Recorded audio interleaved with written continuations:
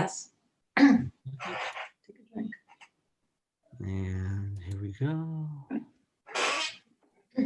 Madam Chair, I just wanted to state that if I go off camera for a little bit, I am still in attendance of the hearing. Okay, thank you.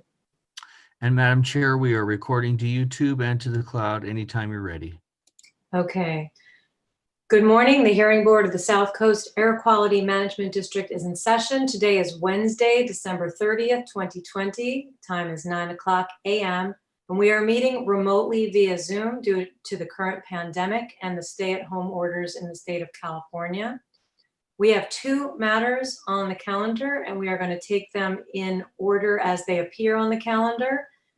The two matters are Desert Cleaners, Inc., doing business as Classic Cleaners, case number 6185-1 for a regular variance, and the second will be Sparkle Cleaners, case number 6187-1 for a regular variance. And just so everyone is aware, we do have, due to a need of one of the board members today, we are going to take our lunch at 1:00 today if we are not done with the hearing, just so everyone prepares for that. So I'm going to call the first matter, which is Desert Cleaners, Inc., doing business as Classic Cleaners, case number 6185-1. And who is representing the petitioner, Classic Cleaners, this morning? It might say Sahar Azodi, but I'm her dad. I'm using her laptop. So it's Tom Azodi. I am the owner of the Classic Cleaners. Thank you, Mr. Azodi. And can you just spell your name for the record? Well, my parents used a lot of alphabets. It's Tooradje, which is waste of a lot of alphabets. So I call it Tom. And last name is Azody, Azodi. Thank you, Mr. Azodi. And I'm sorry, you said you were the owner? Yes. Okay. And who is representing the executive officer for the district today? Good morning, Madam Chair. Good morning, members of the board. Karen Manwaring on behalf of the executive officer. Good morning. Thank you, Manwaring. Good morning. A few things. First of all, whoever, and that would include you, Mr. Azodi, anyone who wishes to be heard today, either for the petitioner or for the district, give testimony. We're going to swear you in. So if you could turn on your camera if you haven't already and raise your right hand to be sworn in. Mr. Azodi, thank you. Do you promise to tell the truth, the whole truth, nothing but the truth? So help you God under penalty of perjury. Thank you very much. Okay. All right. And few other things. Mr. Azodi, you submitted a number of pictures, but essentially three types of exhibits that you wish for us to look at today. Let's mark those exhibits. I'm going to mark, we received a proposal, and it's on letterhead of Arthur Kajiwara Equipment Company. And that will be exhibit number 1. We'll mark that as exhibit number 1. Looks like this, although it's a bad printout. There's also a number of pictures of Classic Cleaners, and we're going to mark them all together. And then you can, Mr. Azodi, at the time when I let you know, you can go through these with us. I'm just going to mark them now. We'll mark them all together. There are 6 photographs. They will be marked together as exhibit number 2. And finally, there is a floor plan, and that will be exhibit number 3. Okay. In addition, board members, we received, and I don't know if Mr. Azodi has seen it, but if not, I can put it up. This is the staff report, which we had received from Ms. Manwaring generally in terms of the type of evidence we've been looking for in the 1421 matters. This is the staff report from 2002, October 2002, when the rule was amended to include the current rule deadline of December 2020, and we're going to mark, I would like to mark it as hearing board exhibit H1, and I'm going to plan to use that for all of the 1421 cases. And if we refer to it, I will bring it up and share my screen. But essentially, as we know, this is just what was relied on by the governing board to adopt the rule. So I am going to take what's called official notice. I can take we as a hearing board can take official notice of something that is indisputable fact, and it is indisputable fact that 1421 was adopted with this staff report accompanying it, and it is what the governing board relied on for its decision to enact 1421. And with that, what I'd like to do, and is the petitioner for the second matter also present? Because I just would like to just go through how we're going to do our hearings today. Okay, wonderful. I'm going to share my screen, and I'd like to just go through this for both hearings. Okay. Just fine, I have it up somewhere. I just get to see Here we this. go. Okay. Did I do the wrong one? Are we seeing this one, the variance findings? Yeah, the sixth finding. Okay. So for both matters, what's being requested is a variance. And I just wanted to quickly go through the variance findings, and in particular, what we as a hearing board need to look at in terms of when you give us testimony and explain your position today. There are 6 findings we need to make. Most of them are pretty straightforward, and you can provide whatever evidence you need. Number 1 is extremely straightforward, and that is just that there is or will be a violation of a rule, and in this case, it would be 1421 to phase out the perk dry cleaning. The more important, not the most important finding, but the one we will focus most on today in terms of whatever you'd like to tell us today, is we have to find that any violation as of the 1st of January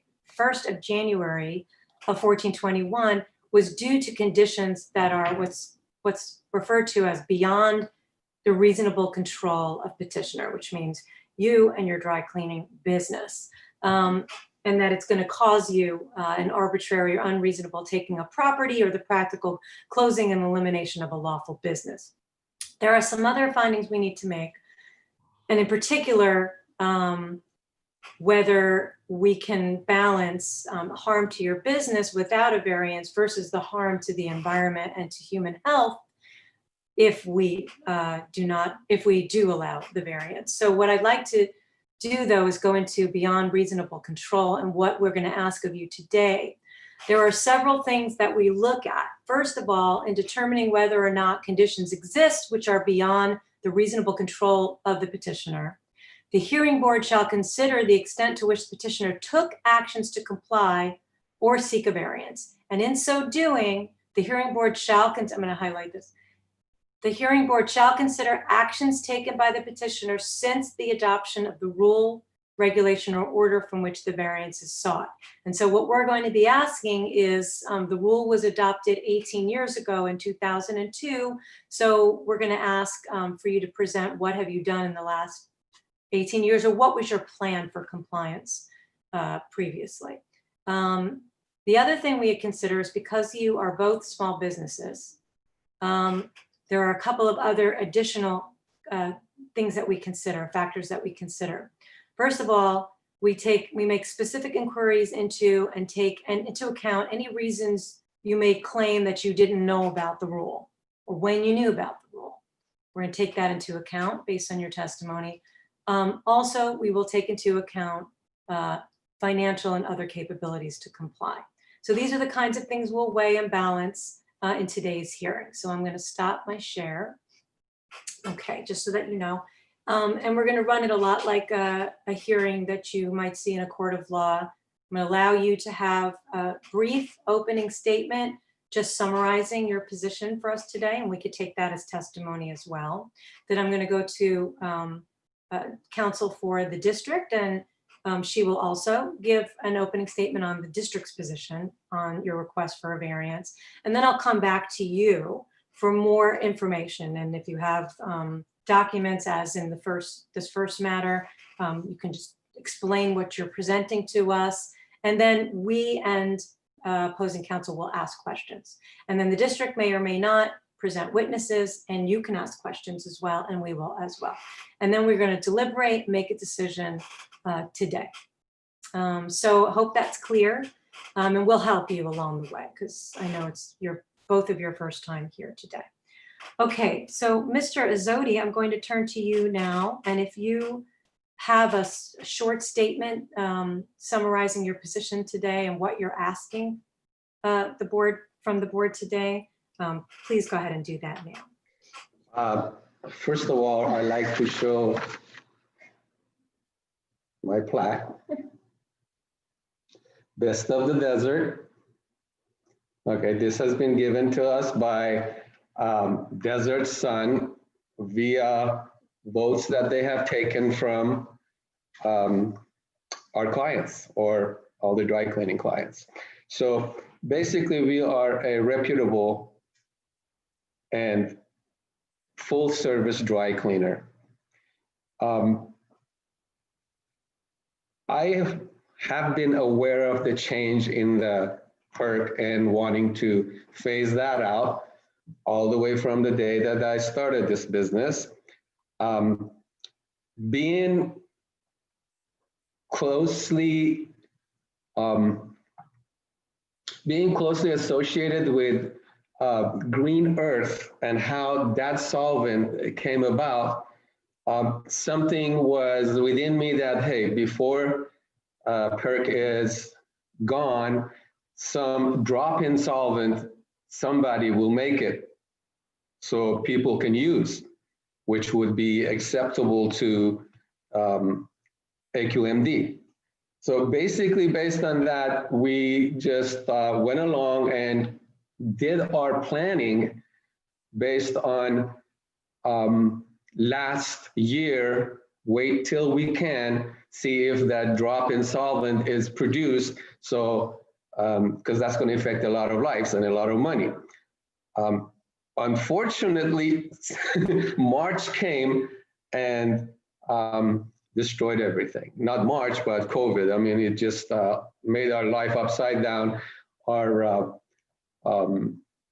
availability of the machine became like, because that company is like doing 25%, 50% labor. So they fell behind on their machine. Our money shrunk. And we were left with what to do. Okay, so that is why when you guys came up with the variance, we appreciated that to say, okay, if it can give us a little bit more time so we can overcome these obstacles, we are willing to do this. I showed you, I put a floor plan. That floor plan went into effect 3 years ago. So we set that up, moving everything around other than the current dry cleaning machine. And we put 2 spaces available to put the new cleaning machine, and maybe even later on a second one, God willing, if the business started getting better. And that floor plan, we spend a lot of money to convert and retool that store.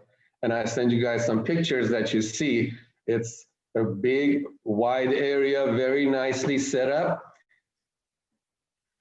Make it short, yeah, I mean, the only thing is, I've been in this business long enough, and I've seen everything that I can tackle, but this COVID and how it made our life upside down. So I can, for my sake and my family's sake, and all the employees that I have, okay, I don't want to close door. Because it's just the first year I got this, so I want to continue on. That's why I'm asking for any way, shape, or form that I can continue till the machine is available, finances, at this point, I honestly have to raid my IRA because we did accept a PPP loan, which the bank is counting that against us because it hasn't been forgiven yet, and we applied for forgiveness. So they're calling that against us, plus the reduced revenue, they're calling that against us. So like I said, all of this is overwhelming. So we really need help. Thank you, Mr. Azadi. Ms. Manwaring, your opening statement, please. Thank you. Good morning.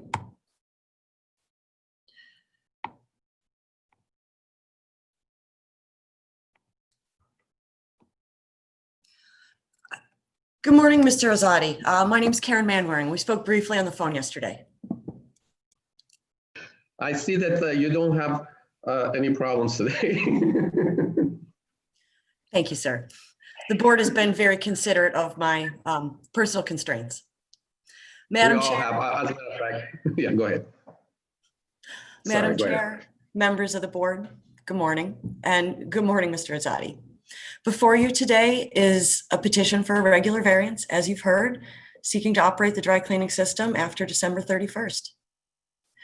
As you've heard throughout these proceedings, the district considers there to be a high rate of compliance with Rule 1421 from about 2,200 active perk permits in 2002 down to somewhere around 100 or 150 active perk permits now. The district can only estimate because it is a moving target. The district's engineering staff continues to process new applications and deactivate obsolete permits for facilities timely coming into compliance on their own. And as you are also aware, the district is reviewing these petitions on a case-by-case basis. As I just acknowledged, I spoke with petitioner yesterday and had a very pleasant conversation with him. Thank you very much, Mr. Azadi. I indicated to him that he seemed to have one of the better supported positions that I'd seen to date. I also informed him that if this hearing board is able to make the required 6 findings, he should be prepared to discuss conditions. Mr. Azadi's petition actually offers certain conditions that this board may consider, but those are on a timeline that the district cannot agree to absent more evidence. For example, the petition suggests July of 2021 for completing construction. Mr. Azadi, if that means the request is to operate a perk system daily between now and then, the district will not be able to agree. But as this board has seen, Mr. Azadi is well prepared, and we look forward today to hearing more about his evidence and about what timelines he can agree to and what the specific relief he is requesting is. The district also has a request today. We request that this board carefully consider any conditions that you may consider imposing should you be inclined to grant a variance. We've already seen one example where conditions were accepted but too difficult to comply with. But my concern today is for district staff and their ability to enforce conditions in pandemic circumstances. For example, you've heard, if we impose a perk limit using mileage as a proxy, it's going to be based on handwritten records, and we cannot measure perk already placed in a system. In addition, regarding timeline, there are certain increments that the district may or may not be able to enforce. So I'm just imploring you to carefully craft conditions if you get to that point today, in light of the circumstances that district enforcement staff would be under. So if you are inclined, the district has available similar evidence that you've heard. We have staff from engineering, Ms. Emily Chow, who has familiarized herself with this facility's perk machine permit, and she can provide testimony as to the toxic characterization at this facility. We also have available Mr. Mark Vonderall, who's very knowledgeable at Rule 1421, and he supervised inspectors who were part of the district's 2019 enforcement regime. As noted, I did not submit in advance Mr. Vonderall's declaration for this proceeding, having listened to the board's recent discussion. But we heard in Mr. Azadi's opening that notice of Rule 1421 is not at issue, and the district has no intention of putting compliance history at issue. Therefore, we don't anticipate any testimony from Mr. Vonderall. With that, the district is unopposed, subject to the evidence and testimony we hear today. Thank you. Thank you, Ms. Thank you. Member. Mr. Azadi, so I will turn it back to you for anything else you wish to tell the board about. In particular, I am referring to, as Ms. Manwaring did, your petition for this variance, where you mentioned some increments of progress. You mentioned that you, in November, submitted a permit application. If you could tell us about that. And also if you could tell us about this proposal that we've received as Exhibit 1, and what your path to compliance might look like, what you have done so far. So far, those are the documents that I have presented. I have looked at possibility of getting a used machine because there's plenty of those around. However, talking to Mr. Cajuara, he just warned me that I am just, doing that is just throwing money away. It's digging yourself more in because never know what the machine had done, how many load it has cleaned, or what shape all the equipment are, valves and everything. So that was one thing that I was working on since a few months back, because of the money and because of the rule coming into effect. And I wasn't aware of any variance coming up. So I was looking into using maybe a used machine. However, since I heard about the variance, then, that put everything, okay, I am sure that I can get variance because it's not my fault. I didn't do anything wrong. I was planning correctly. And, I do understand that, yes, there will be some sacrifices that we have to make. Okay? And we will do that. I mean, as it is right now, we have reduced our amount of garments that go through the dry cleaning machine because there are some garments we cannot help because they are high end and they are really requiring dry clean only. And based on that, and you're talking like $2,000-3,000 items from the folks that they live in the desert. I mean, these guys are like, they don't spend money at the regular clothes. It's all like real high brand and very expensive items. So we try to use our machine the best we can to accommodate those garments. Other than that, honestly, I mean, perk at the price that it's right now, who wants to use that? So I don't know what else I can tell you other than, that we are separating our clothes according to the label. And even after what goes toward the dry cleaning machine, we still check that out, that the possibility of it can be hand washed or it can be, oh yeah, and as I forgot to tell you guys, I mean, during that floor plan, we accommodated and made more of washing ability and wet cleaning ability. So this has been working on. Did I address the question? What I'll do is thank you for that additional information. And I'm going to turn it over to Ms. Manwaring for questions she might have, and then the board will ask you questions. Madam Chair, if the board would be inclined to do things a little out of order, my question to Mr. Azadi would first be, what is your specific request today? And then I might turn it to the board for questioning if you felt that was more efficient. If you'd like the district to take the lead, I would certainly be happy to. Whatever, if you have questions, please, by all means, ask them. And if we get to the point where we are considering conditions, given what you've said to us today, I will want to call district witnesses to help us craft better conditions that might be more acceptable to the district. So whatever questions you have, please ask. All right. Thank you so much. Madam Chair, I'm going to request to go off the record for 5 minutes, please. Thank you. We're off the record for 5 minutes. No, that's okay.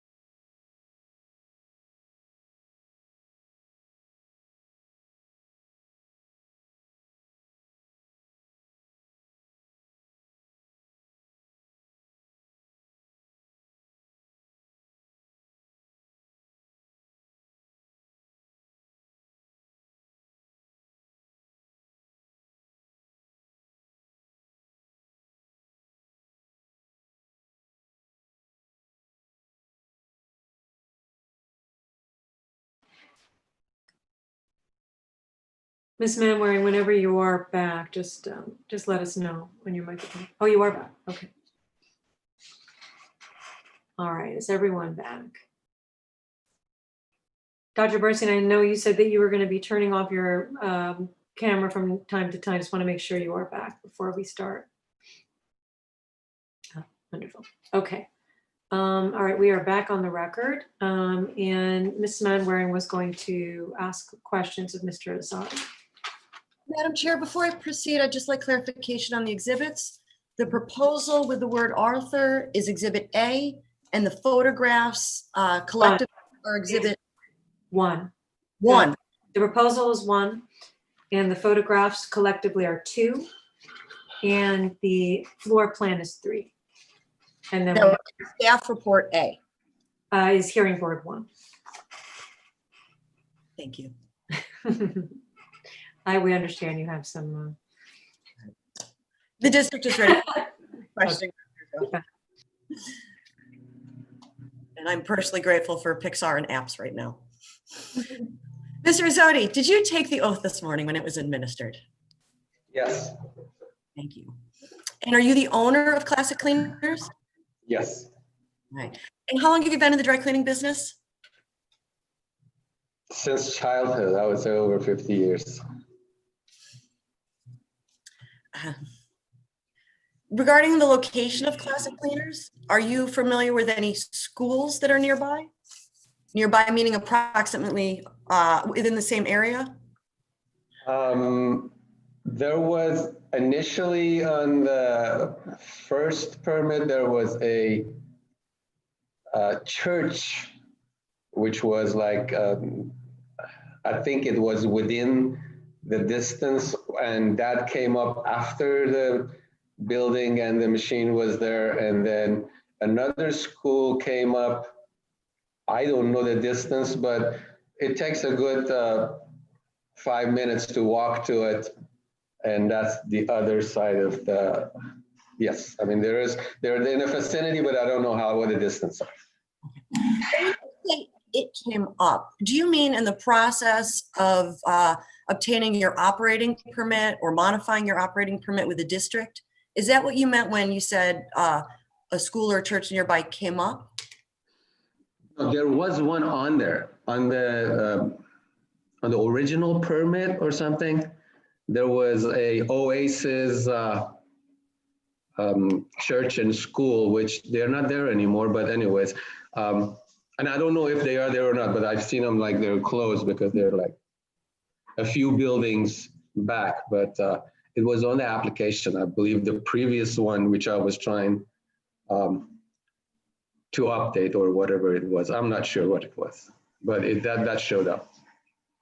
If I asked you what the current perk limit on your operating permit was, do you know what that amount is? The amount of gallons? I believe we came up to about 5 gallons a month. Are you saying that your operating permit has a condition that limits you to 5 gallons per month of perk? Yes. Right. I think it's either 50 or 5 gallons a month because I have made instructions that not to purchase more than 5 gallons a month unless they have to come to me and I have to see what I can do. If I said 52 gallons a year, would that sound familiar to you? Yeah. Yeah. Did I say a year or did I say a month? 50 gallons a year, yes. You mentioned during your opening that you are familiar with Rule 1421 and that you've known about the December 31st deadline since you started business. You also just shared with us that you've been in the dry cleaning business since you were a child. So I'm going to ask you to clarify that. How long have you been operating Classic Cleaners? Classic Cleaners in the desert since September 2001.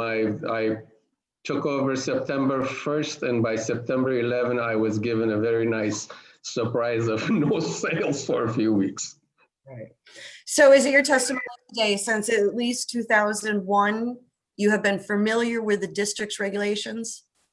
Yes, as a matter of fact, the place that I worked before, which I was working with Dieter, I don't know, you know him, he's the guy who put together the green earth scenario. I converted a couple of plants where I was working there from perk into green earth. So yes, I was aware that this was coming, and like I said, but since I came to the desert, to me it was okay. I have spent the money, everything is there. Let's to take advantage of the situation and make as much money that I can possibly can to redo the plant, which I started at about 4 years ago, start doing it. All right. So clearly you're familiar with the regulations and you know about the deadline, and you've started the process. But I notice Exhibit 1, your proposal is dated December 16th of this year. Could you please tell us, when did you start the process of complying with 1421's deadline? I would say about 3 years ago when we redid the floor plan and left spaces for the new cleaning machine or the new solvent to come in. Then right around January, February, started talking to Casuara about, okay, possibility of getting a machine and bringing it in, and everything was going fine, and we were on, because back then it was just like 30 days for a machine to come in. It was in January, February. So we figured out during the summer, which is the slowest part of the year, I can manage to, shut the place down for a few days and replace the machine. But after March, April, May, things started looking very, very gleam. And, it's just like, okay, where are we going to end up? And then it was, okay, the machine is not going to come in, money is scarce. And then I was, okay, let's look into use the machine. I located the machine in Gilroy, California, for that they wanted $30,000 for. And there was no warranty on it. I met a gentleman in Los Angeles that he had accumulated about 6-7 different hydrocarbon machines. And I went there and I looked at those machines, and it wasn't something that I would really wanted to get into. It was to take them, buy it, and then take it to Casuara and have it retooled and checked and then bring it back in. This was just going on till, August, okay, September. Then at that point, it was just like, what are we going to do? What are we going to do? Mr. Azadi, if I may, you definitely answered my question. You said 3 years ago, and you've also given us a fuller description of what's been happening since. Right. But if you get up to speed, the proposal dated December 16th is about the machine you have selected to purchase. Is that correct? Okay. When will that machine be available to you? Okay, according to Casuara, that he has another couple of machine ordered for some other people in Los Angeles. And so he's telling me that they are looking at March, 3 months for the machine, barring any shipping problem or any other, it's about March that they're expecting it in. You've talked a lot about a floor plan, and your petition indicates some construction being completed. Yes. Is it during construction, would you be able to operate your PERC system, or would your business be closed? I have set up a schedule for a 3-day weekend. So that way we can, maybe shut down on a Thursday and then go Friday, Saturday, Sunday. So that's why on the proposal or on the petition, I think I put in It was like around a 3-day weekend. So that way I can still, maybe not close, I can still take clothes in, but I will not be able to dry clean for, maybe a day or so, given Saturday and Sunday we don't operate. So if you anticipate a machine arriving around March, based on what the vendor has represented, Yes. and you need 3 days for construction, roughly, Yes. what specifically are you asking this board for today? How many days between January 1 and the arrival machine are you expecting to operate the perk system? I would say 5 days. Pardon? Please, if you have an answer, thank you. Yeah, 5 days a week, 2 loads a day, 1 dark load, 1 light load. And that load could be anywhere from a few pieces to maximum of like 40, 45 pieces. Anything extra, we can leave it for the next day. But 2 loads a day is minimum that I will need for cleaning. And is that, we all know your business has been impacted by the pandemic. So when you estimate 2 loads a day, 5 days a week, is that business as usual, or is that your current estimate under current circumstances? We were like a part of the essential workers, cleaning clothes for police, doctors, uniforms, securities. So based on that, we kept our hours exactly the same. So hours of store opening are exactly the same. We didn't cut back on service, but the volume that's coming in, it's so different depending on time of the week or time of the day that, and we still have the same day service available.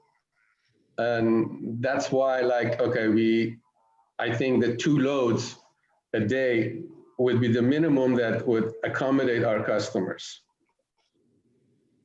Is it your testimony that you offer a same-day service to essential workers, including police and medical workers in your community? Yes. If you were not able to provide that service, where do you think those people would take their clothes? My understanding is that because of my previous service and knowing what people need, a lot of the cleaners, because of lack of employees and lack of the dollar amount to spend, they are cleaning like once, twice, or 3 times a week, and they are not providing that service. And so you're more convenient, but the services are also available elsewhere. Is that? not same day service is not available anywhere that I know of. Except for your shop, right? Except for my guys. And can you estimate, well, regarding the services that you're talking about, are we talking about police uniforms and nursing scrubs? Are we talking about all this? Police uniforms mainly, highway patrol. Okay, let me ask you, do those types of laundry, does that need to go through the perk system, or could that go through the other services you offer, like your laundry? Well, the shirt uniforms, we do launder them, okay? But the pants, some of them that they are wool and they're special fabric, they can't go in the water. Okay, so based on fabric, some of the clothing items require the perk system. Can you give us a percentage, either in dollars per month or pounds of clothing, are the types of things that need to go through the perk system, or even if you could estimate percentage of customers that you're talking about. And let me tell you why I'm asking this. This is unique testimony. Mostly we've heard that fewer professionals are having clothes dry cleaned, so business is down. And so I'd really like to understand who you're providing a service for, whether that service has to go through the PERC system, and whether or not there are any operating limits that can enable you to still serve your customers and accept limits on the number of PERC cycles run through your system. That's why I'm asking these questions. So are you able to give us some percentages or to help us understand? Yes, I'm very much familiar with that because like I said, at some point of the system, when the clothes come in, I have my sales or counter people sort the garments into the label that says dry clean versus machine wash or hand wash. And at that point, I would say about 15 to 20% of the garments are dry clean only. We bring those to the back, and at that point, the cleaner technician makes the decision that, okay, hey, this one right here could be hand washed or could be no agitation cleaning or, somewhat, because it's not preferred to do it that way at this point or during the past few years, but now we are doing it because, it only makes sense. PERC is very expensive.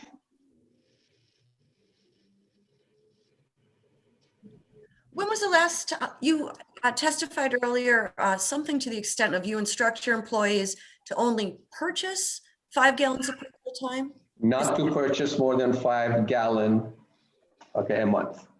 Okay. Could you tell us when the last time Classic Cleaners made a purchase of 5 gallons of PERC?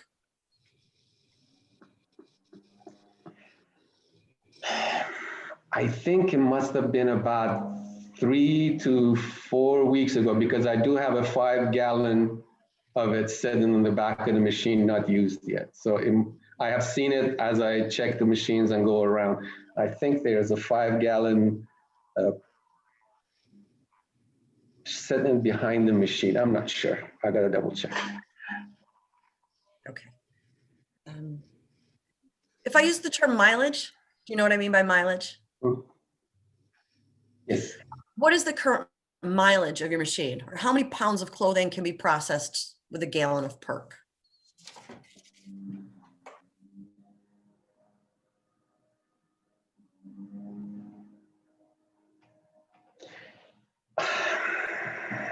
I have not checked on that because I haven't had any problem with the usage of PERC as far as the amount that's been going through.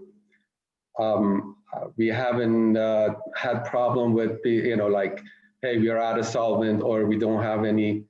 So based on that, I did not see any reason to scrutinize and see where everything is at. But the last I remember, anywhere from, I don't know, I would be guessing at this point. Thank you. You're a full service cleaner, including same day service. What what services do you provide other than the dry cleaning through the PERC system? Dry cleaning is one side. Then we have our wet cleaning system, shirt system, a business shirt cleaning, hand wash service. We have alterations and repairs, which at this point with the COVID, we have to clean them before we give them to the alteration person because they're not going to touch anything unless it's been sanitized or cleaned properly. And a lot of customers right now, they think like the dry cleaning is the sanitizing agent. And they count on that. They bring their business shirt in and they ask for dry clean. And so we are like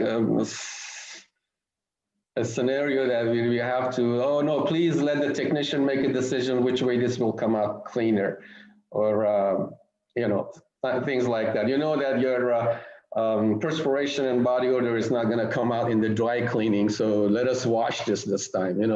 So we do have, we are really trying. We try.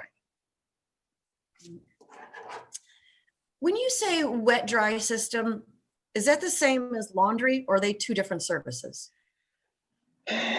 Okay, laundry is basically when you put the stuff in the machine and you just choose a temperature and you know, level, and then add the soap and you let the machine do the thing. Wet cleaning is basically you have somebody standing next to the machine and watching, see what is going on. Sometimes you don't even. Those two different services, to be clear. Yes, yes. And then in addition, you offer alterations, but those are limited to only after clothes have been cleaned. Right. You said earlier your best estimate was about 15 to 20% of the items that come in are assessed by your technicians to be dry cleaned. In other words, 15 to 20% of the items that come in need to go in your perk system. Yes. Okay. Does that translate to 15 to 20% of income? Or is it a little bit more because that service is a little bit more expensive? Oh, definitely. Definitely. It's dry cleaning is what brings the money, and the wet cleaning, you know, $2.50, $2.60 a shirt is nothing. But I get one Versace pants and I charge $20. You know, that's the money. Thank you for that. So are you able to estimate 20% of the clothes, but you know, X percentage of the money? I'll be guessing. I'm not sure. That's fair. So the reason I'm asking those questions is because if you were to be granted a variance today, it would very likely come with some limiting conditions, as we talked about on the phone and as I've shared a bit in my opening. And the district is very concerned about continuing operating at such high levels. So I'd like to ask you questions about curtailment. You've already explained to us that you are curtailing to the extent possible based on your technician's expertise. In other words, you're only putting those clothes that require to be dry cleaned through the dry cleaning system. Yes. Is that a fair yes, thank you.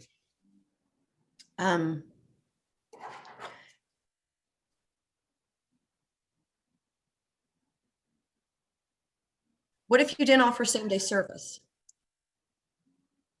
Specifically, my question to you is 5 days a week, 2 cycles, a light in the dark is what you're asking for. What would you be willing to accept? That is a required, because we are coming from a 10 loads a day, 10 cycles a day, 6 months ago. And from that to come to 2, which required one for the dark side, one for the light side of the garment, so they don't, you know, because you have to separate them like that. I had bring it down to the minimum amount that I can operate with. And then again, you know, if there is some clothes that I don't need to clean them today, I mean, I don't have to run a cycle. But at the same time, if somebody brings in a same-day service that needs cleaning and it's, you know, before 9, 10 o'clock in the morning, if it's a dry clean only, I have to do it. And that will require, but like I said, I mean, our scenario is right now at this point, it's so minimum amount of usage of the dry cleaning system, perk system, which is more than this, I don't know. Like, Well, Mr. Rosati, I disagree. Having business to do 2 cycles a day, 5 days a week is. go ahead. Take a moment if you need to. I'm going to go off the record, please. Thank you.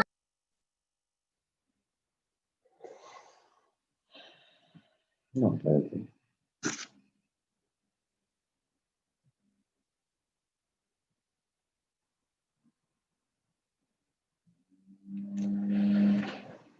I guess we all have our little to-dos and things to take care of. It's not the best scenario to have our hearings remotely, but it is what we all have to do.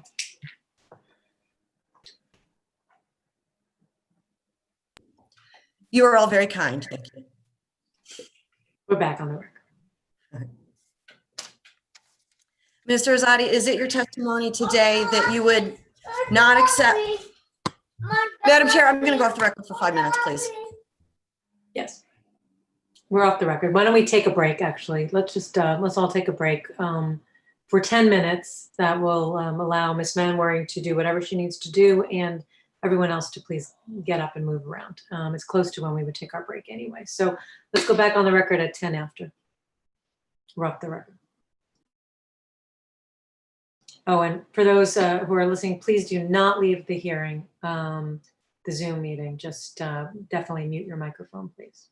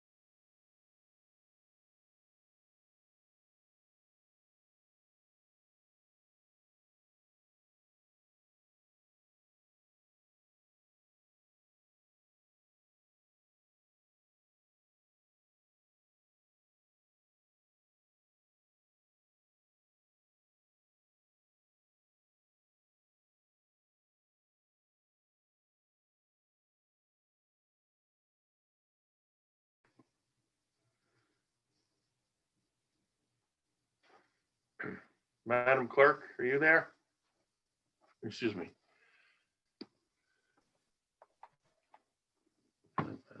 Are you looking for Al Teresa? Not Al Teresa. I was reading, you say something you just read, Al Teresa came out. I wanted to ask, where is that proposal? Where can I can't seem to find it. Proposal, or you mean the staff report? No, the proposal that was sent by Mr. Rosati. Oh, okay. I'm We looking through. received 3 documents yesterday by email from the clerk's office at different times. Let me see. Oh, I see, because I didn't receive the third. That's the proposal I didn't receive. I received 2 yesterday with all the pictures Let me and the see. floor. Hold on. I'll tell you the time it was sent. I have to find it.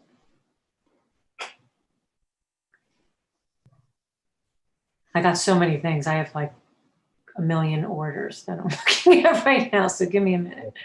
Okay. I'm sure. Hold on. Okay. It's called contract. And it's December 20th. So it's yesterday. Let me see if I At can find it. 3:34 p.m. Oh, thanks, Mohan.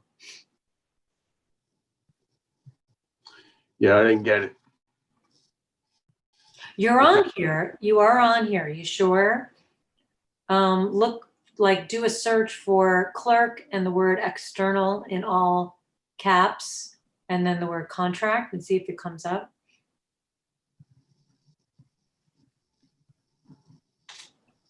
I've searched it. Let me see if. Let me see if I can respond. I'll reply to all. It came before the pictures, Dr. Bernstein. Yeah, it was the first one. Here, I'm gonna resend right now and see if. Oh, you did. Oh, okay. All right, because I just. Arthur Kajiwara Equipment Company, right? That is correct. Okay, thank you. Sorry about that. Sure, and I don't know why. It's really weird because I searched and it wasn't, the only ones popped up were the other 2 that came around at 4:30. well, thank you for letting us know. It's important to let us know if you don't have something, so we can make sure you. I was trying to sneak it in there. I didn't want to interrupt the examination by Ms. Manwaring. So now I got it in front of me. Okay, perfect. Thank you, ma'am.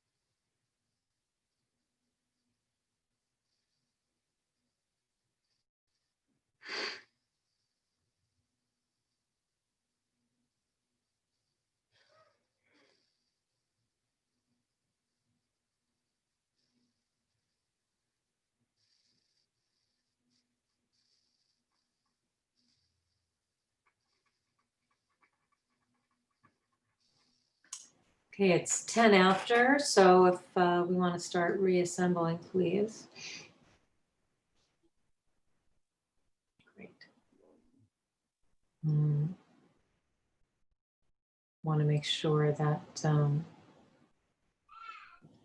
Ms. Manwaring is back. Okay, is everything good, Ms. Manwaring, in terms of, are you able to continue? Thank you so much. I appreciate you asking. We are in good shape now. Good, wonderful. Pick Okay. the right movie, I hope. You know, as long as you asked, I'll share. She's learned to FaceTime with my parents. My mother is 5 little monkeys in the room next door, so we're good. Yay, nice. Okay, go ahead. Thank you for asking, and Mr. Azadi and members of the board, thank you for your courtesy. Let's get back to some questioning. Mr. Azadi, we were talking about your current practice being 5 days a week, 2 cycles a day, based on your current needs. Are you familiar with the district's concept of excess? Forgive me, I'm gonna have to go just briefly.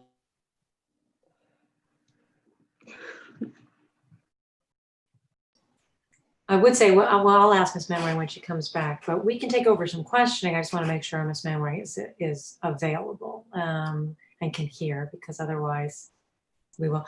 And I don't know, Ms. Manwaring, if you heard, would it be easier for you if we took over questioning? But I want to make sure you are available to hear so that you don't get lost in the hearing. But if you're back, you get and continue. If you have another issue, I'll just take over questioning. But I Great. want That off. I've got a few more that I'd like to get out, and I'm very close to being ready to hand over questioning.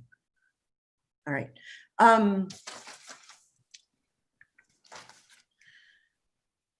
Mr. Azadi, have you already submitted a permit application for your new machine that's being purchased?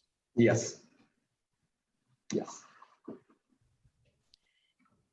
Is it your intention, when in your plan, from beginning construction, when is your intention to turn off or to cap the perk machine? When in your plan do you intend to discontinue use of the perk system?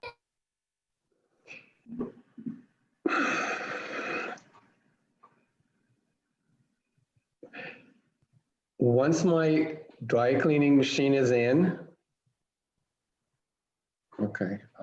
Once the dry cleaning machine, the new dry cleaning machine is hooked up, I have no use for the perk machine anymore. As a matter of fact, I would love to get rid of it at that point, but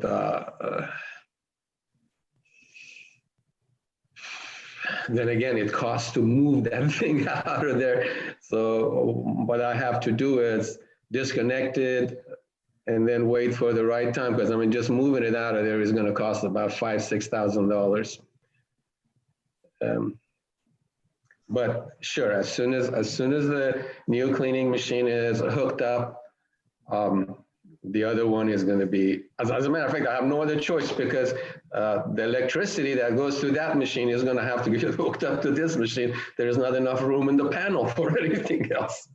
Okay, so we really need to nail that down a little bit, because you no longer need a variance when the perk system is discontinued.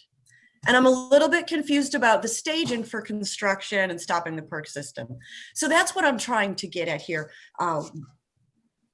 At what point would you no longer need the system? And what I hear you saying is that you actually would like to use it through construction until the new system is up and running, to the extent you can, but for the same electrical box. Is that about where we're at?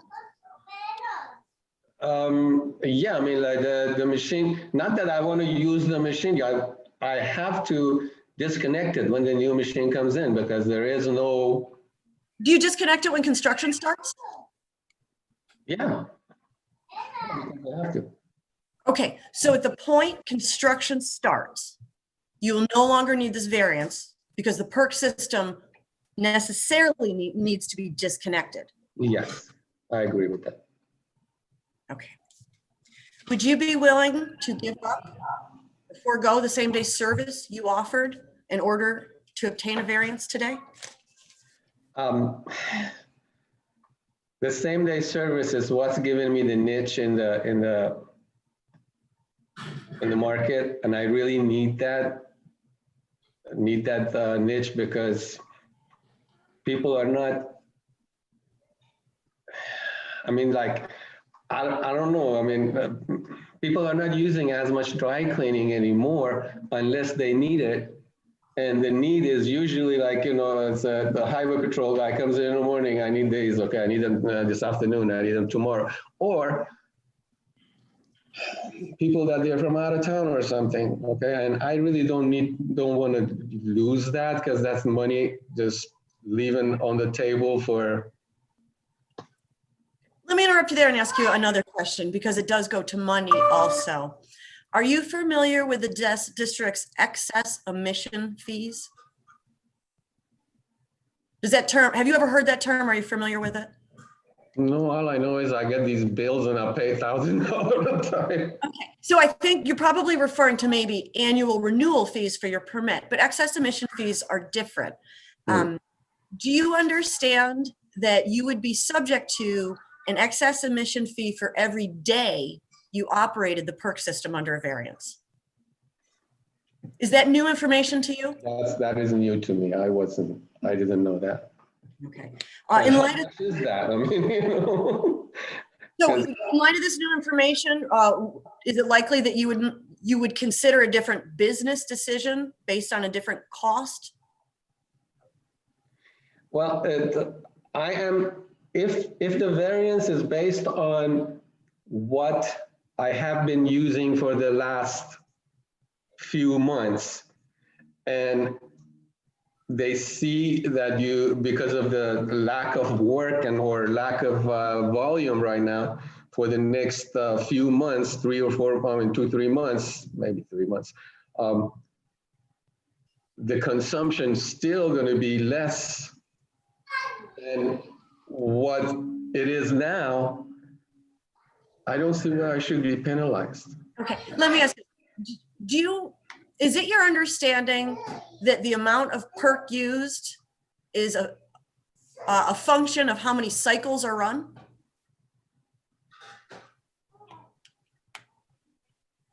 Definitely. So you would agree more cycles means more PERC? Pardon? You would agree running more cycles means using more perchloroethylene? Oh, sure, because more cycles, more poundage, you know, the different amount of, you know, PERC is needed. But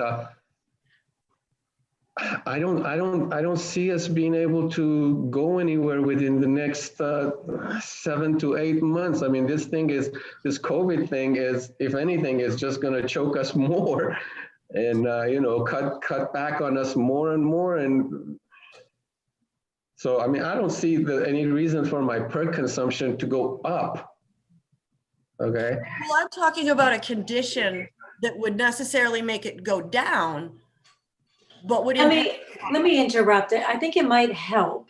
I was going to jump in once Ms. Mannering was done with her questions, but I'm going to share my screen in one moment, and I'm going to bring back up the 6 findings that need to be proven by the petitioner in order for this board to be able to grant a variance. And I just wanted to just step back even a little bit. And this is for not only for you, Mr. Azadi, but also for all petitioners who are coming before this board seeking a variance. Variances are not rights. They're extraordinary measures that we will take only once all 6 of the findings that we are required to make can be found and can be made by evidence that is presented by petitioners. And I say it's not a right because I know that there might have been information that's been floated around different dry cleaners. And so people are coming before us expecting that this is just something, a variance that's just going to be given to dry cleaners because of COVID. And we're looking for more than that in order to be able to grant it, because there's no inherent right to emit toxins above levels that are allowed by the district rules. So giving that background, I want to bring back up the 6 findings, because what Ms. Mannering is asking goes to the heart of one of the findings we need to make. And I didn't really highlight that. So let me just go through them for you so that you understand where our questions are going. Okay. So this is the Health and Safety Code, and this is what I brought up before. And this was adopted by the legislature of the state of California, and it sets forth what this hearing board needs to find in order to grant any variance. So that's why we go through this for every case that comes before us. And in this, we have so many dry cleaners coming before us. So for everyone, we need to go through this. I already talked about the first one. That's beyond dispute, that there will be a violation. And you're telling us today you cannot be in compliance on January 1st. We mentioned a lot about beyond reasonable control and what factors we look at. That's a lot of what we're looking at today. And we'll ask you more questions about that. And Ms. Manwaring has been asking questions about that.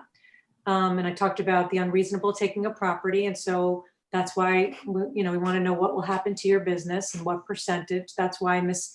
Manwaring was asking what percentage is dry cleaning, what percentage is same day, because we want to understand what would happen if you don't receive a variance today.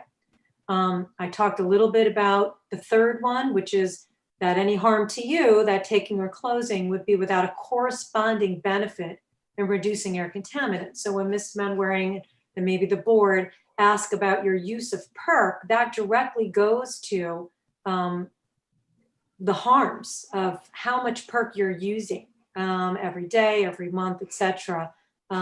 If we were to grant a variance. Curtailment, and that one is the way Ms. Manwaring is using the language. This finding, though, is curtailing the use of PERC so that you don't need a variance. And that would mean just stopping your machine. So more, we're looking at this fifth finding, and that is you need to show us that you're going to reduce excess emissions. And that means, in this case, excess emissions is any use of PERC in a machine past the December 31st, 2020 effective date of the rule 1421, that you will reduce excess emissions, those emissions of PERC and use of PERC, to the maximum extent feasible. That does not mean desirable. That doesn't mean to the extent that you can keep yourself in business as you're used to being. It's what are you willing to do to reduce those excess emissions? What can you do to reduce them to the maximum extent feasible? And then the last one is just that it will be monitored, which is taken care of in the rule and how we craft those conditions. So I wanted to bring it back to this so you understand why Ms. Manwaring is asking those questions and why, excuse me, board members will ask similar questions. So I'm gonna stop the share. And with that, Ms. Manwaring, I'm gonna return it to you for your questions. Madam Chair, thank you so much for that explanation. The district objects to the variance as requested. The district would be willing to reevaluate that position subject to further compromise on the part of the facility. The district has no more questions for this witness. Thank you.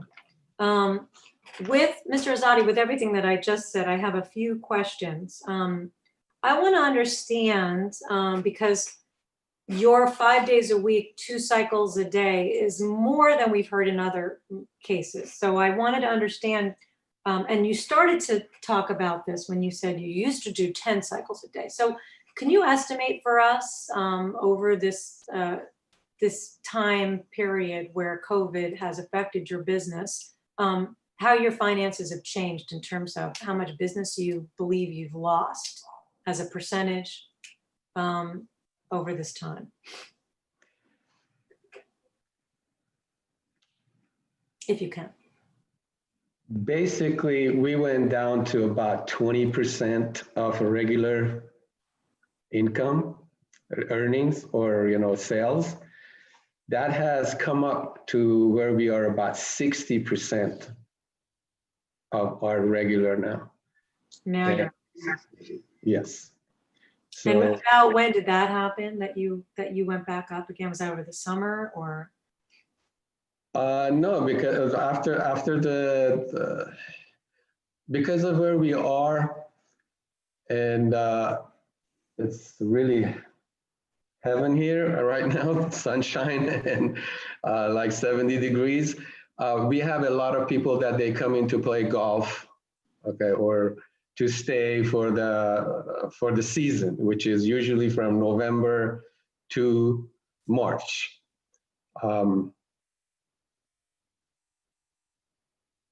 So would you say that up until, I'm sorry, November to March.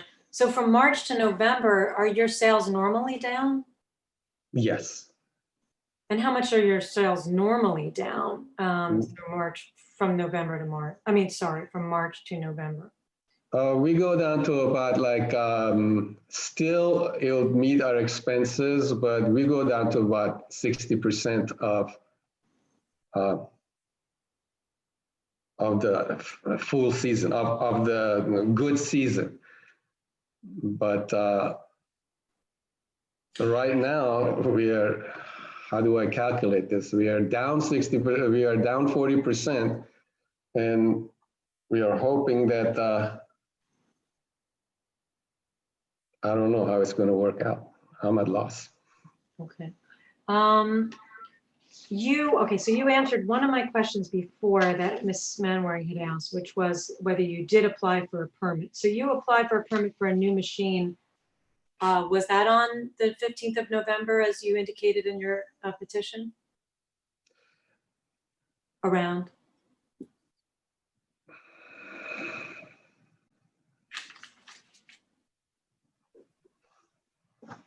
I think it was recent.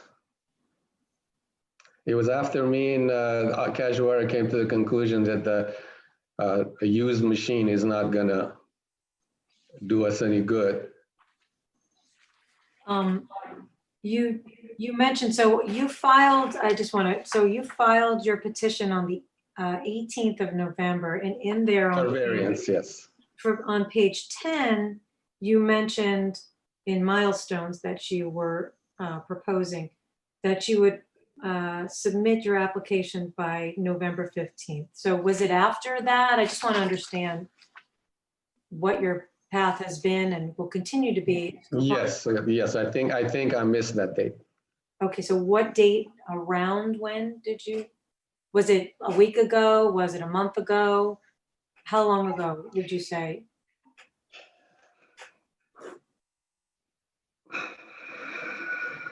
The application for a new machine for construction, is that what you're talking about? Any permit that you are required to submit to the district. I'm just asking whether you've done that, because you said you did, and in your petition you indicated you would do that. Have you submitted? Yes, I already done that, and I believe it could have been within past couple of weeks. I'm not sure. Okay.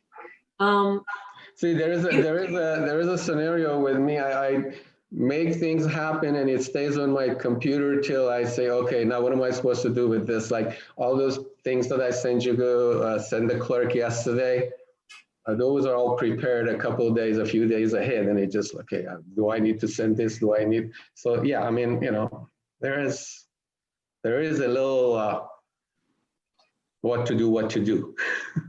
Okay, and I understand that sometimes these things are not very clear, especially to smaller businesses that are not used to doing it, but I want to understand. So you sent us as Exhibit 1, this proposal for a machine.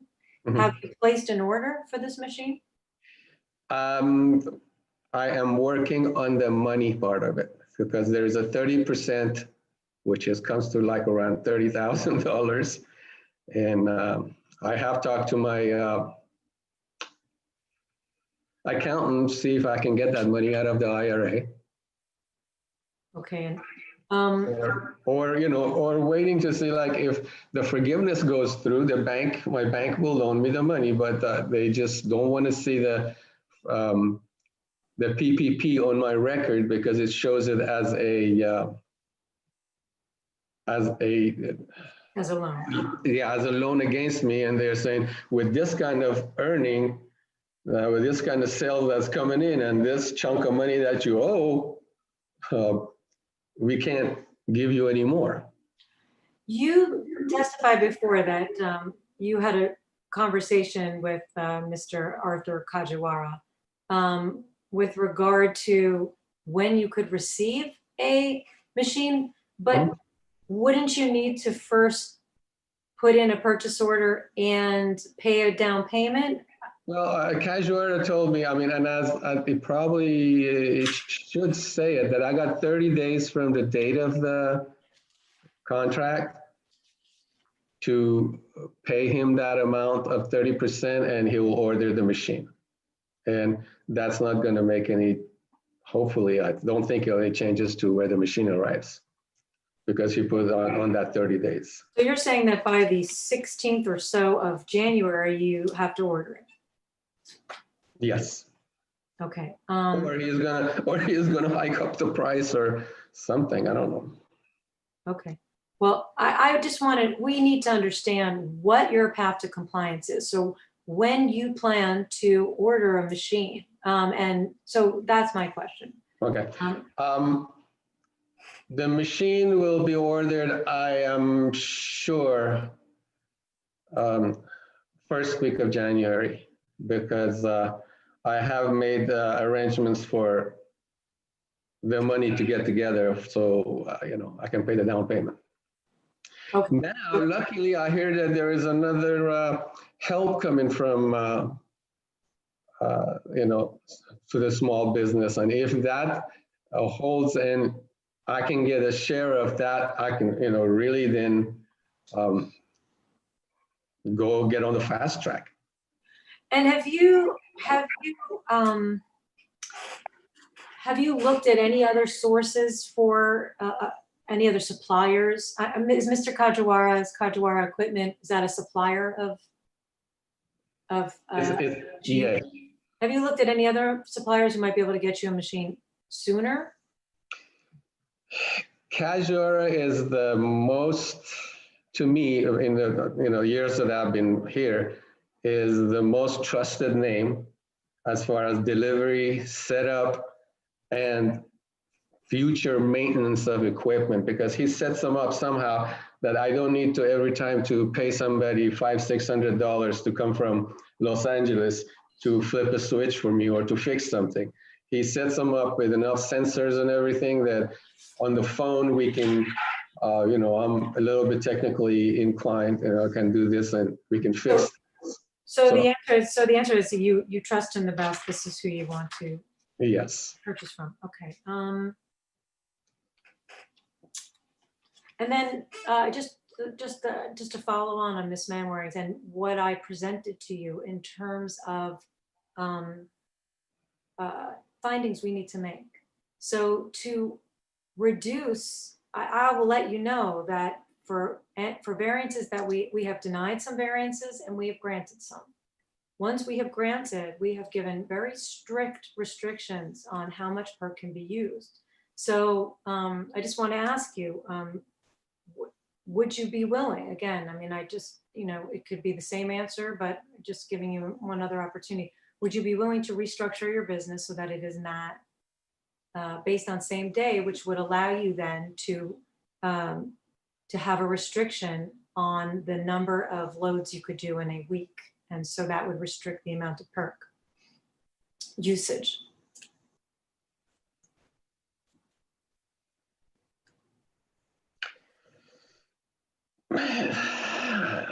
Might as well just stay at home and don't get out. Okay, understood. Thank you. Board members, other questions? Ms. Verdugo-Peralta. Thank you, Madam Chair.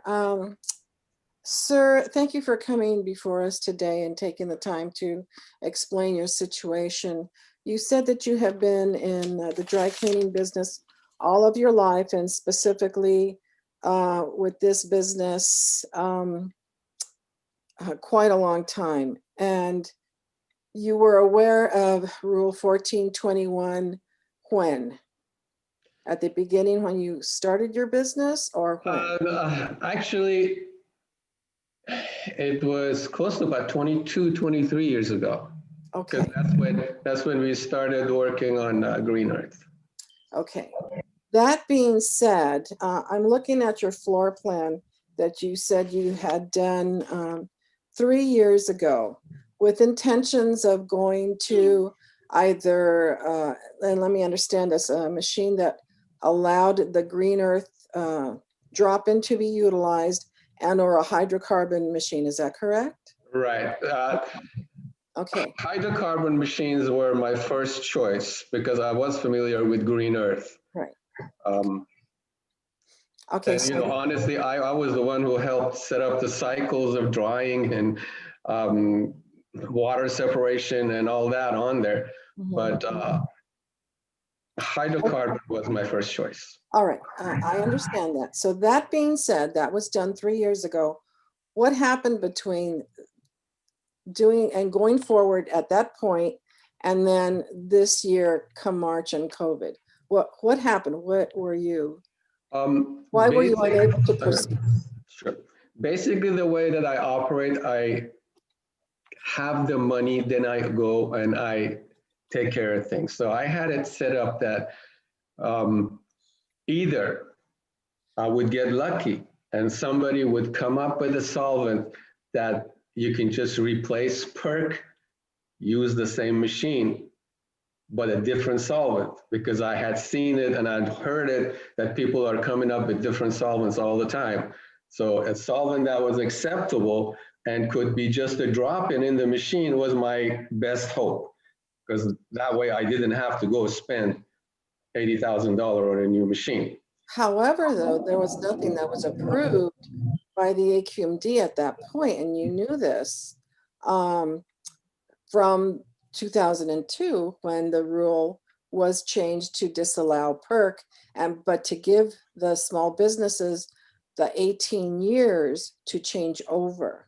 So if at that point, at the 3 years, you were still banking on the Green Earth being approved, with Not Green really, Earth, different I'm solvent. sorry? Not the Green Earth. Green Earth was approved 20 years ago. I was waiting for a new invention, new solvent. Yes, that's what I'm talking about. So knowing that and knowing that it wasn't approved yet by the AQMD, and to my knowledge, there wasn't a path for that, and you were going to be coming up against December 31st of 2020, in that 3-year period, you had no other scenario? You didn't have a plan B? My plan B was, actually the only plan that I had was wait as long as I can to see if this new solvent will come in. If the new solvent did not come in, then right around end of the March of 2020, I will start on the new machine, which will be done by end of the summer, and which is like, 2 months ago, and I would be in compliance. But I guess, it just didn't work out the way I had it planned. No, obviously not. And I'm sorry to hear that that has occurred to you.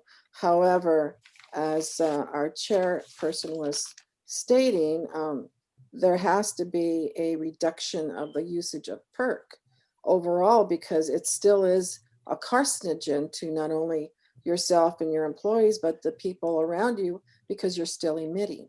And that was the whole purpose of getting rid of those machines and having the industry go to the hydrocarbon. And what bothers me here is the waiting for something else to come up, and the Green Earth drop-in solvent to be approved, and that time was getting shorter and shorter and shorter, and yet, there was really no movement on this other than your floor plan, which I'm looking at and was a good idea, but no progression after that because you were hoping. And we can't go on that. We have to go on what you're showing us, as was mentioned before, what your path to compliance was going to be. And other than that, I don't really see something else. Do you have a question for Mr.? Well, that's what I'm asking. The plan, there was no plan B other than just waiting, correct? Yeah, it was, it's a matter of $80,000, $90,000 to put into the system.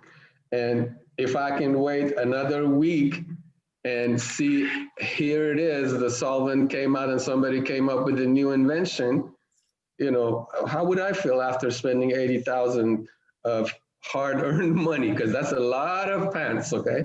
Yeah, I understand that. And then, you know, come up next week and see, oh, here is the solvent, and I just put $80,000 into, you see what I mean? I mean, it's like, okay, I will try to go as much as, not knowing that what was coming down, okay? Everything was perfect. December comes, I have the money set up, my machine comes in within 30 days, you know, apply for it, bring it in 30 days, right around the middle of the summer, Labor Day, Memorial Day, something, set it up, we are ready to go. 3 months of experience too by January. I mean, like it's. Mhm. The other aspect that was presented in 2002 and to the industry was also the fact that, and I want to know if you were aware of this, that by getting a new piece of machinery over the old ones, that the new ones would be more efficient, and then therefore would save you money by utilizing it more efficiently and therefore using less energy, and therefore there was a payback period. Do you recall any of that discussion with your? There was a couple of grants that was coming down for changing to completely to wet clean system or to go to CO2 system, which was very expensive. But then again, you know, if I knew back then what I knew now, All of us. yeah, I mean, All of us. the point being is like, okay, if I would have changed the machine, just hindsight, okay? If I would have changed the machine in 2002, I would have to change it again now because the machine is 18 years old. So That was the purpose of giving the 18 years, was based on the life of the machinery. But we Right. also, at that point, had presented to the industry, because I did the presentation on energy efficiency. And you don't recall, do you recall that? It had to do with purchasing a new one and what your payback period would be based on a cost versus savings scenario. I honestly, I was so much probably involved in trying to build a business that Okay. you know, Okay, I'm sorry. I that's can't. all right. That's what I wanted to know. Thank you. Thank you. Board members, additional questions? Mr. Azadi. Mr. Balagopalman. Yes. Thank you, Mr. Azodi. I had a question. You talked about Green Earth and you help people convert their machine using Green Earth. Is that what? Yes. And did you try to do that to your machine? No, because the Green Earth needed a hydrocarbon machine. Okay, so And again, even a hydrocarbon machine was not able to handle the Green Earth as far as separation of the moisture. It might sound very funny, but I mean, we were separating moisture from the solvent by using a roll of toilet paper in a pack. So it will absorb the water out of the solvent. So we went through a lot of stuff working on that. And, you know, no, then again, machine had to be completely redone. probably, okay, so your machine. So based on the pictures you sent us, your machine seemed to be the what is it, the Figrosec? Is that what your machine is? That is the brand that Cajuera takes the Real Star machine. What's the real? Okay. He converts some things and make it in his own name, Fritzek. Oh, okay. So Figrosec. Yeah. So, but it's really a Real Star. It's a Real Star. Okay. How old did you say is your machine? This one is probably about 15, 16 years old. 15, 16. Okay. And I had a question on your lease. Do you have a long-term lease? Is that your lease is coming up, or has it been renewed on your current? Well, I bought the building, so I can always kick my own butt on the rent and the lease. Okay, very good. All right. No, thank you. That's all I had. Other questions? Senator.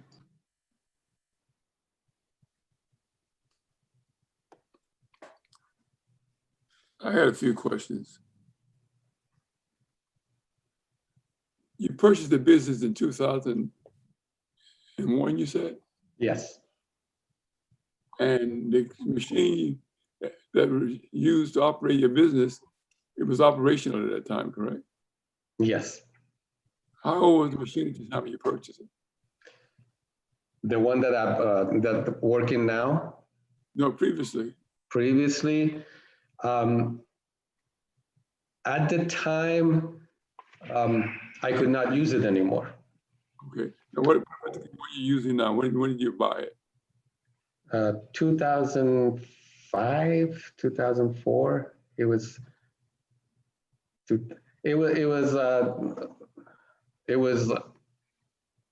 a couple of years, 2-3 years after I purchased, because then I could not keep that machine that was on. It needed a secondary containment and needed a closed loop. Okay.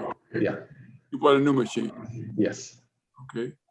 At that time, you knew the requirements for 1421 was going to be. Why didn't you buy a compliance machine at that time? It was a compliance machine at that time, but not for this year, but for the time it was, and for the price, it was the compliance machine.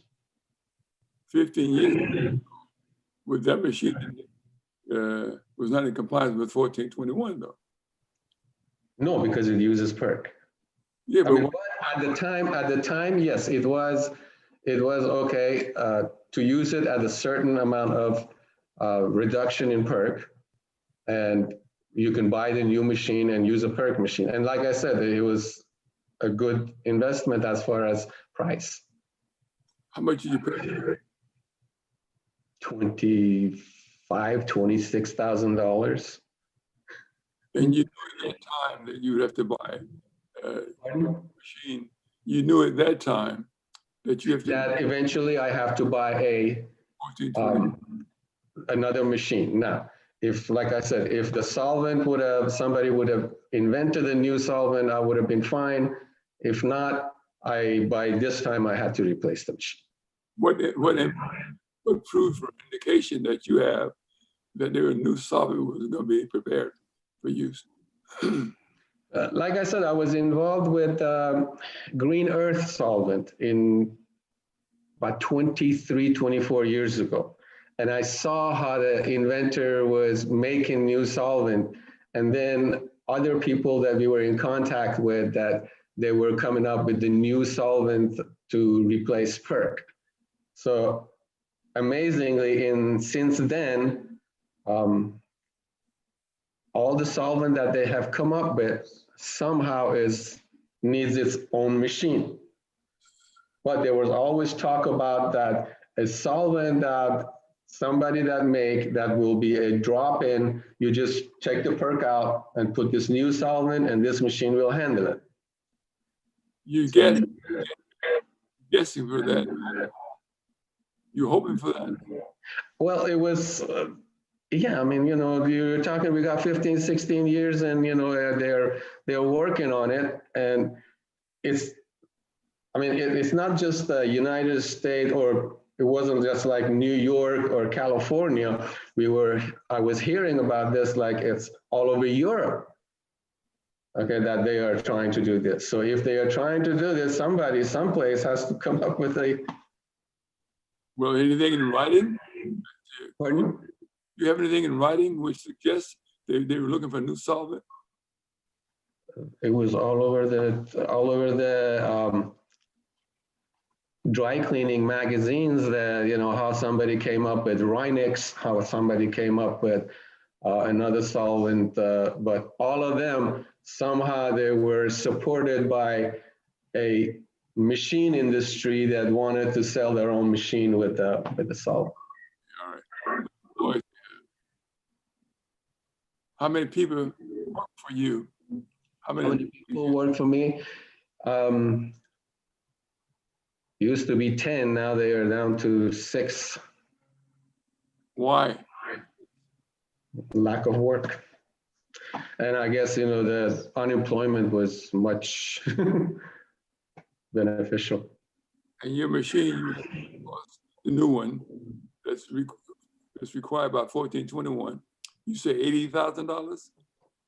80 with, yes, no, it's $73,000. I get a discount because I've been with this, person, the casual for so many years.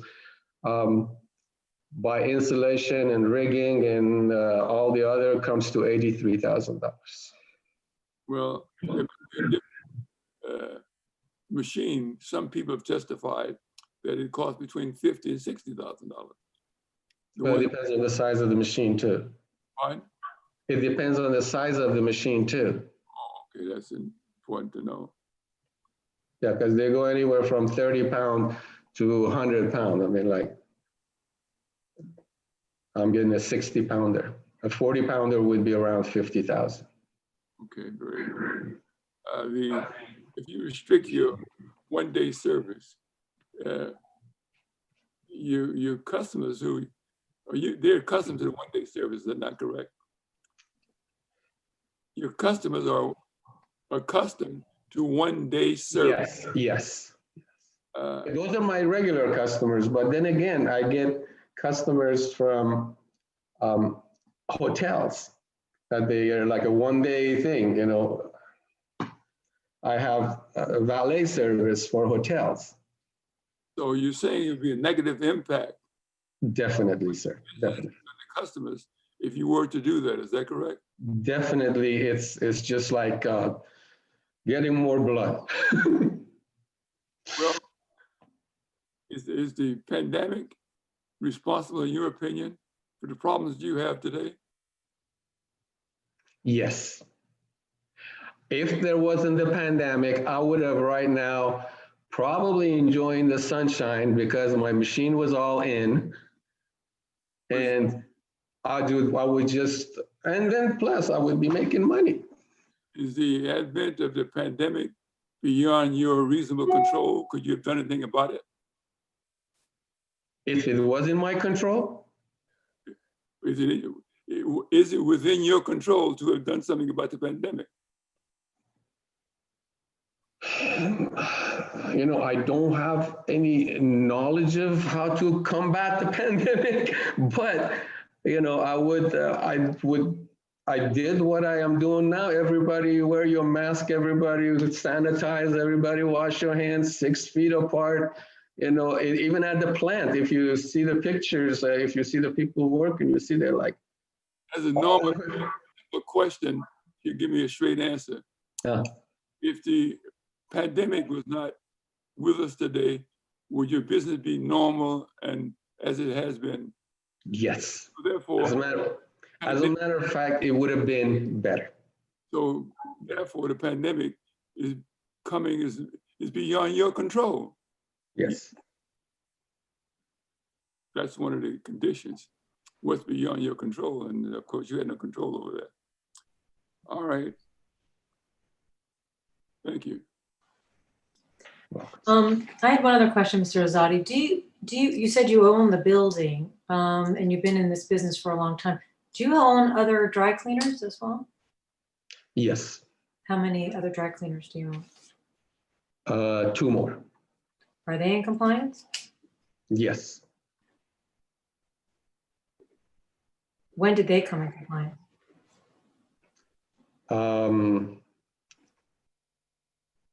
Well, one of them, when I purchased it, I just took the machine out of it. And the other one is. So wait, you purchased it, I don't understand what you mean. Yeah, the landlord didn't want the machine in there. Okay. So yeah, we just. When was that you purchased the compliant? Pardon? When did you purchase a compliant machine for that business? Did not just move the clothes to another location that was closer.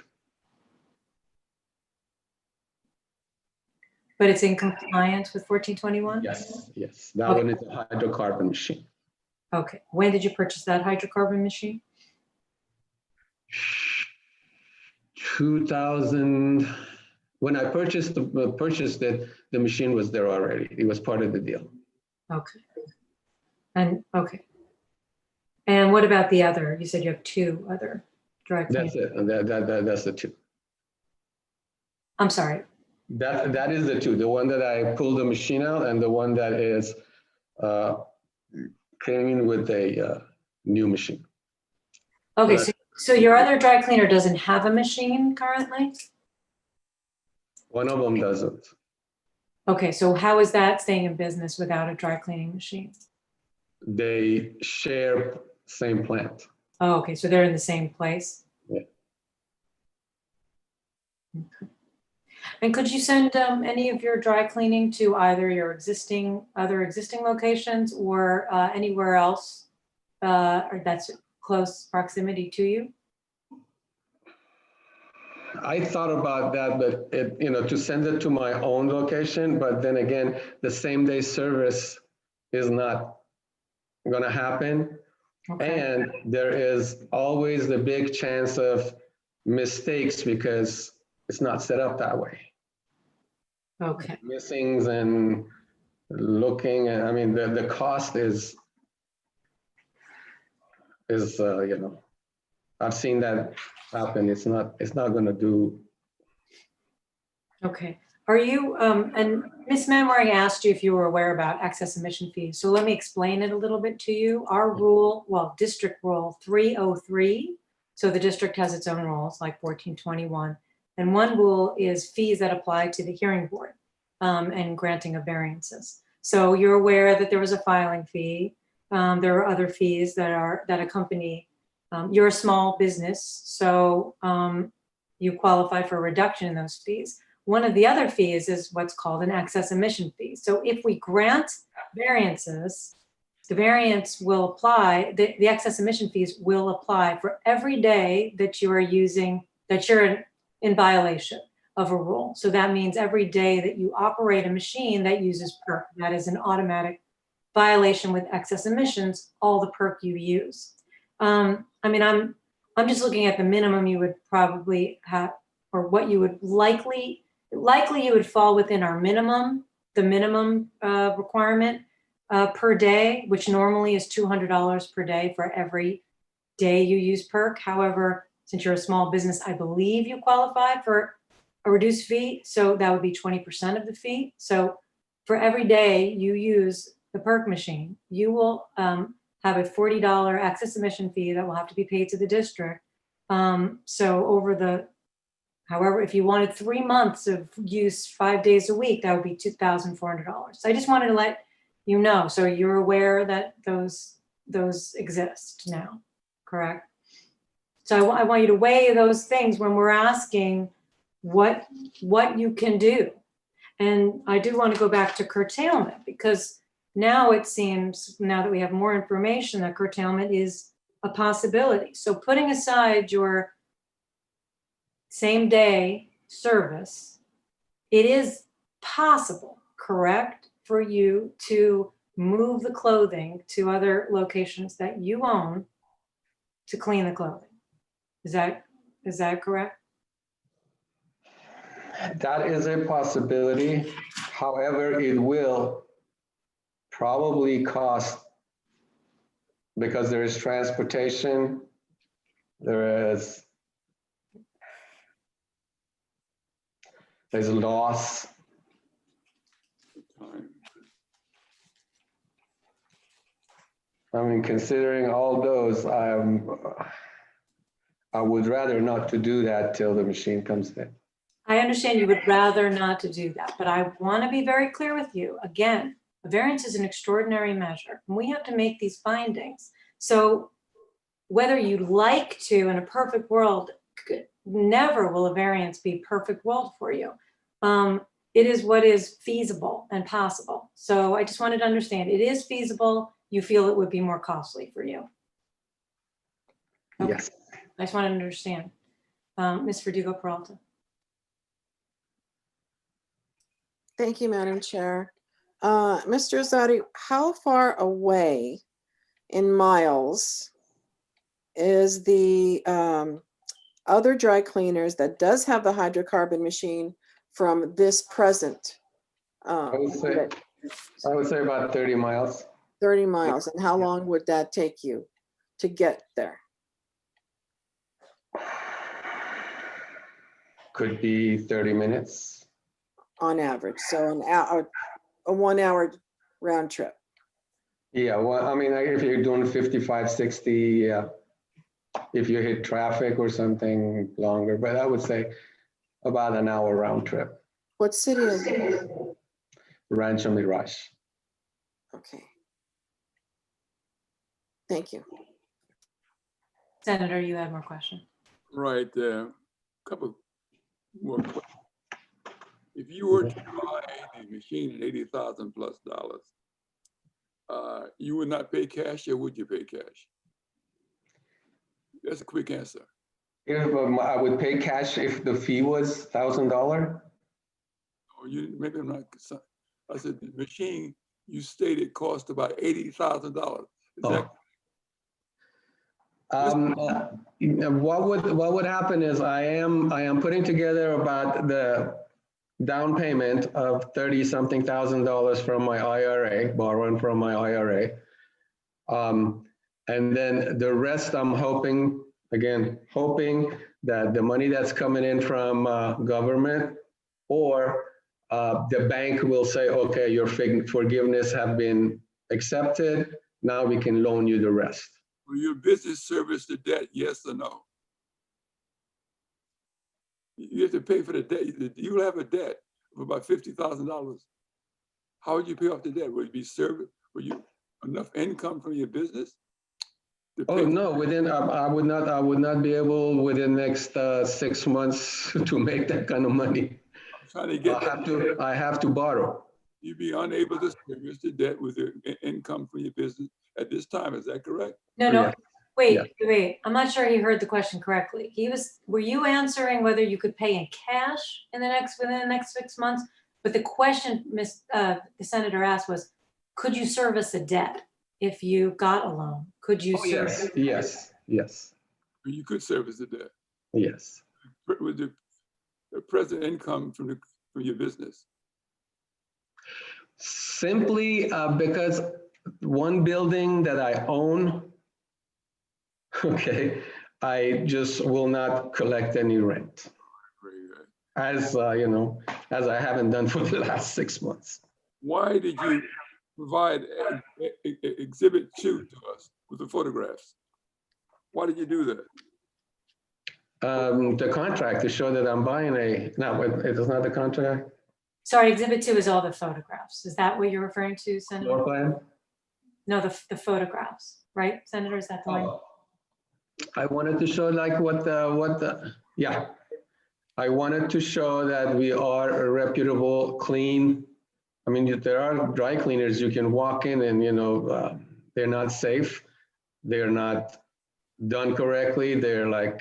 But I just wanted to show that here is the floor plan that matches this pictures that we have done. And if you look at my cleaners, you'll see that we are good. This photograph showing no cars in the parking lot. What time of day was that taken? I think it was like about sun was coming down, probably around 1, 2 o'clock. 1 or 2 o'clock, and that's Yeah. That's a mall and no business, huh? No, it's a strip. It's like a bunch of condos next to each other, facing the street. And why'd you show that photograph? I wanted to show the size of the building. Which one is that? I can't see it. Oh yeah, that is from the front of the building that shows the plant and the store next to each other. Why did you show this one? This was the back door. Oh, no, sorry, that's the front door. I'm sorry, that's the front door showing the counters where the customers walk in. All right. They say a picture's worth 1,000 words, I hope that they look good. Why did you show this one? Can't see. We can't see because There you go. your background. Oh, really? Okay, I'm sorry about that. Senator.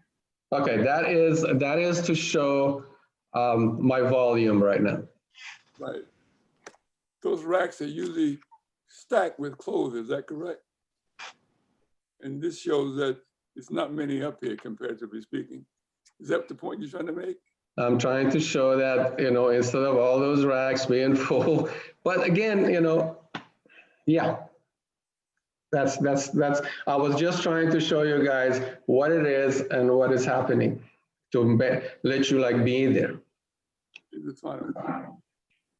See that one? Yeah, that one is a back door But it also to shows the plant. those clothes hanging up there as well. Yeah, those are getting ready to be, all of those clothes that you see hanging over there, they are washed. They are drying. Okay. All the pictures, all the ones that you see through that picture, they're all hanging on the top rail. They are washed, they are dry. Thank you very much.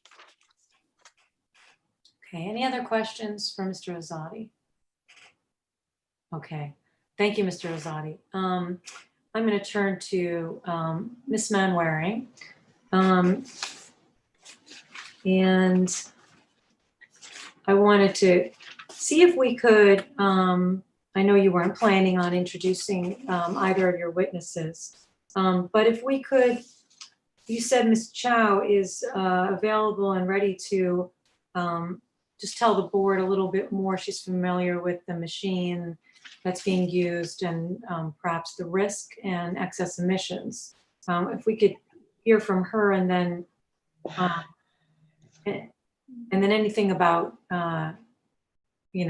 what is enforceable, whoever could testify as to what an enforceable condition would look like, just so we're prepared when we go into deliberations. I don't know which way we'll go, but just so we're prepared. You are on mute. Thank you. Ms. Chow is available, but before I bring her to testify, I would just like, for context, what we have been presenting so far is a tier 3 analysis specific to the location, standardized based on 10 gallons per year. That is different than what Mr. Azadi is asking for now. Right. Ms. Chow, are you available? Yes, I am.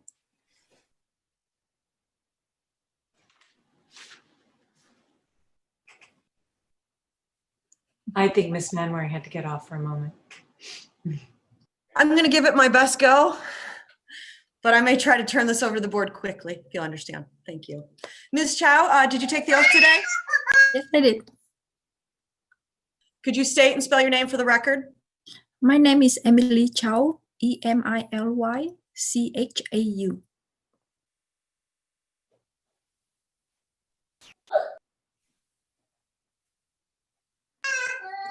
Madam Chair, I defer to the questions of the board at this point. We'll do that. Okay. I'll ask Mr. Azadi after we ask Ms. Chow if he has questions, because I don't know if he has any questions yet. Right? You don't have any questions yet, Mr. Azadi, for Ms. Chow. You don't know what she's going to testify about, correct? I don't know what she wants to say, Okay. but So I'll give you an opportunity afterwards if you have any questions.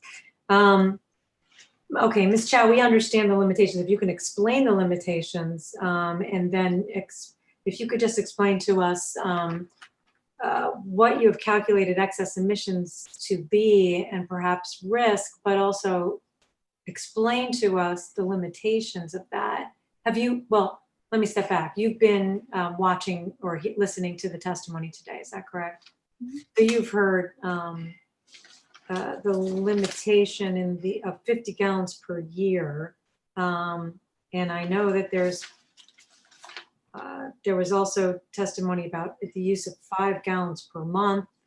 I understand it's supposed to be less, but about 3 to 4 weeks ago, another 5 gallons was purchased. So I'm not really sure if we're going up. Well, maybe if we can get a range, if that's possible, but let me step back and let you just explain what you've done and what the context is. All right. So based on the permit that we issue the AQMD issue to the applicant. The permit, particularly permit F93845, the permit condition is 52 gallons of per year and translate to 4.33 gallons usage per month. And based on that number, and we calculate the risk, but in this case, we do it 10 gallons per year. And the risk was calculated as 27.22 per million.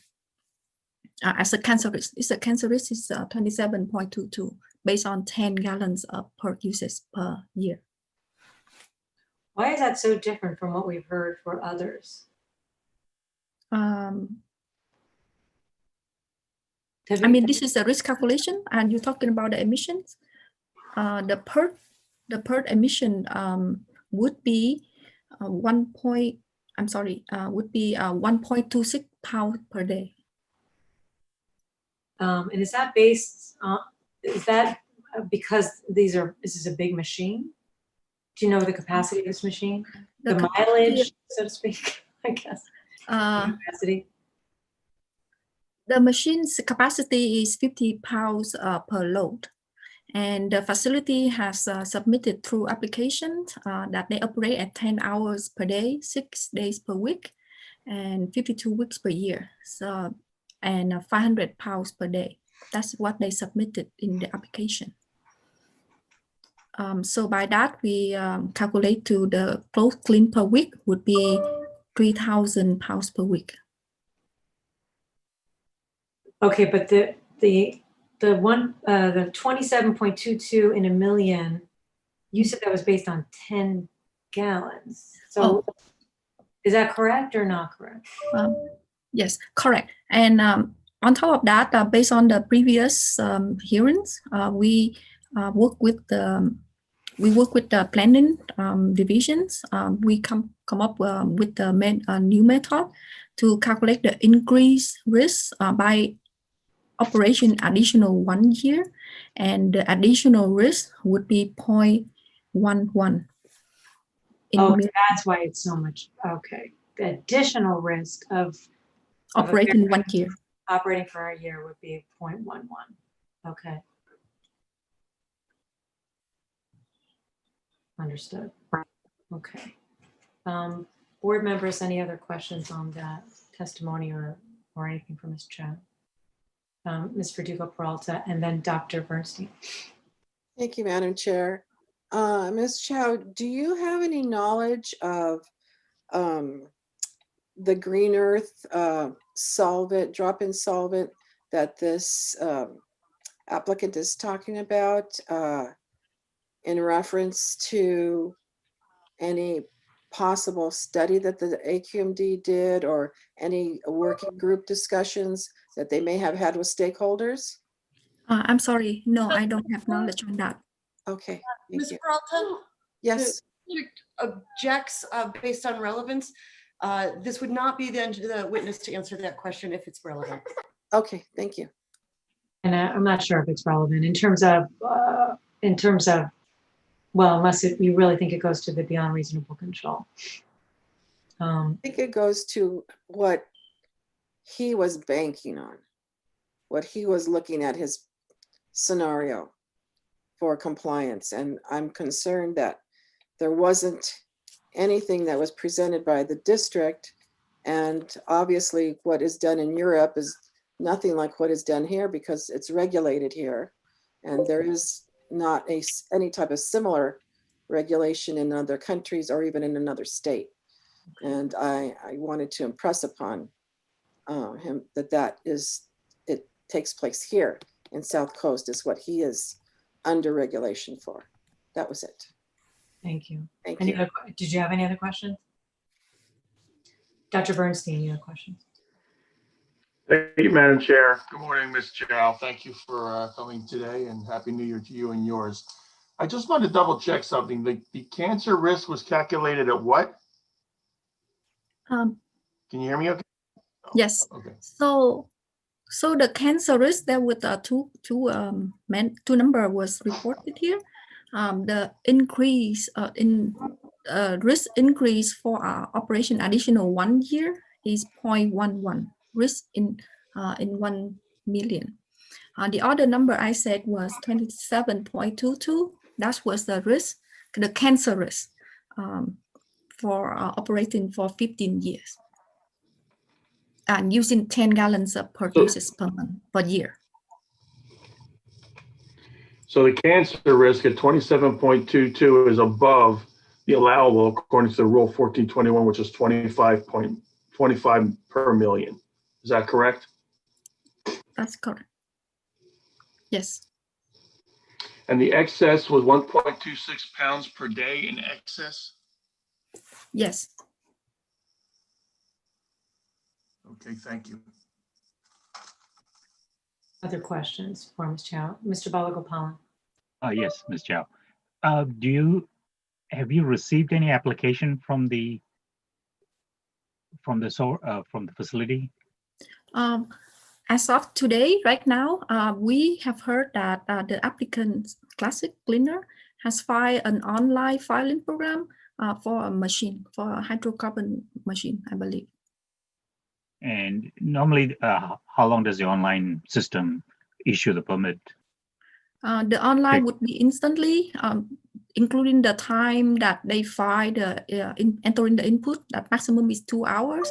However, that is the standard case. For other cases that have particular like near school or have some other issue, the case will be transferred to an engineer. That would take about a week or so to approve the application. So what's the status? Do you have something that shows when they submitted and what's the status of that application right now?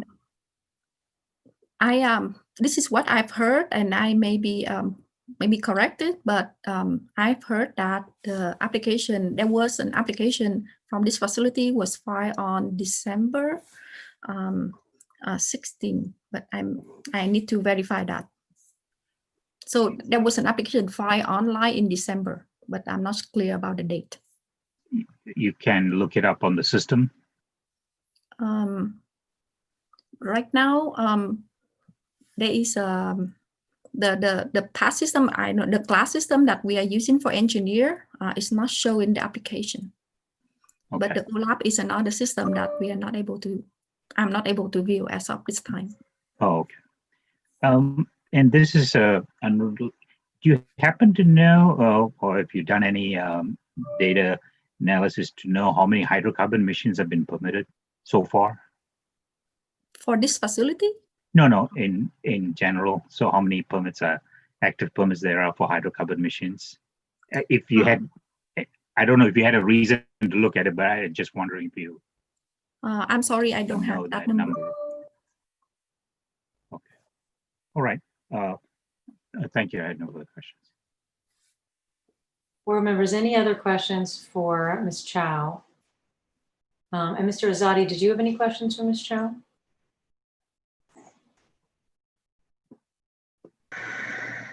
No, I'm fine. Thank you. Senator, do you have a question? Right. How many cleaners have you? You're an inspector, is that correct? No, she is not an inspector. What are you, man? What's your title? I'm sorry, I missed it. An engineer, permitting engineer. Permitting engineer. So do you ever have the occasion to visit any of these cleaners at their site? Is it okay? No, I haven't. Okay, thank you very much. Okay. Any other questions for Ms. Chow before? Ms. Manwaring, did you have any questions for Ms. Chow that we did not cover? You are on mute, sorry. Thank you. Just one follow-up for clarity, Ms. Chow. When you said you heard about the application status, who were you having a conversation with? I have a conversation with my manager, and from what I have been informed from another manager, the application may have been transferred to an has been may have a problem with the online programming, so therefore the application may have been transferred to an engineer. So the fact that you haven't seen the application yet is not necessarily indicative of anything based on the district's system. Is that right? Right. No more questions for Ms. Chow. Thank you. Okay. Board members, any other questions for Ms. Chow or for any other member of district staff? Okay. Thank you very much, Ms. Chow. And thank you for continually coming to appear. I know there's a lot of these and you have other work to do, so thank you. Okay, I think that's it on Ms. Manwaring's part. So what I'm going to do now is I'm going to see if there's anyone who is present from the public who wishes to be heard today. So if you are on the Zoom today and you wish to be heard from the public in this matter and give public comment, please, you can virtually raise your hand through the virtual raise hand function that you can find at the bottom, I believe, of your screen. And if you are on the teleconference, it is *9 to raise your hand as well. And I'll give a few moments for anyone who wishes to be heard in this matter to raise your hand virtually. Okay. I am not seeing anyone who wishes to be heard. So what I'm going to do, Mr. Azadi, is turn it to you if there's any closing statement you'd like to say beyond what you've testified to, or just to summarize it today. First of all, thank you all. I mean, I see all the time and effort you're putting into this to make sure the right thing is being done. I can't help but just to make an offer here. While I was sitting here and I was going through all the efforts and everything, and I say, if you guys are willing to do this, maybe I should get myself behind the desk and do some calculating and do some other stuff and stop taking the easy way. If you guys can give me a variance for without any penalty or anything for the amount of time that it takes for me to set up a system to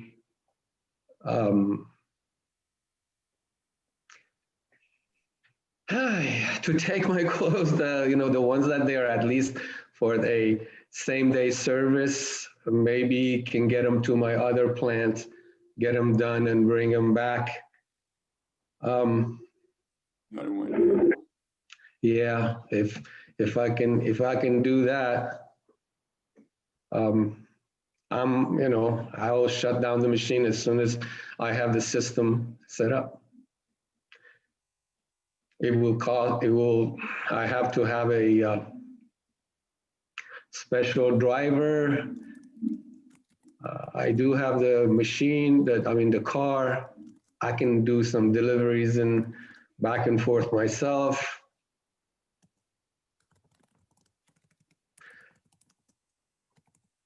That's not something I'd like to take at this time, but if you guys are willing to give me, I'll do it. Thank you, Mr. Azadi. Ms. Manwaring, are you prepared to give the closing? Yes, thank you so much. Mr. Azadi, the district appreciates your testimony today. You are certainly a credible witness and clearly a businessman, but what we have heard today is that you made business decisions, and that's why you're in this position.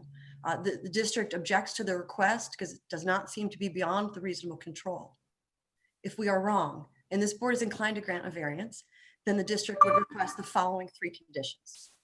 We think a purchase order for the machine is imperative. We think that limits on his cycle to forgo his business advantage in order to reduce the amount of perchloroethylene into the atmosphere is essential. And third, during the course of this meeting, it came to my attention that Mr. Azadi was billed for his annual mission fees in the amount of $557.42. He was billed on November 4th, and that bill is not past due yet, but we would like a condition that he pays that bill during the term of this variance. Sorry, could you repeat one more time what that bill is for? On November 4th of this year, he was billed $557.42 for his annual fees. Okay. Thank you. Okay, thank you for that close. Thank you. Board members, would anyone wish to begin deliberation on this? Ms. Verdugo-Peralta.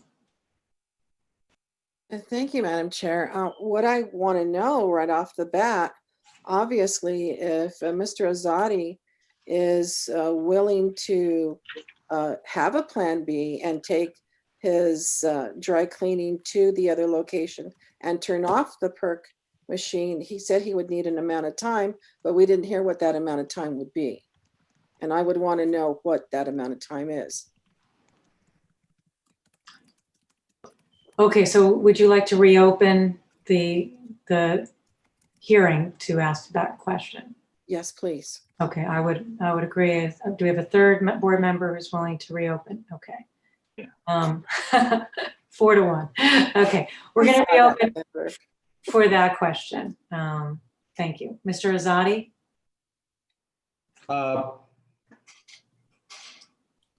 Well, it takes some thinking process, some moving process, some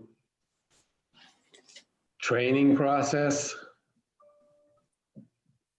things that they're involved in doing something like that is making sure that the ID tags on the different garments from different stores do not get mixed. So I have to look into different type of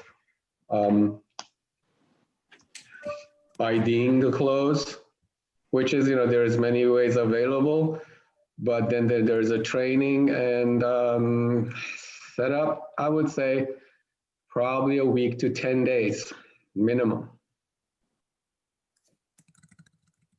So as much as are you saying something like January 15th or something like that? you guys beat me up. We're trying to help you. I know, and I'm trying to, because, something like this will require me probably.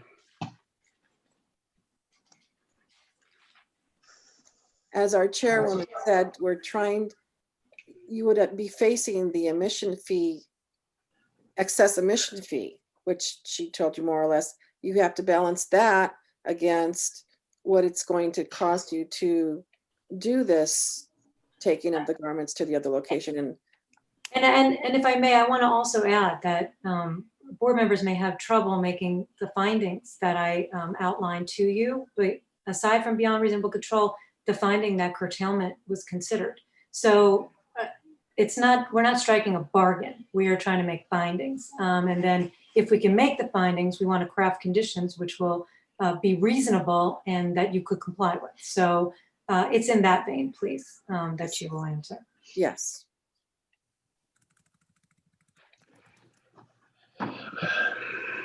And, on my part, they will probably, I'll have to hire somebody, but at the same time, I have to lay off some people at this plant because it only makes sense to take the clothes to over there and just get them pressed and bring them back. So I will not need pressers.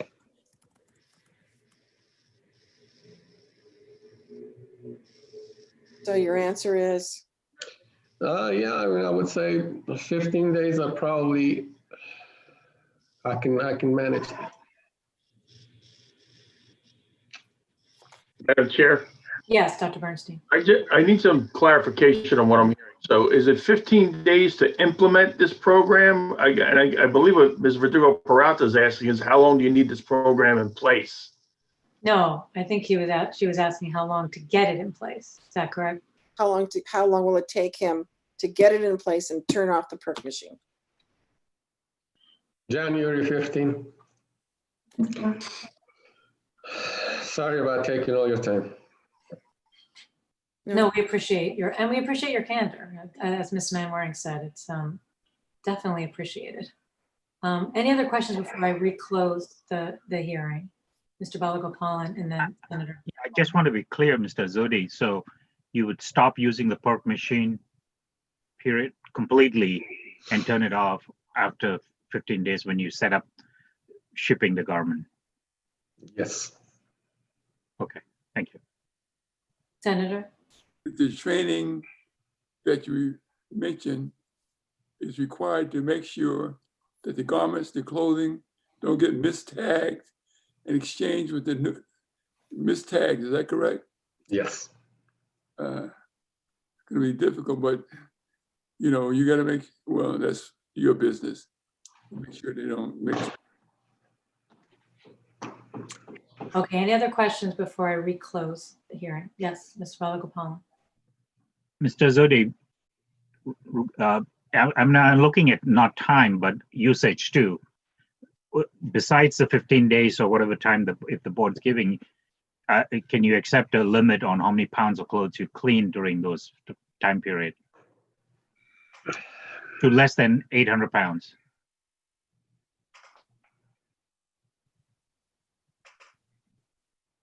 Excuse me.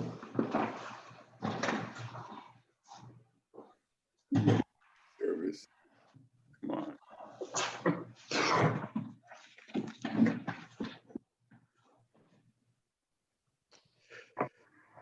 This one I don't know. I'm sorry, you said you're not sure. Okay. All right, thank you. Any other questions before we close the hearing? Okay, I'm going to reclose the hearing. Ms. Verdugo-Peralta, you had started deliberation. Did you wish to continue? You mean as in make a motion? No. First discussing the findings and how you just If the in discussion of fact, findings. well, if in fact, those two conditions can be met, I think it's a lot better scenario than was being presented previously. And it's still workable, still keeps them in business, and eliminates a huge part of the excess emission fees that would have been charged had we gone along with the other timing that was presented. So I think we're on a better path of him coming into compliance, as well as still allowing him to make money and have a revenue. Okay. I want to start with, I wanted to echo something that Ms. Manwaring said in her closing, and I want to start my thoughts on beyond reasonable control.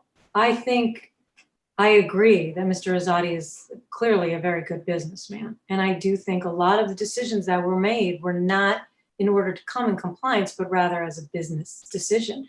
Mr. Azadi has stated, and again, his candor is very appreciated, that he's known about this rule from beginning, 2002. After that, he has three different businesses that do dry cleaning. Two of them are in compliance, one because it's in close proximity to another, the other because he bought the second one with a hydrocarbon machine. So, you know, he has two businesses that are in compliance. And the other thing that I thought struck me was that he said he's had this business, he's known about 2002, the rule since 2002, but he bought a machine 15 or 16 years ago that was not compliant. Now, it didn't have to be compliant, but I know it was a good deal. But he bought that with the knowledge that by 2020, he would have to buy a compliant machine. So the decisions that he was making, including waiting for a new technology that was not invented yet, while being a smart business decision, put him in the situation where COVID hit. And we've said before that, you know, I know hindsight is 2020. However, business is never, there's always the unexpected in business. And so you can't be banking that in the last minute, especially since he said his business is down between March and November, generally. So that's pretty much, I know it's down more, but he was banking on the fact that his receipts and business at this location is always down between March and November. So I know it was down a lot more, and that was unexpected. But I'm having a hard time with beyond reasonable control. There are other things that go in the other way. He did testify that he was speaking with Mr. Kajiwara earlier in the year, around January. He had planned, although we didn't see any evidence of it, but that he had planned by the summertime to close down and do that, barring COVID. Then COVID hit. He did mid-December get this purchase order, but he hasn't, not purchase order, proposal, but he hasn't acted on it. And it doesn't sound like things are necessarily going to be different, maybe, you know, but he waited. And also, well, but in any event, he did do that. So there are some things that, oh, and he did apply for the permit, although the district permit, although he did do that apparently a month later than he even said he would in the petition. So it's a little bit difficult based on those things, but there are things going in both ways. However, curtailment, I don't think I can make that finding. I think during the period, the applicant for a variance has given consideration to curtailing operations, sorry about the beeping, in lieu of obtaining a variance. It took questioning from the board, but we do understand that that's been a possibility from the start, having this other location. So I'm having a really hard time making those two findings. So I'd like to hear from others as to your thoughts on that. Mr. Balagopalan. Yeah, similarly, I'm having difficulty making the findings. You know, I think he hasn't really demonstrated path to compliance. I think he was wishing for a drop-in replacement, but I think he probably, you know, if he was trading the trade journals and so forth, magazine that he said he was following, he should have known that it was not going to happen, and that he knew about how it works, the hydrocarbon machine and the other solvents. So I think, and also we also heard that he's not sure of the financing if it's all contingent upon bank giving him the loan and so forth. So we do not know for sure when he can actually acquire the machine, or even put the down payment for the machine. It's about $30,000. So that's also iffy there, and we don't know his path to compliance there. And plus, I think his reluctance in taking a limit or usage of perk for the 15 days before he shuts down also leads me to not approve this variance, because I don't see that he has demonstrated the findings necessary for us to do that. Thank you. Board members, other thoughts? Senator. First one is that the petition will be in violation. That's a given. Number two, or B, that due to conditions beyond the reasonable control of the petitioner requiring compliance would result in either an arbitrary or unreasonable taking of the property, or closing a business. I think it was not within its control that this situation with the virus occurred. And because it did, it imposed a hardship on the petitioner. And if we don't give the variance, it will close his business. That's clearly stated, it will. Well, let me finish. He said that closing or taking would be without a corresponding benefit in reducing air contamination. That the applicant for the variance has given consideration to control an operation. He did. He said, per request, but I'll have my cleaning done at my other location. I'll have to train some employees, transport them over there, and make sure there's no mix up about labeling of the clothing. That's said what he said he would do. Now, the question was made, in 15 days, you got to be done. We will have more pollution in 15 days. That is absurd to even conceive a deadline period for that period of time. He's honorable witness. He said he would do that, and he got emotional when that question was put to him. And I don't think that's good at all. He said during the period without the variance in effect, that the applicant will reduce excessive emission. Hereby getting it done someplace else and shutting down that equipment is going to reduce the excessive emission. And I'm just going to say this. The governing board members are public officials. They serve the public. They didn't, nor did the businesses have any clue that this pandemic was going to show up and impose a hardship on them. If they knew that, I don't think they would give more grace period. That's what I think, Madam Chair. In fact, I think the governing board should revisit this issue and reflect a modified decision based on the hardship that's been imposed on these businesses. There are over 2,000 of them. And if you're going to have a hearing on each one of them and have these strict requirements, they're going to shut them down. There will be no service for the community. And a lot of folks are going to be unemployed. A short period of time to allow them to comply with 1421 is a reasonable request in every situation and should be granted. But you do as you wish. You know my feeling. Thank you, Senator. I wanted to just respond to a few things that you said. First of all, you mentioned COVID, that's beyond reasonable control. That's correct, but that's only part of this last year. 18 years is what we have to look at under the Health and Safety Code since this rule was put into effect. This particular petitioner knew about the rule, has complied in 2 other facilities, and had a means of curtailment. I wanted to also say, you said it would close down his business.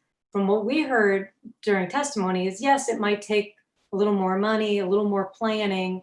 However, it won't close down his business because he has another place to clean the clothes that he owns. So in fact, he won't even actually lose profits aside from the extra expenses. But this is compliance with the rule that's been in place for 18 years.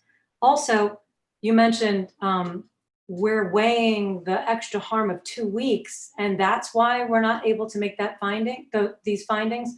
That's not true. I think so far, the only 2 findings that have been discussed have been beyond reasonable control and curtailment. And those are 2 separate findings from the 3rd finding where we weigh and balance harm to the environment. I want to remind the board, we have to make every one of the 6 findings. We can't just say, we can make this one, we can't really make that one, but it's okay because there's not that much harm. We have to be able to make all the findings because of what I said at the beginning, which is this is an extraordinary measure that we do to give a variance. The last 2 things I wanted to say, you mentioned that he will be reducing excess emissions by curtailing. Let me just finish. Then you can respond to what I'm responding to. But you said he would reduce excess emissions by moving everything over within 2 weeks. But that would mean that the variance that you're considering is a 2-week variance. That finding needs to be that during the variance, which means during that 2-week period, excess emissions are reduced. And that is what Mr. Balagopalan said that Mr. Azadi was not willing to do, was to take a limit on how much dry cleaning and perk you could use during the pendency of the variance. And finally, you keep making you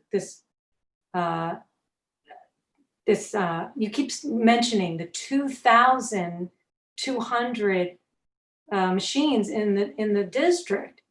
That they're not before us, nor will they ever be before us, because as you've heard, Out of that 2,200, almost all of them are in compliance. It's a very small percentage that still remain out of compliance. So we're not going to be hearing that we're closing down 2,000 businesses. And again, I want to remind you, we're not closing this business.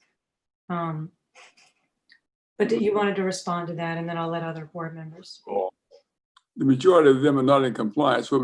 What's in that report that was provided to us was that about 315 had permits, and of those permitted ones, they were the ones that were in communication with. Wait, say again. What numbers did you just say?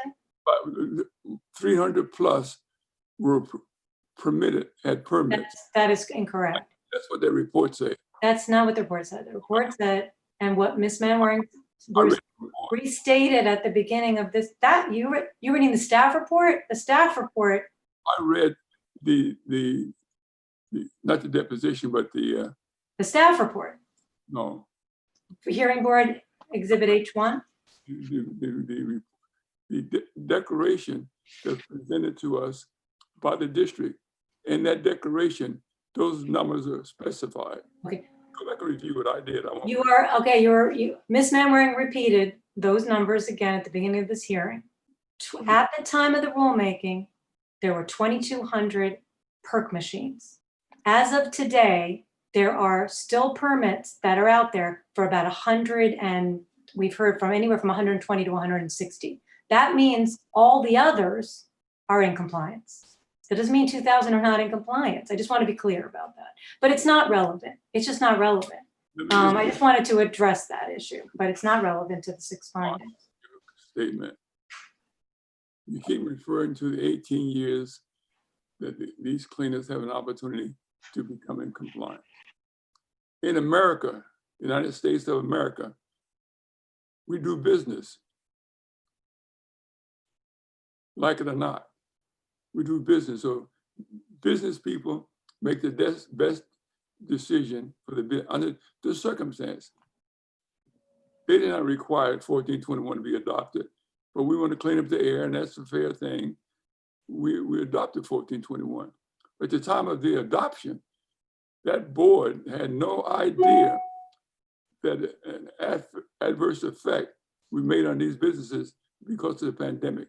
Had they could look at a crystal ball, I think they would have said, in my opinion, being a public servant like that, they would say, we grant you time beyond a certain point to be in compliance if certain conditions are met. I want to be clear, that is wholly irrelevant. Again, I want to remind the board, our findings are whether there is compliance or not compliance. Beyond reasonable control goes back to the date that the rule was adopted. That's it. That the intent, what we actually have a board member who was the governing board member at that time, and I would call on her to say what her intent was. It's not relevant. It is not relevant what the intent of the governing board was at the time. It only matters what the rule says and when it was adopted.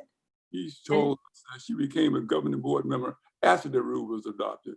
And no, not after this. She sat on that. I could tell you that.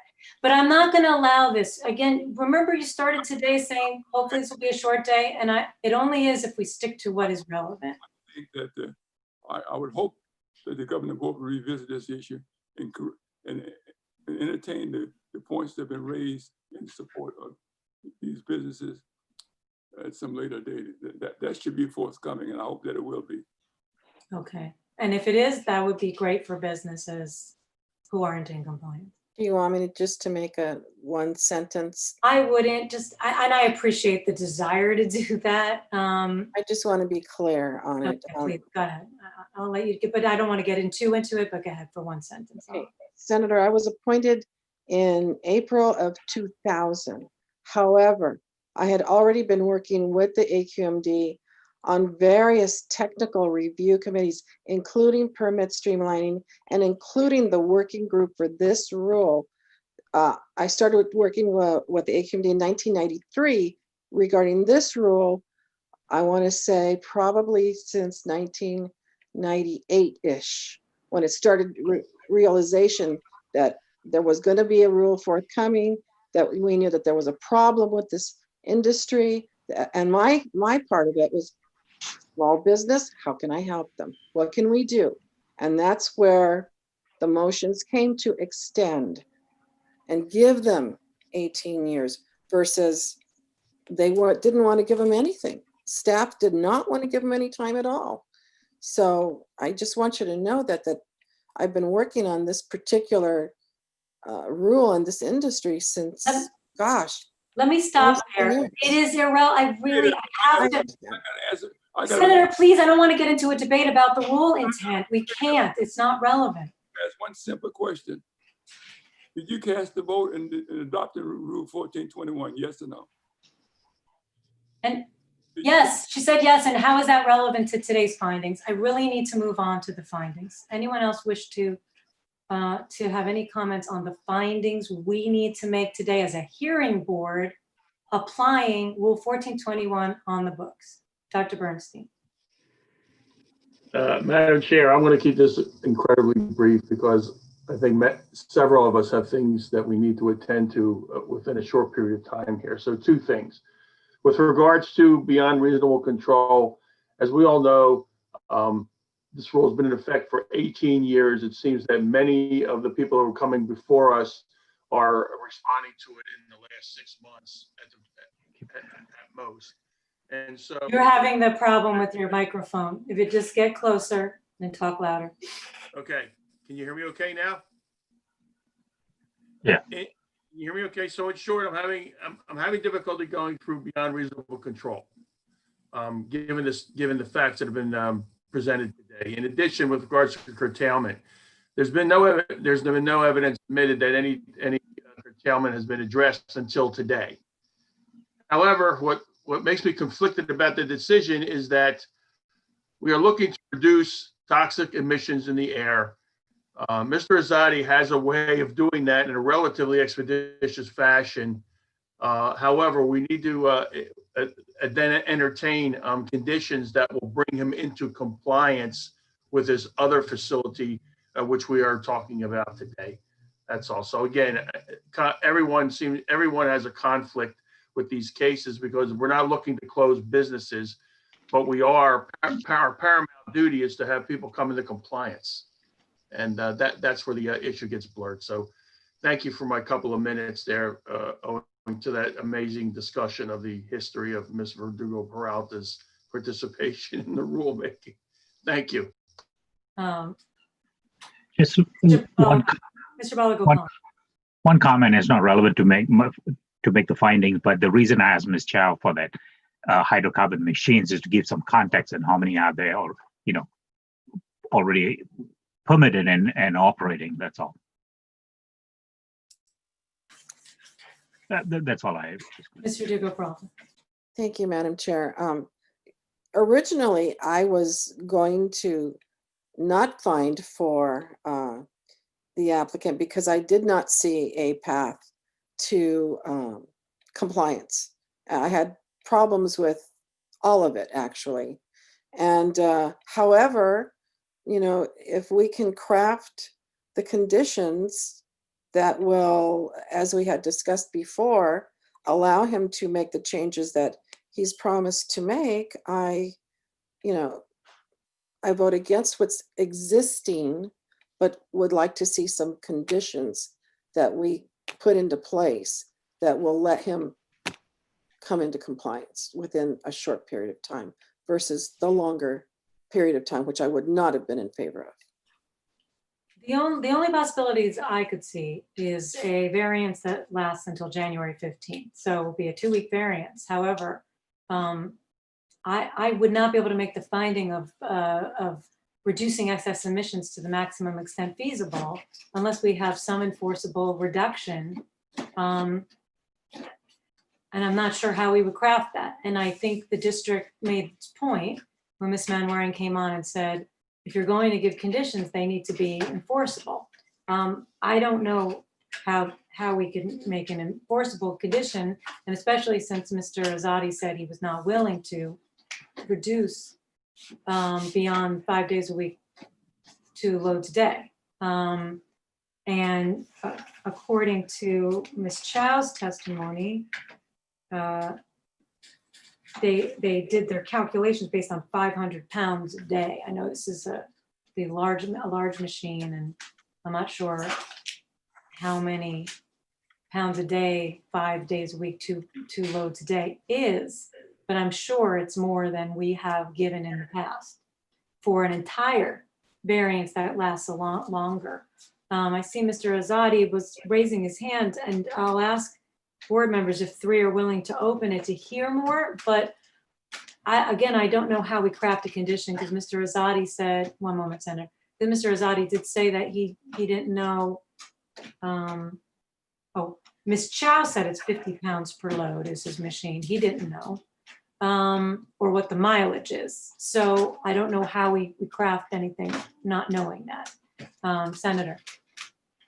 Well, I think he said he would, I got the impression that he would comply with having to close, shutting down that machine and use one of the other machines at his location and take the clothes in at this location, transport them to the other location where they have a machine that's in compliance with 1421. I think the problem came when the time frame is a misunderstanding, because he said that I need time to train the employees, which he does, because you tag labor to tag the clothes in one location, move to another location, they get mixed up. He's in deep trouble. So we got to ask him how much time would he need to do that. He said about 2 weeks or 3 weeks, so that you can craft an opinion based on that timeline, because the reasonable request, if he can do that in that time period, we can make that part of the condition. Understood. That wouldn't even be part of the conditions. What I'm saying is that would be the 2 weeks he's saying he needs for that would be the entire extent of the variance. However, during those 2 weeks, there has to be a limitation, or else, and it has to be an enforceable limitation, or else I can't make the finding of reducing excess emissions. And that actually reduction in emission by that new precision. No, during the pendency of the variance. The variance would only be those 2 weeks. Ms. Verdugo-Peralta. Madam Chair, this is more a question.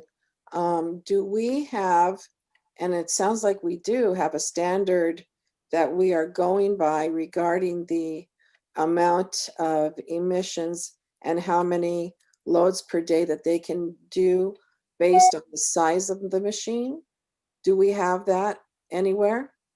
That's one part of one question. The second part is, if we're basing it on a size, shouldn't we have another standard that we're asking them to comply by based on how many pounds, I guess it is, per load, and how many loads a day? Do we have a standard? In the past, we have said 1 gallon a perk, or 800,000 pounds. 800 pounds. 800, sorry, 800 pounds. Right. However, as Ms. Menwaring pointed out, it's unless we have something in the record that says how we're going to enforce that. How do they know? How do inspectors know that how much has been used? And I'm not sure if it's enforceable. It's not enforceable. It's not going to help us any. So, well, except for, there's a thing called good faith. A lot of these companies are not inspected. A lot of them. I understand that there's no such thing when you're putting a rule in place. You don't base it on good faith. You base it on monitoring and enforcement mechanisms, etc. Right. But we don't have that ability, right? When we craft an order, it becomes the new rule. So we can't put conditions in that are based on good faith. You have to put in conditions that are enforceable, or why bother putting the conditions in? There has to be an answer here somewhere. In reference to. The only thing I can say is this. I'm sorry, there's a lot of extra noise in my background. I apologize. But if we open if we open up the hearing for a very limited amount of time to hear from Mr. Azadi on what he's willing to take in a restriction over those 2 weeks, and number 2, to hear from maybe Mr. Vonderow as to whether there's a way to enforce that. Otherwise, I don't. But I don't want to drag this out I mean, we should have asked that before. We did ask Mr. Azadi a number of times. And again, this is not a negotiation. And I really resent the fact that we have, Mr. Azadi is holding back things until he's asked, as if this is a negotiation in business. This is an enforcement agency. This is a hearing board. I think everything should be put out there, not until it's a last minute request. But if there are 3 members of the board who are willing to open, okay, I see Senator, and okay, so we'll open. Just to quickly, again, I don't want to spend, we're already at 12 o'clock. Let's just ask Mr. Azadi what limitation Mr. Azadi is willing to take over the next, the first 2 weeks of January, if this board can make the findings. Mr. Azadi. Okay, let me, I'll show you the receipts of daily, 90 pieces, 160 pieces the next day, 45 pieces the next day. Okay, so given all of that, what you're saying, Mr. Azadi, would you be willing to? Would you be? I don't know what the again, you know. Yeah, basically, What's the what I'm limit you'd be saying able is to do? that the number of pieces that they are going through right now doesn't require all this. Okay, that's not for you to judge. We're asking, what limitation are you willing to take, Mr. Azadi? A gallon of perk a day? A day?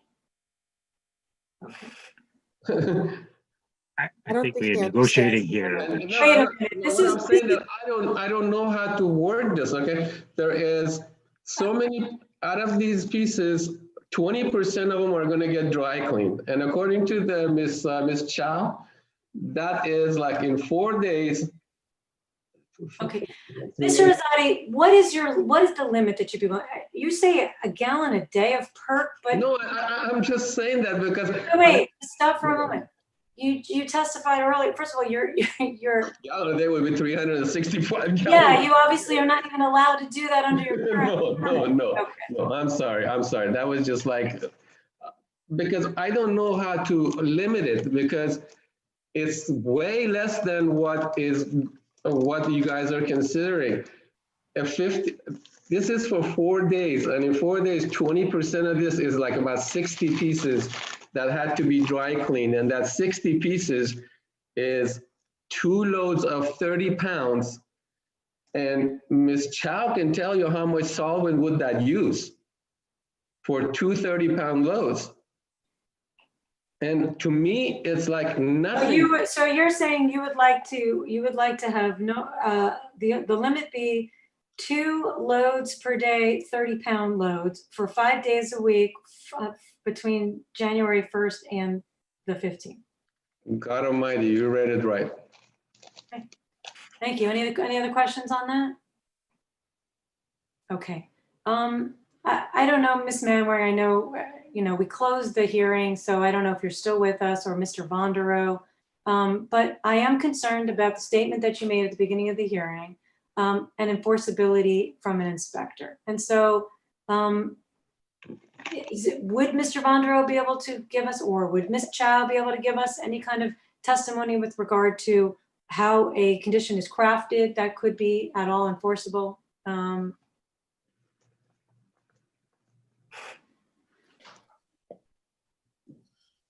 The question is, can I bring a witness that would be of value to craft a condition? Yes. In the condition would be asking Mr. Azadi to start curtailing by taking some limit, either based on perk or mileage or pounds or operating cycles. Correct. Okay, could you go off the record for 2 minutes, please? Yes, Thank you. we're off the record.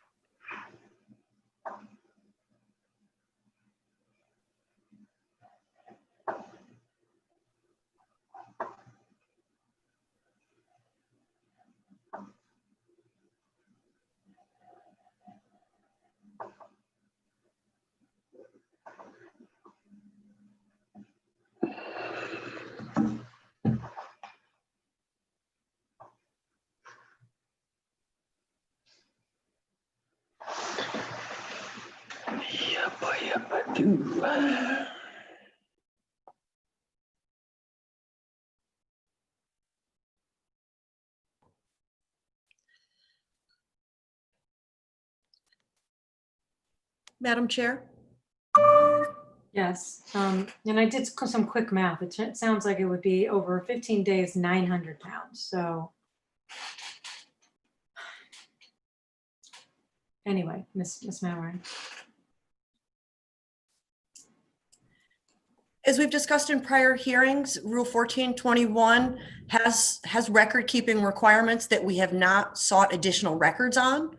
Mhm.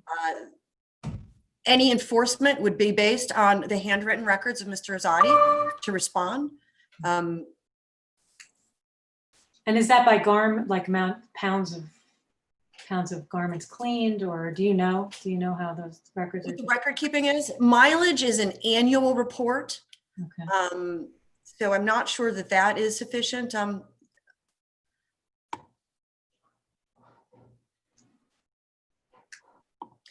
Bring on Mr. Vonderal to discuss what records are kept. We don't have to do that. We can put in if we decide to grant a variance, we can craft what we would need in terms of record keeping. Well, it's daily poundage. Rule 1421 does require daily poundage. Okay, thank you. Okay. Okay, so board members, well, let's all talk about what we'd be willing to do or not. So my quick calculations of based on 30-pound loads, 2 loads a day, times 15 days is 900 pounds, which is more than we've been giving to any other. I suggest we change it to 27 cycles total. 800 pounds, I think, is what we've been using as a 27 standard. cycles. Yeah. Okay, and then we'll put a record keeping that has to be made available upon request. Right. Senator, yes. That beeping, is that the method of communicating or sending a message? Sounds like it to me. I was just wondering. I'm sorry, can you say that again? I keep hearing this beep, beep, this noise. Oh, it's Method somebody's computer. Must be, not mine. Okay. All right, board members, let's see where we all stand. Like I said, I was having a hard time with beyond reasonable control. However, I did find some evidence that pointed towards efforts. Dr. Bernstein, you said it, that a lot of small businesses were waiting till the second half of the year to do this. That seems to be very common for the small businesses to be doing. Again, that puts you in jeopardy if you do that. However, he did testify as to efforts that were made during this past year, looking for a used machine, those kinds of efforts. And we've now, during this discussion and during this hearing, come up with a path to compliance, which would allow him to be in compliance within 15 days. And I think, given that, I would be able to make the finding of curtailment, because while it was a little bit late in the game, he's considering curtailment, and that's what would limit the scope of the variance with a condition. If we were to craft, as Mr. Balagopalan said, 27 cycles, and put in a record-keeping requirement that's already in the rule, however, to make it available to district staff upon request. So district staff doesn't have to wait till the annual report. I think we could probably make the finding of reducing emissions to the greatest extent feasible. And I think we need to add that each cycle is not more than 30 pounds. Okay, I'm not sure the capacity of his machine is 50 pounds or, but that's correct. We did hear 50 pounds, but 50 pounds. So, and that's a total over the variance of 800 pounds. Is that 800 pounds? Yes. And I think that's consistent with what we have done to allow. And it's, would not be part of a motion, but just so that Mr. Azadi is clear, if we do grant a variance, excess emissions are part of that. Excess emission fees are imposed, but that's the case with every variance that we grant. And that's something that's dealt with separately. Any other thoughts before we consider a motion? Okay. All right, if we just give the chair a moment, unless someone has language they wish to present. There were some conditions that Ms. Manwaring wanted added. Yes. And I think one was reduce the perk, which I think we are addressing by the number of cycles and the load. Pay the bill. I think that's annual operating fee. So I'm not sure when he's planning to pay that should be paid anyway, even if it's operate one day during the next billing cycle. And then I think the other one was PO. I'm not sure, imperative. I think he's already applied for the permit to operate. But yeah, I know there were a number of things that I was thinking of for this variance, but I don't think are necessary. For example, Mr. Azadi had said that he would issue a purchase order a machine within the first week of January. However, that's his business. I think at this point. Once he changes everything around and sends it off to his other dry cleaners, he doesn't have to order a machine. The only thing he has to do is stop using perk. And so when this variance ends, January 15th, if that's the variance we go with, Mr. Azadi cannot use that perk machine. So there needs to be nothing else with regard to that. That's up to him to do, I think, at that point. However, you're right. There is that $557.42 in annual emission fee. It's annual emission fees, is that correct? yeah, annual emission fees, but has to be paid. I mean, I'm not sure whether we need to put a condition telling to pay what is already, he has to pay if it is due. One of the conditions of getting this variance is to pay that. And I would say we would put a date on it. I won't put January 1st on it because that's a holiday, but look at my calendar. I mean, I think we don't know if the bill it's due or overdue now, because I think I heard it November 4th date. So I think Ms. Memory had said it's not yet overdue, okay, but it's still outstanding. So I would put in a condition that would say petitioner shall pay all outstanding fees, including its annual emission fees, and put a date in there, or this variance is invalidated. Our usual fee language. So that's what I would do. The only thing I'm looking for is how to frame the other condition, and I think it would be petitioner shall limit its usage of its non-1421 compliant machine to no more than 27 cycles at 30 pounds per cycle. I would say no more than 800 pounds. Yeah. Comma, or 27 cycles of 30 pounds during the variance period. Yeah. And then I would say petitioner shall keep records, daily records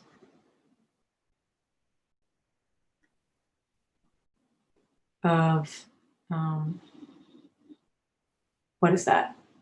Poundage, Mileage. mileage? And make available. And make those records available upon request. Okay. With that, I'm going to make a motion. In the matter of Desert Cleaners, Inc. doing business as Classic Cleaners, case number 6185-1, I move that we grant a limited variance that will begin January 1st, 2021, when petitioner becomes out of compliance with 1421, and will go through January 15th, 2021. It is for the facility at 77682 Country Club Drive, Suite F in Palm Desert. It is from Rule 1421, and it is for the dry cleaning machine type T403, application and permit number 129711. I think that's the ID number, but that's okay. Permit number F938445, I believe. Thank you. Yes, F938445. I further move that we adopt the following conditions. First condition, condition number 1, petitioner shall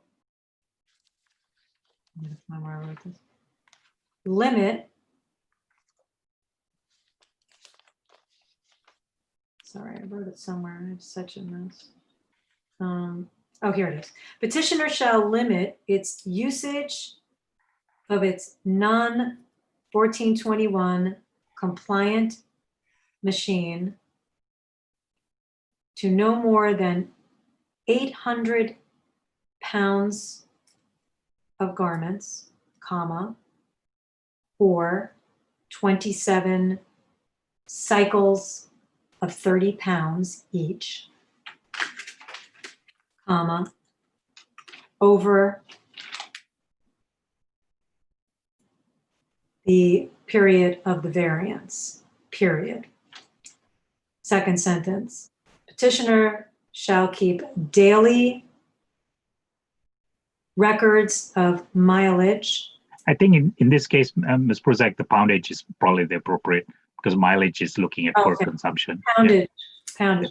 So petitioner shall keep daily records of poundage, say in accordance with Rule 1421, and make such records available upon request to the district. That's condition number 1. Condition number 2 will be petitioner shall pay all outstanding fees, including excess emission fees and its annual emission fees of $557.42 by January 15th, or the variance is invalidated.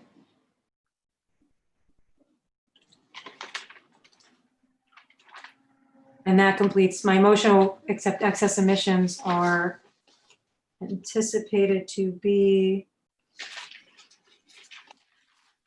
I think we should go with the 0.22 pounds per day. I think that 1.26 was based on the 10 gallons. So I think we had roughly 0.22 pounds per day. Roughly 0.22 pounds per day. Per day of perk. Of perk. And they'll be to be determined based on usage. I'll second that. Thank you. Is there any discussion on that motion? Okay. Yes, Senator. After 15 days, what happens? The variance protection ends, and Mr. Azadi will be in non-compliance and in violation of 1421 and can be enforced if he uses the perk machine. I hope he understands that. That's a good point, and I will explain everything once we have a vote.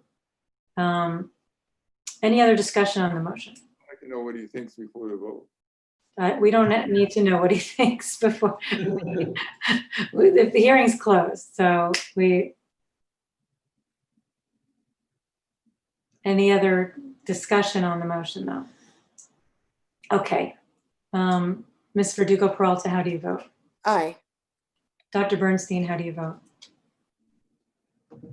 That's a yes. Senator Holden, how do you vote? No. Mr. Balagopalan, you vote? Yes. I vote yes. Motion passes 4-1. And just to be clear, and the explanation is that you are now under variance protection for the 15 days. And so from the 1st through the 15th, under limited conditions, which is the limitation of 800 garments or the 27 cycles of 30 pounds. So it's 800 pounds of garments, which roughly equates to about a gallon of perk. During that time, keeping records so that they are available to the district upon request. And it is also contingent upon the payment of fees, which is always the case. Excess emission fees, and by request of the district, the annual emission fees that you were billed, I believe, on November 4th. Madam Chair, since we voted, may I leave? Oh, yes. Well, will this still be the hour that you need, or the 45 minutes? It'll take me half an hour to get there. I don't expect it to last more than half an hour, 45 minutes at the most, but I have my laptop. So when you reconvene, I'll have either on the phone or on my laptop. I'll have that available. So if we reconvene at 1:30, would you still be able to, or no? I should be on the laptop and or the phone. 1:30? Okay. Okay. Anything else before? And for the second matter, I assume we will take that up at 1:30 when we reconvene. So we will all take that hour break. Anything else before we break for lunch? Senator, I'm sorry, did you say something? God bless America. Senator, you are why we are here. Thank you. Right, okay. Thank you, board. Okay, we're on break until 1:30. Oh, and please don't leave the meeting if you're going to be for the second matter. But you can leave. You can go and just mute your microphone and turn off but just don't leave because you might not be able to get back on. Okay, you're on break till 1:30. Madam Chair? Oh, Yes. hi. Before you take off for a second, I just want to, I never thought that we were going to be here all day on these two issues. And I have a wedding to attend that actually is an afternoon wedding. It doesn't be, I probably can, starts about 2:30, but it's very close to my house, so I could kind of fly over, but I'm hoping that we're going to rock and roll in this other case. I don't mean to cause an imposition, but I just never thought that we would be here all day on these two cases. I think we'll probably be in that situation where we'll be down to 4 members. I will hope that we can get it done in an hour. I do not expect that we will get it done in an hour, since the morning one took 3.5. I already told everybody I'd be late, so I'm anticipating we'll be late, but I just wanted to say hopefully we can expedite it so I don't have to be. And I'll remind everyone when we come back, but we do need to be very aware that for the next month, we are very solidly to Right. we have a lot of cases, and we can always hope that we'll get through, but we never can know that. And we just need to know in advance, just so that we can always bring on an alternate. I didn't realize the wedding wasn't at night until like my wife came in this morning and said, hey, by the way, the wedding is at X. I'm like, You're kidding me, right? It's not. But anyway, we'll do what we can, and I won't leave to make sure that we're able to resolve the issue. Well, we can have a hearing without you. We can be a quorum. I'll keep it very short. Yes. You can substitute the previous question. That means substitute what happened before for the one that's coming up. Substitute. It's confusing to you. Substitute the previous question simply means that what has transpired can be used for the, I know that I'm just throwing We it out. can't, because unfortunately we have a whole new petitioner. I understand that. Okay. All right, well, see you all after lunch.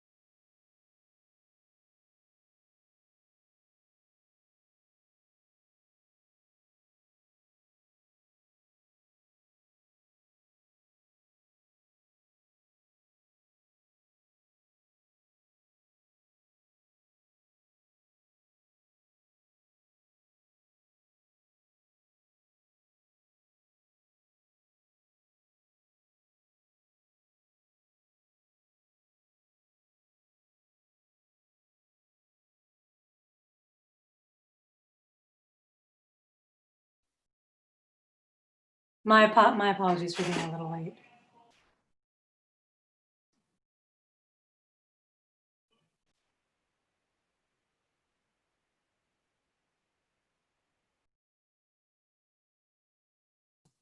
Julie, you're mute. I know. Okay, are we all, no, we're not all back. Let's, we have the parties and just Senator Holton for us to begin. I was outside protesting. I'm assuming you're kidding. Okay. All right, we are back on the record and we're going to take up our second matter of the day, which is Arada Sokolvis. I'm probably going to say this wrong. I apologize. Sparkle Cleaners, case number 6187-1. And who is representing the petitioner today? My name is Akadet Pranbunpu. I'm her husband, and just call me Joe. Can you, thank you. You're the husband of the owner? Yes, Okay. And are you here representing her today? yes. My wife operating the store, and she, I'm communicate better than she is, so that's why I'm here. Okay. And can you, for the record, spell your first and last name? Yeah, AKADEJ. Last name is PRANBOONPLUK. Okay. And how would I pronounce that? Pranbunpu, yes. Pranbunpluk. Okay. Thank you very much. And who is representing the executive officer today? Good afternoon, Josephine Lee for the executive officer. Thank you. Okay, Mr. Pranbunpluk, I know that you were present when we explained how the hearing will go today, the rule, and what the standard is for the rule, for our findings today, and how the hearing is going to go. I apologize. But did you get sworn in today? Yes. Oh, no, not yet. Okay, so at this time, if you don't mind, could you raise your right hand to be sworn in? Okay, do you promise to tell the truth, the whole truth, nothing but the truth, so help you God, under penalty of perjury? Yes, ma'am. Okay, thank you very much. Okay, so what I'll begin with is if you want to give a short opening statement, which we could also take as testimony, of your position for Sparkle Cleaners, what you are asking for today, and any other background you want us to know. Sure. So Ms. Bruce, I'm sorry. Oh. Yes. Do you want to let Cynthia get situated? I think she's been walking and trying to get situated. We can do that. Excuse me. But Cynthia had said that she might not be where she needs to be, but she's going to be listening, but muted. Oh, okay. Okay. Cynthia, are you listening? If you just let us know. Cynthia, are you able to hear us? Just go like this. Yes, I can hear you. Wonderful. Thank you very much. Okay. Okay, sorry about that, Mr. Pranbunpu. All right. So I was in the shipping business before. I purchased a Sparkle Cleaner in 2015 without knowing that the dry clean machine has to be replaced from PERC to hydro or green earth. I start to realize that it need to be replaced about a year and a half after I purchased the store. Of course, I spent a lot of money for the store, and it's about 2 years that we start to make a little money, because first 2 years we lose money because we knew the machine, a lot of machine broken down. We don't know how to fix it. We have to get a repairman, and every time costs money, and business not up to the par. And start the 3rd year we turn around, make a little money, but I was sick. I have a tumor, and my mom was sick. So my mom have a dialysis. So I went back to my country for almost 5 or 6 months to remove the tumor. And after that, I couldn't walk. After I walk, I tried to get a health condition to give my kidney to my mom. So I didn't come back to the country 6 months after. Anyway, business is start picking up. We make a little money here and there. And here come pandemic. I know that everybody heard, but I heard even more because of the medical that I spent and all the expense that we have, and the rent is going up. So now we're in big trouble. But anyway, to make it short, last few months, I've been working all day. We used to have 1.5 employees. Now we down to half, and not even every day. The employee come only 3 or 4 hours, 2 days a week. The rest of the day after I close the store, I go drive Uber just to save some money, because I know we don't make money, but we need to replace the machine. So what happened was we used to operate from 8 to 6:30, 7, but now we open 10 to 4. And some Saturday, only half day. The machine used to run 1 or 2 load, actually 1 load, and every 2 load for Wednesday or Friday, and that's it. But now we down to only 2 load or 3 load a week. So we don't have business. We down to 75 to 80%. And majority of the load that down because I've been laundry. I heard the testimonial this morning. Of course, he has a business that has to be run in the same day. That's I understand we all need to do. But I started 5 years ago with don't know anything about business, but now I know. Most of the uniform that need the same day, we can go to the laundry. Just don't spin it, put in a dryer, press it. But if the customer really need the same day, if I can do it, I'll do it. If it's not, I have to refuse, because we cannot do, because the machine is run, we don't operate every day, and next day we don't. And sometimes customer understand, because I tell them it's a pandemic, it's a close. If you don't really need it, I need more time. And mostly customer understand. Well, I understand that the next day service is bread and butter. So I know, and most of the stuff that I do now is almost 99% owner operated. I do everything my own. I repair. I don't call anyone to repair anything. I fix everything my own. So the clothes, I look at label, and even though the tag say dry clean only, I see it's polyester, it's wash, doesn't matter. Wash, no spin, hang it, never damage. Except if they have lining, it need to be dry clean. So I try to cut down everything I could. I bought the machine, of course, at the end of last minute. I sent to the email last night. I saved up about $5,000 and a little bit money in the bank. I purchased it. It's been delivered. It need to be cleaned, repaired a little bit, and condition, of course, is used. I have no fund to buy a new one. The reason I need a variance today is my business did not get a PP loan. We don't get a SBA loan. We're trying to get the loan from the bank, but the bank don't loan on the soft cost. Soft cost is mean you don't have anything that real thing in the store. They don't loan.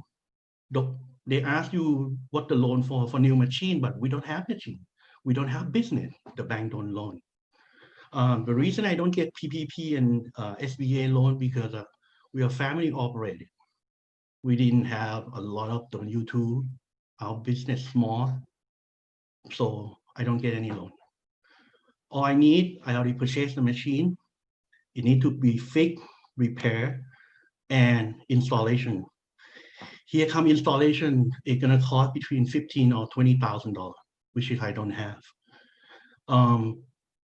But good news last night, the government gonna give us some money.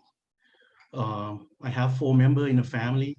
At least maybe I get 5,000 by the January. I do income tax, of course, business loss, and I have a couple children. I can get a tax return another 3,000 or 4,000, and I have saved up some $1,000. I'll be able to put the old machine in my shop. Just need a time. That's all. That's all. I want to make it short. Thank you very much. And we'll come back to you if you have more Sure. that you want to add and to answer questions as well. I'm going to turn to Ms. Lee for the district to give an opening. Thank you. Good afternoon, Julie, Chair. I just want to let you know, Julie, that if I go off video, I'm still here and I can still hear you. Thank you. And we will likely lose our 5th member at 2:30 if we're not finished. So just so everyone knows that in advance. Ms. Lee, I'm sorry. I'll be listening the whole time. Thank you. Thank you. I'm sorry, Ms. Lee. No problem. And good afternoon, Chair Prusak and members of the board. And good afternoon, Mr. Prembumpluk. I'll try to say that, but if I refer to you as Joe, as you referenced before, I'll do that as well. From Sure. Spark Cleaners, we appreciate you coming before the board today, and especially I just want to say that, you know, recognize the challenges that your business has faced and that your family has faced. So thank you for making time to come before the board today. Before the board is a petition for regular variance seeking relief from Rule 1421, which the board is well familiar with at this point. The rule was amended in 2002 to prohibit the use of a PERC dry cleaning machine after December 31st, 2020. As of today's hearing, that deadline will expire tomorrow. As stated, the district is reviewing these petitions on a case-by-case basis. And when we reviewed the original petition submitted by Sparkle Cleaners, we were prepared to oppose as the petition did not outline a path to compliance. However, District Counsel Karen Manwaring spoke with petitioner yesterday, and based on that conversation, we, as we heard also from the opening, there is new information, including that the petitioner has purchased a new machine and that it's already been delivered.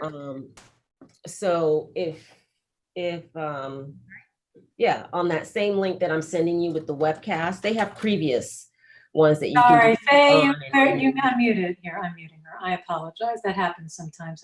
I don't know why. Okay, I'm sorry. No problem.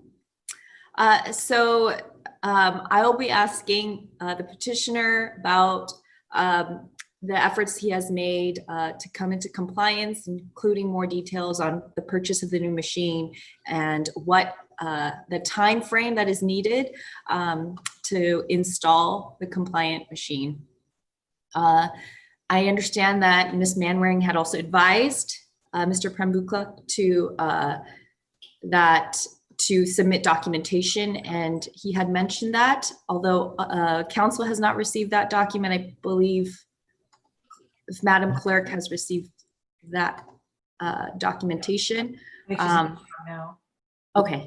Let me go check. I don't have it right now, but let me check to see if maybe it came in while we were on the break or something. Okay. Thank you. In all, it appears that additional information will be needed and to be clarified before the board, so the district remains unopposed, subject to the evidence and testimony provided today. I just want to repeat again that we do not intend to affirmatively call any witnesses, But as in prior hearings, we have available staff from engineering, Emily Chow, who's familiar with the PERC machine permit at this facility and can testify to the toxic characterization using a tier 3 assessment. And she can testify to the increase in cancer risk should the board decide to grant a variance. And that would be based on an estimate of 10 gallons a year. We also have available Mr. Mark Bondro, who can testify to the district's 2019 enforcement efforts and provide direct and also testify to the compliance history of this facility.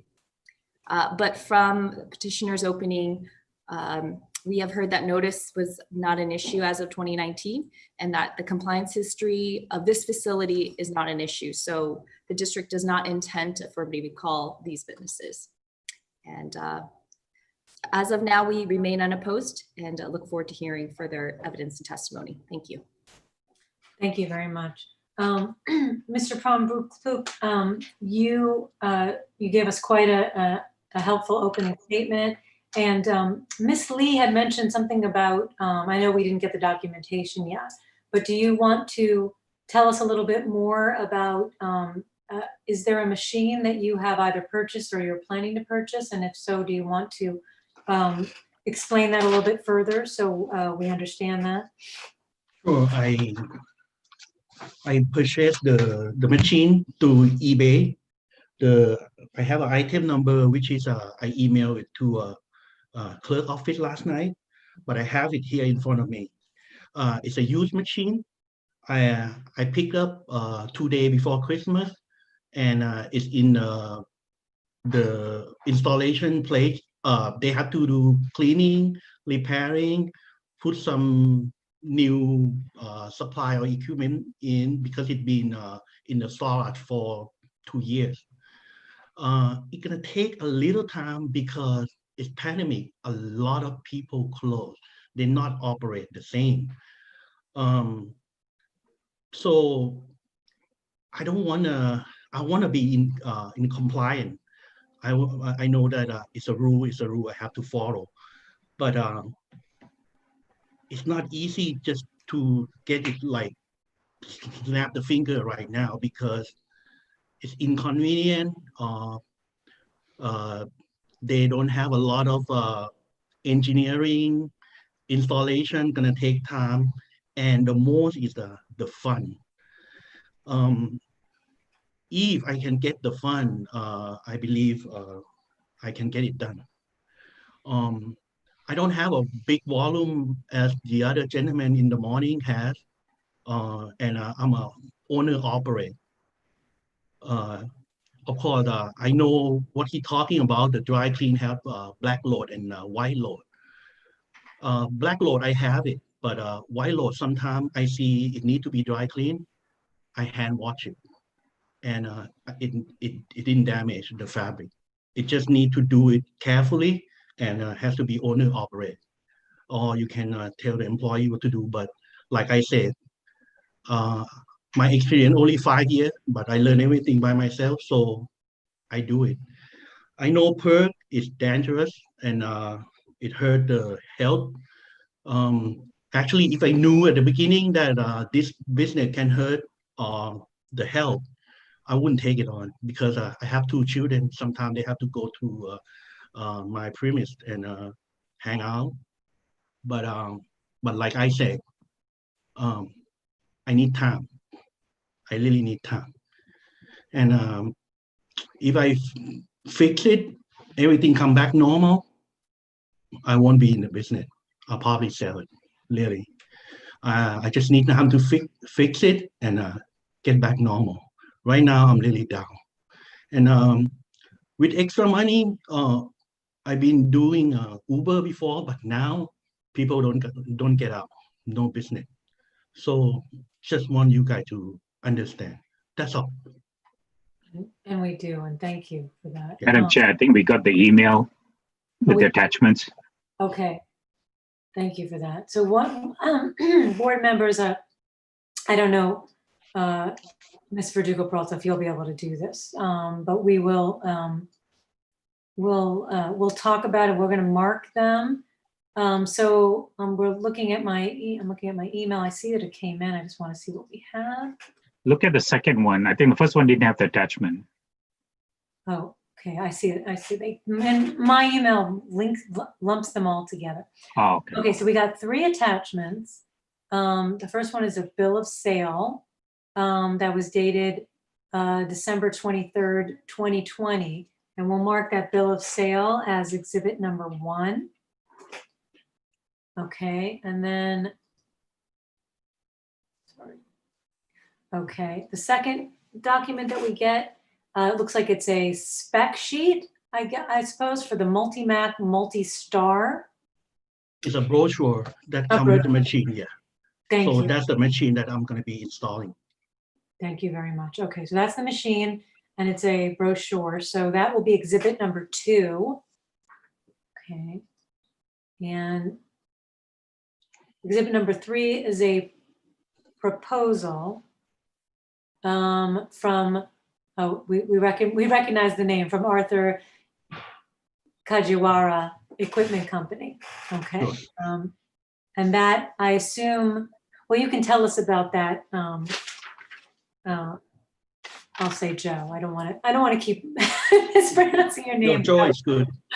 Joe, if you want to tell us about each of these things, but I'm going to mark those 1, 2, and 3. Thank you, Mr. Balagopalan, for letting us know that came in. Okay, so Ed, if you want to introduce those. so actually, right after I came back from the surgery, I want to buy a new machine. I use Fabimedic, and I want to buy a new machine from Italy, but it costs so much money, and there's so many people ordered, so they give me a backlog, and I wait, and I wait and wait, and here come pandemic. That's why I have a problem. And to be honest with you, I don't even want to be in the business right now because I just want to close. That's why I wait until last minute, because my store is in an area that people work, and now people don't work. If you in the really high-end or rich area, sometimes people still bring the dry clean, but my area is a working class people and they don't go to the office. That's why I was thinking about close, and my lease was end. I didn't renew it. It's month to month, but come to realize at the end that if I close, I probably have nothing left. So I rather put a little in so I can get some back. That's what I did. I just want to say for the record, I know what Ms. Verdugo Peralta is doing, and I want to just make it clear for the record that she is not on her phone, but she is pulling up the documents. So just, if you could just give me a thumbs up to let us know, you don't have to turn it on. Yes, just so that you know and the public knows, she is not ignoring what you are saying. She is simply pulling up the documents. I'm sorry to interrupt you, Joe. Please go ahead. Sure. So I bought a used machine, and before I bought it, I talked to Mr. Kajiwara. They probably the most respect installation people in the industry. But to be honest, I have a lot of people that can do it cheaper, but I have to go with them because they are nearby, about 5 miles from my store, and they're knowledgeable and they do everything right. That's why I have to go to them. I can get somebody can do it for half less, but it's gonna be a problem. Maybe not right, permit won't be wrong. That's why you see the quote, it's a lot of money. And some of them not is estimated, and it could be more. So it's a lot of money right now that I don't have. Understood.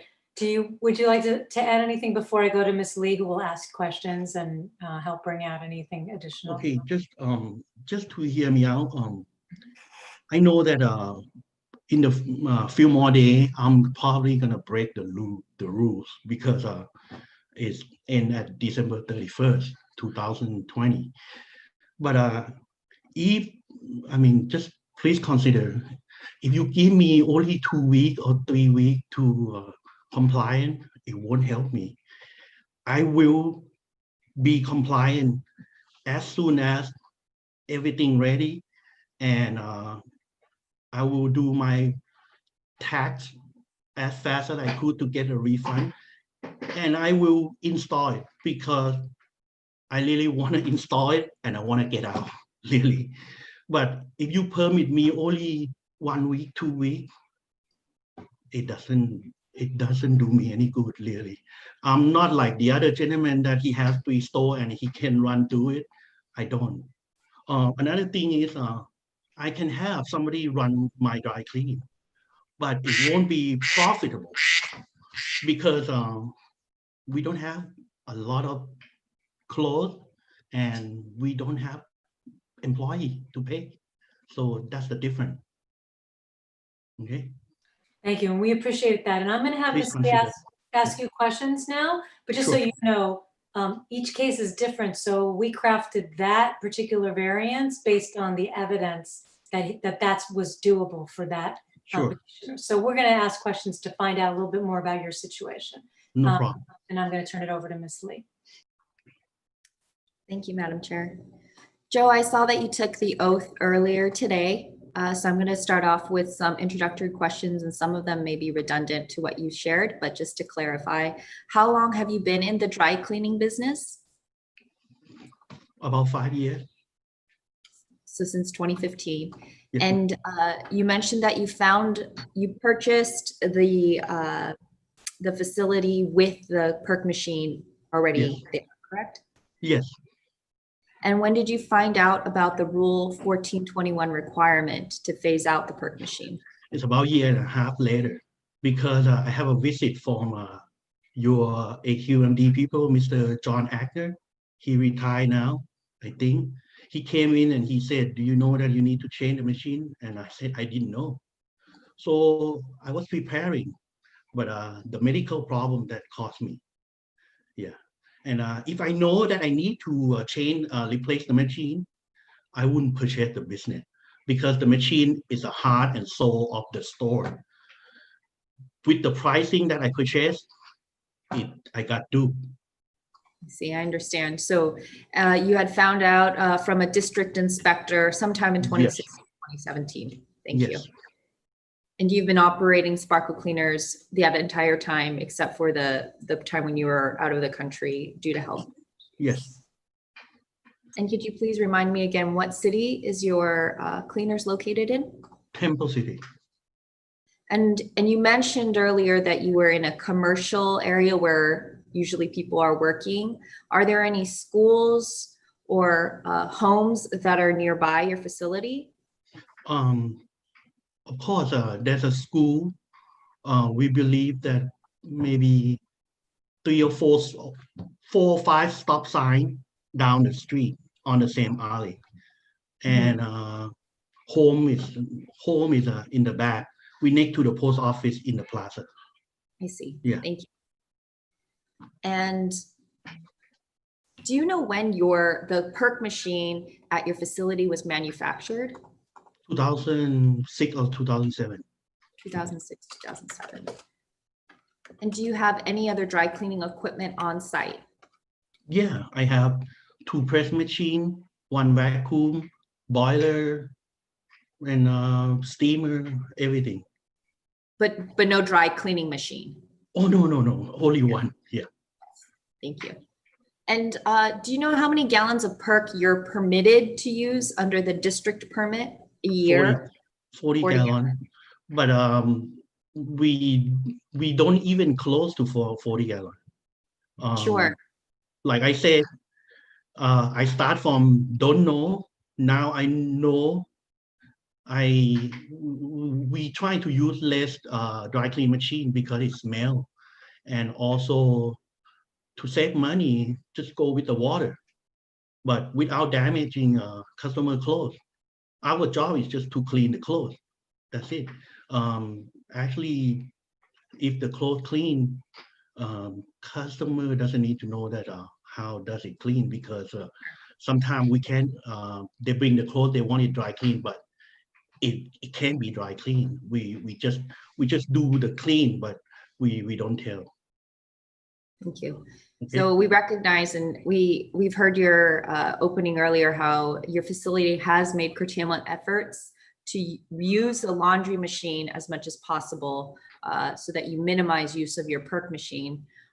Do you know, you had mentioned you run 2 to 3 loads a week of your perk machine. Is that correct?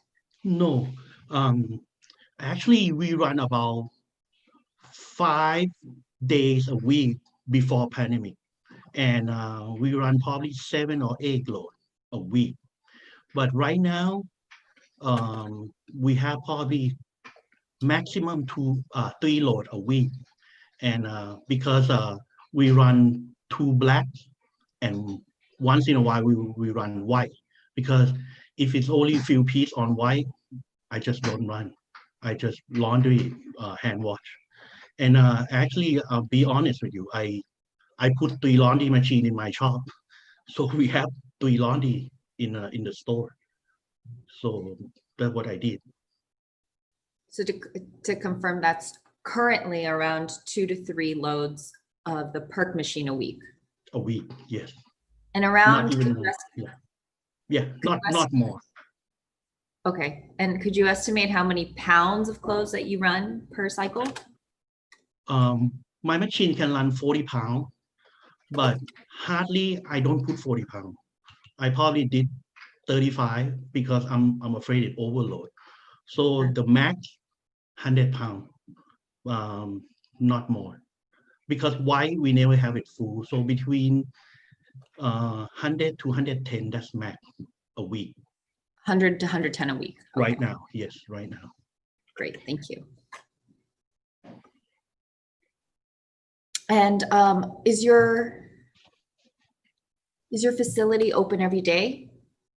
Now we open 6 days, but only 10 to 4, and Saturday sometimes 10 to 4, sometimes 10 to 1. I just close, no customer. See, so you're running on a reduced schedule, is that correct? Yeah, because I used to open 8 to 6, Monday to Saturday, but not anymore. Do you have an estimate of how many gallons of perk are remaining in your machine? Yeah, this morning actually I went. I have probably 16, maybe 30 gallons. And you had mentioned using the wet laundry machine as much as possible. Do you have a percentage estimate of how much percentage of your business currently you're using the perk versus the wet laundry machine? Okay, so my place, because of working class people in the area, they usually come in with the shirt. So we do more on the laundry. The dry clean mostly is suit or jacket, something that have a lining inside, or Levi's 501. If it's not, it doesn't require dry clean machine, or even if the tag says dry clean, I watch it. So I would say 40, 60, 40 on a dry clean, 60 on the laundry. Okay, thank you. All right, so I didn't get enough time, I would say, to look at the documents you sent, but thank you for sending them. I will, so for the bill of sale, looks like, and also supported by your. Missy, would you like to take a few minutes and look at them, and then we'll come back with your questions, and the board members will also take a few moments to look? Would that be all right, Madam Chair? Yes. I think that's probably a smart thing to do at this moment. How long do we think? 5 minutes would be enough? Let's take 5 minutes now for us all to review. We'll come back and Ms. Lee can ask any questions that remain, as well as questions on that. So sure. Off the record for 5 minutes.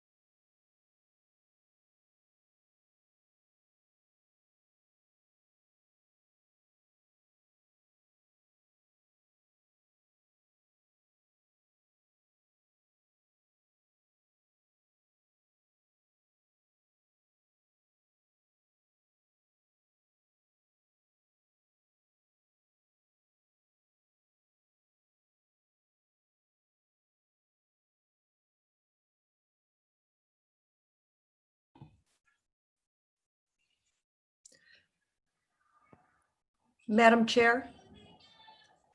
Madam Chair, it's Karen Manwaring speaking. I don't want to interrupt anyone, but if clerk could forward those documents to me also, well, Ms. Lee reviews them, I'd appreciate it if possible. Well, Teresa, are you there? Yes, I am. And I'll send that right now. Okay, and then let's take a few extra minutes for you to look at I that. just didn't want to interrupt Ms. Lee. Thank you.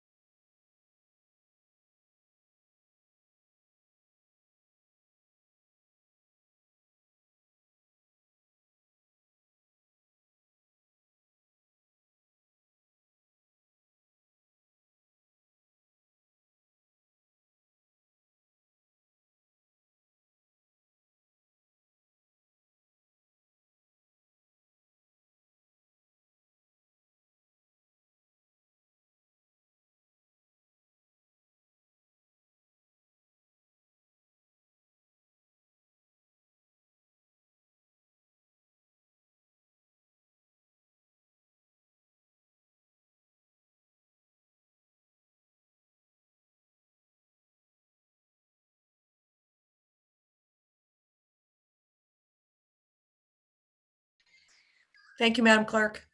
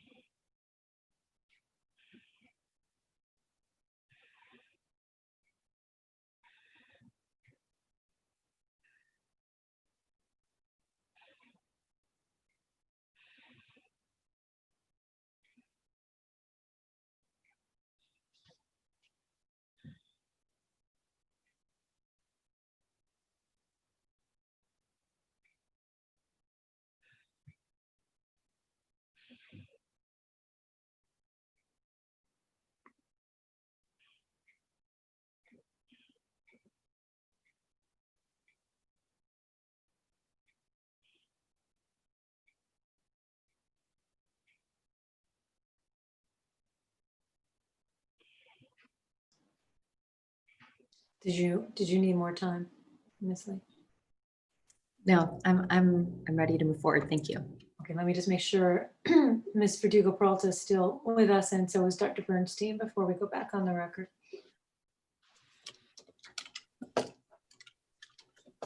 Excellent. And Ms. Verdugo Peralta, do you want to just let us know? I don't know if you're.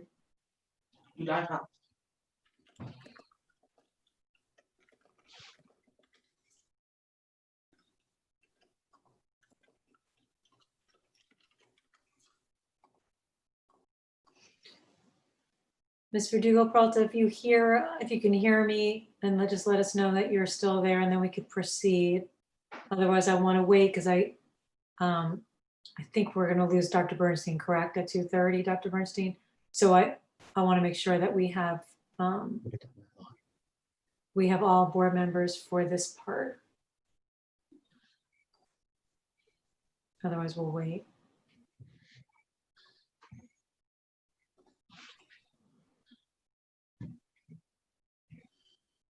If we don't hear from Ms. Verdugo Peralta, if Teresa, would you be able to just call her? I know I saw she had her cell phone for the documents, just to let her know that we're back.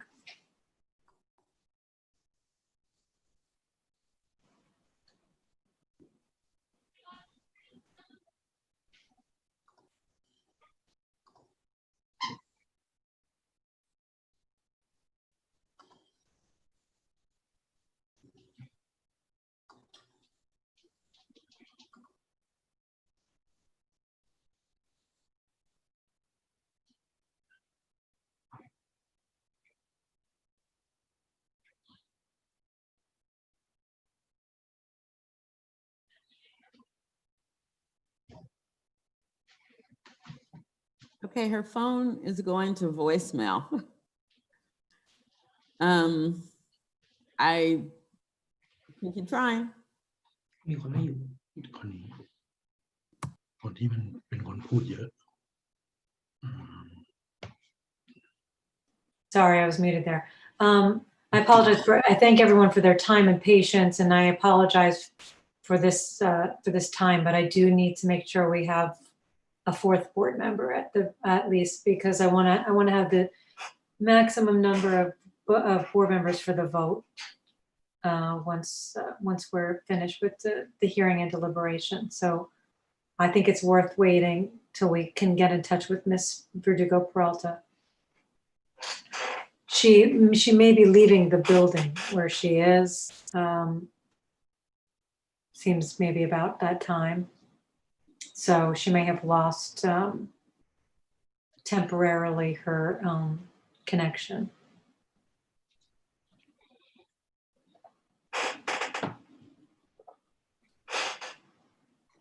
If I hear the motion, then I can consider it, but I have to hear the motion first.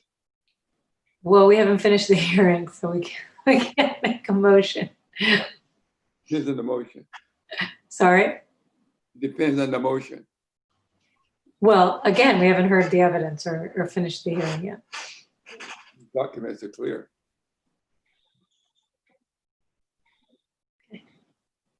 We're going to do our due process, which is afforded to every party who comes before us. Very good.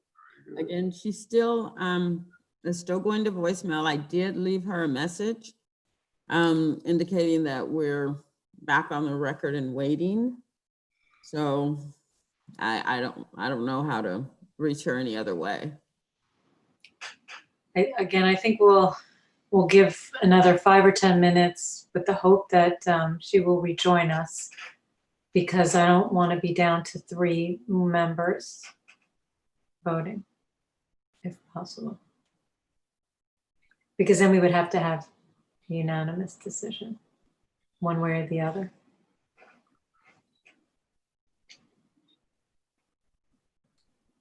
Is it the record show the majority present and voting would carry?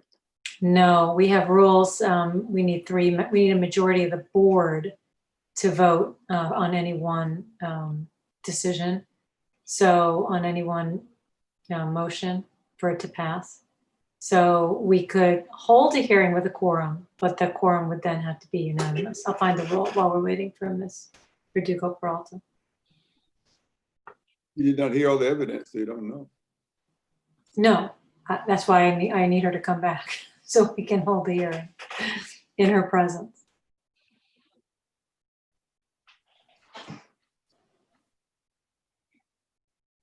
I'll give you a courtesy vote depending on what it is. I appreciate that, but I think it'd be better if we tie everything to the evidence. Be safer. Sorry? I said, you should be better. I said, it'll be safer.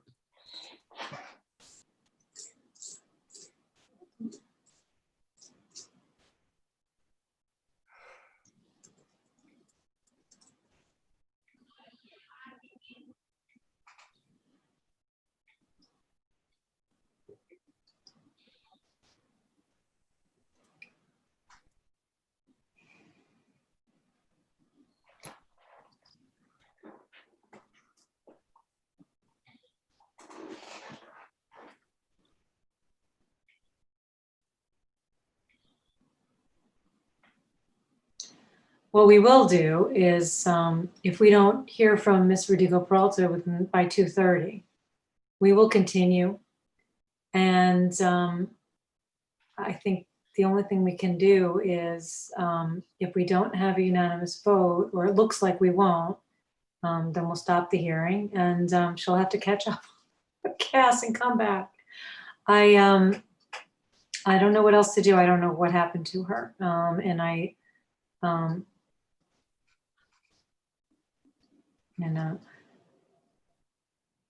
And again, we will need 3 members.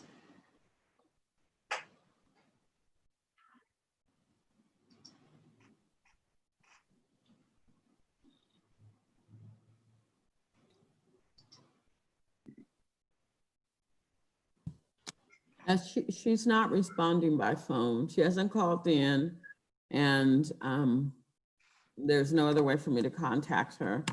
I tried her other lines, and of course they go to voicemail as well. Thank you for trying. Again, I can only say let's give it 10 more minutes. And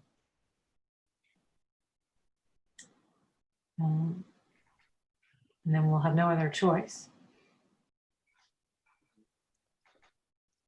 But I want to just find the rule.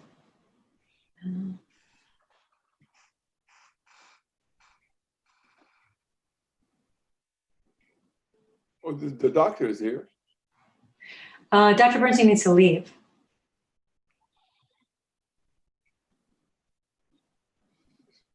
How much more time can he stay? I think he had to leave by 2:30. Is that correct, Dr. Bernstein? You're muted. Yeah, the ceremony's at 3. So push it to like 1:15. We're not going to be. That would be. We're not going to. That would cut it. I'm very sorry about this. You couldn't have known that this would happen. I just want to find this rule.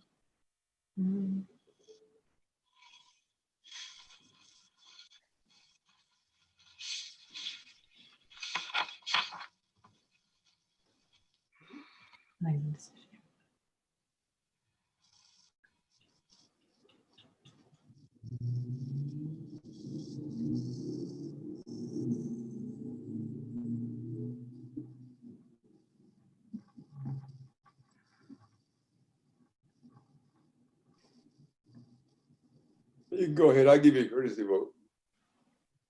I don't think you want to say that on the record. Thank you, though. On the record. Yeah, this is the rule, just so we all know. The rule is Rule 7B, which is the effective date of a decision. And the decision of the hearing board shall become effective upon the concurring vote of 3 or more of its members. So even though we have a quorum, we can hold the hearing, we still need 3 votes for any motion to carry and pass. So that's why we'll need to do this. But I'm gonna, again, let's just give it till 2:30. Let's go off the record. Everyone take a break till 2:30. Hopefully we'll have Ms. Verdugo-Peralta back. If we don't, we will proceed. But before the hearing board makes a motion and votes, we're going to see where the hearing board members are with the evidence and whether we're going to be in agreement unanimously. If we are, we'll proceed from there. If not, then I think we'll stop and allow Ms. Verdugo Peralta, if she's been present, to go back and view whatever she missed on the webcast. And then we'll all come back for deliberation and the voting. We have the bill of sale. Oh, she's back. The bill of sale. Oh, she's back. She's back. Wonderful. I don't know if Miss Lee left though, for because I said leave till 2:30. Oh, she's back. Okay. All right. There's a lot of unanswered questions, but let's plow ahead and get those He questions. disappeared, Julie. Oh my goodness. Okay. Oh, gosh. Hey.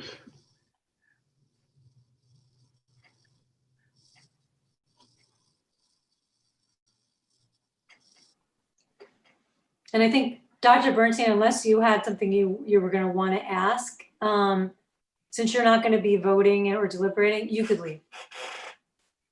All right. I just wanted to wish everybody a happy, healthy, safe, and prosperous new year. And it's an honor and privilege to serve with each and every one of you. Thank you. And you too. I'll see you next year. Next year. Next Yeah. year. Apologize for having to leave. I'm sorry. Take Yes, care, ma'am. everyone. Happy holidays, Dr. Bernstein. See you next year. Thank you. See you in spades next year. See you in 21. Thank you. Okay. All right. We're going to go back to the original plan since we have now lost. Now it looks as though perhaps she is having, oh wait, I see an attendee. Oh wait.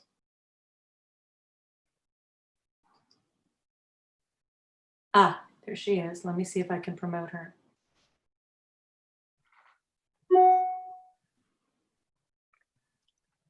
We're losing her. She must have very spotty connection wherever she is right now. Oh, there she is. Let's see if she can come on.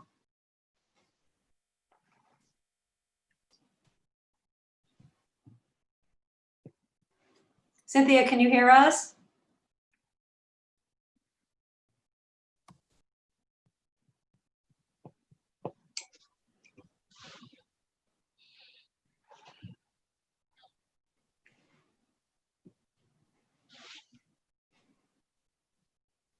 Madam Chair, Yes.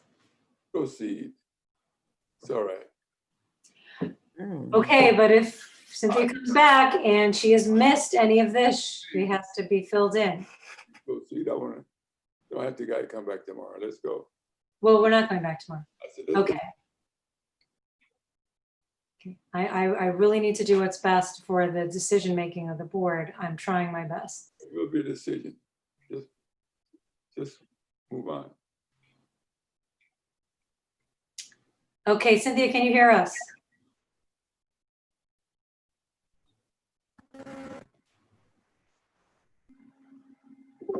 If we don't hear you, that's fine. If you can just indicate that you hear us.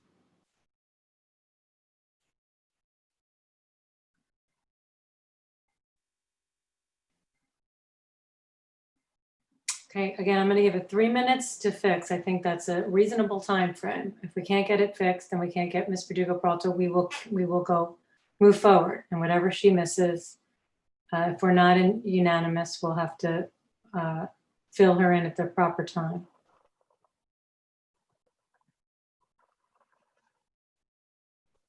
Okay.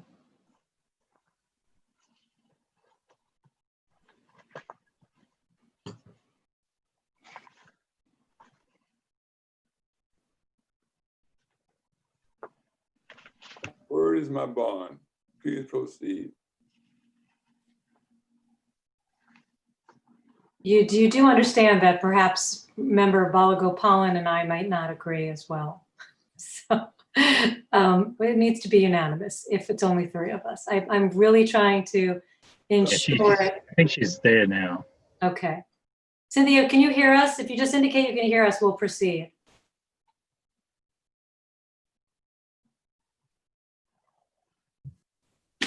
All right. You're muted, Cynthia.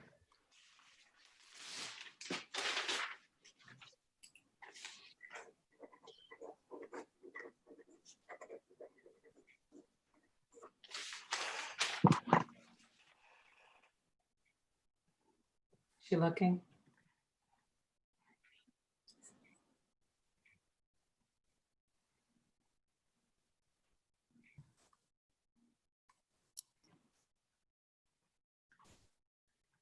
Can you hear us? Okay, my last ditch effort. Al, can you call her just real quick right now and see if she either can call in or we'll just have to proceed? I can hear you and see you. Oh, she can? That he is? Oh yeah, there. She's there now. Okay. All right, then we're I gonna, can hear you and see you. okay, we're having trouble hearing you, but that's okay, as long as you're taking in the evidence. Okay, we're gonna Yeah. proceed then, I and, can hear you. I've been hearing. okay, we're gonna proceed then. Ms. Lee,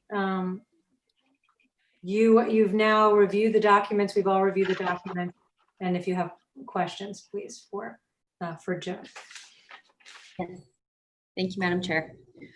So looking at the documents that you submitted, Joe, the first is bill of sale. It appears here that you purchased the multi-star hydrocarbon machine on December 20th, 2020 via eBay. Is that correct? Yes, And you confirmed that you picked up the machine on December 23rd. yes. And currently, where is the new machine, or the I guess the used hydrocarbon machine? It is at the Mr. Arthur Kajiwara facility. They unload the dirt and they close for until I believe January 5th. But they're the one who keep the machine. Okay, thank you. So the machine you purchased is not at your facility; it's at the Kujiwara's their warehouse. Yeah, it need to do a little bit touch up, a little bit repair, change the filter, cleaning, put some equipment in. That's it. And then the total purchase price of $8,500 for this used machine, was that paid in full? Yes. Okay, so there's no remaining financing on that machine. No. Thank you.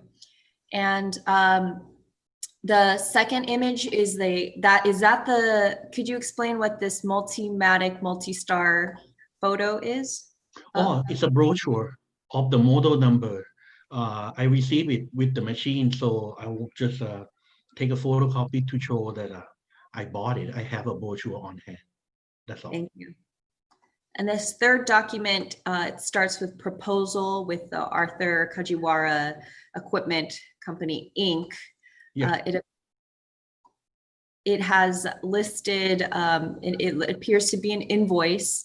And could you please explain for the board's understanding, the remove and replace installation for $7,500? What is that charge? What would that charge be for? Okay, so to repair and do reconditioning, they estimate first one is $4,000. The $7,500 is for installation. Because of the hydro, they need to do some piping. So the estimate is $7,500. The $600 is remove the glass door because the machine is huge. It won't fit my door. So that the cost. And delivery and rigging is a transportation and manpower to lift. And you see the water tower pump and replacement, I believe maybe not. I don't need to replace it.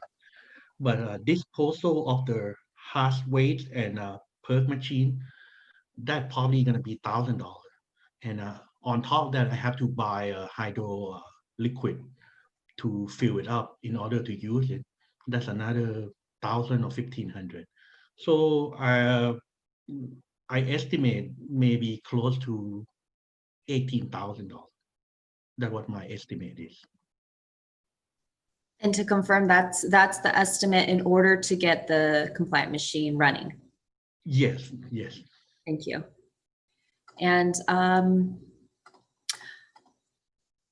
okay, Madam Chair, I believe the petitioner has laid sufficient foundation for these documents, and if he would like to have them admitted to evidence, the district would not object. Okay, and I assume you would like that, Joe. Yes. Okay, so exhibits 1, 2, and 3 are in evidence. Any other questions, Ms. Lee? Just a couple, thank you. Do you know if you're current on all of your permit fees with the district? I believe I do. I've been late, but I did. And I just received another one is for publication, another $700 or $800. But I have a question because maybe I don't get the granted. That's why I didn't pay. And the deal was on January 18th of next year. That's why I didn't pay. Thank you. And the district staff has confirmed that your facility is current on the permits. And one additional question, you had mentioned that you purchased this business with all the equipment included in 2015. Could you confirm again who is the owner of the facility? There was two owners. The first is Bharat Jasira, and the other gentleman is I forgot. I maybe Mr. Robert Lee, or I'm not so sure. It's stuck in my mouth, but if you tell the name, I would confirm it. I'm sorry, if I tell the name, or yeah, I don't remember, but I kind of it's in my, I forget the name. I see. Okay. We have our staff looking into the ownership, the permit for your facility, and I am getting information on that currently. So I apologize if I keep looking back and forth as I'm trying to get this information. But as of currently, we understand that there is no compliance, other noted compliance issues at this facility, and all permits are up to date. Is that a question, or is that a yes, yes. So no further questions at this time. Thank you. Thank you, Ms. Light. Board members, any questions? I do, Madam Chair. Mr. Balagopal.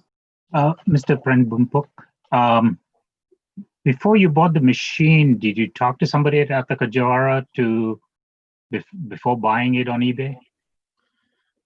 Actually, I didn't. I see it's a great deal. Actually, the machine I've been deposited about months before. To be honest, officially I paid for it last week, but I've been contacted the gentleman prior, maybe month before.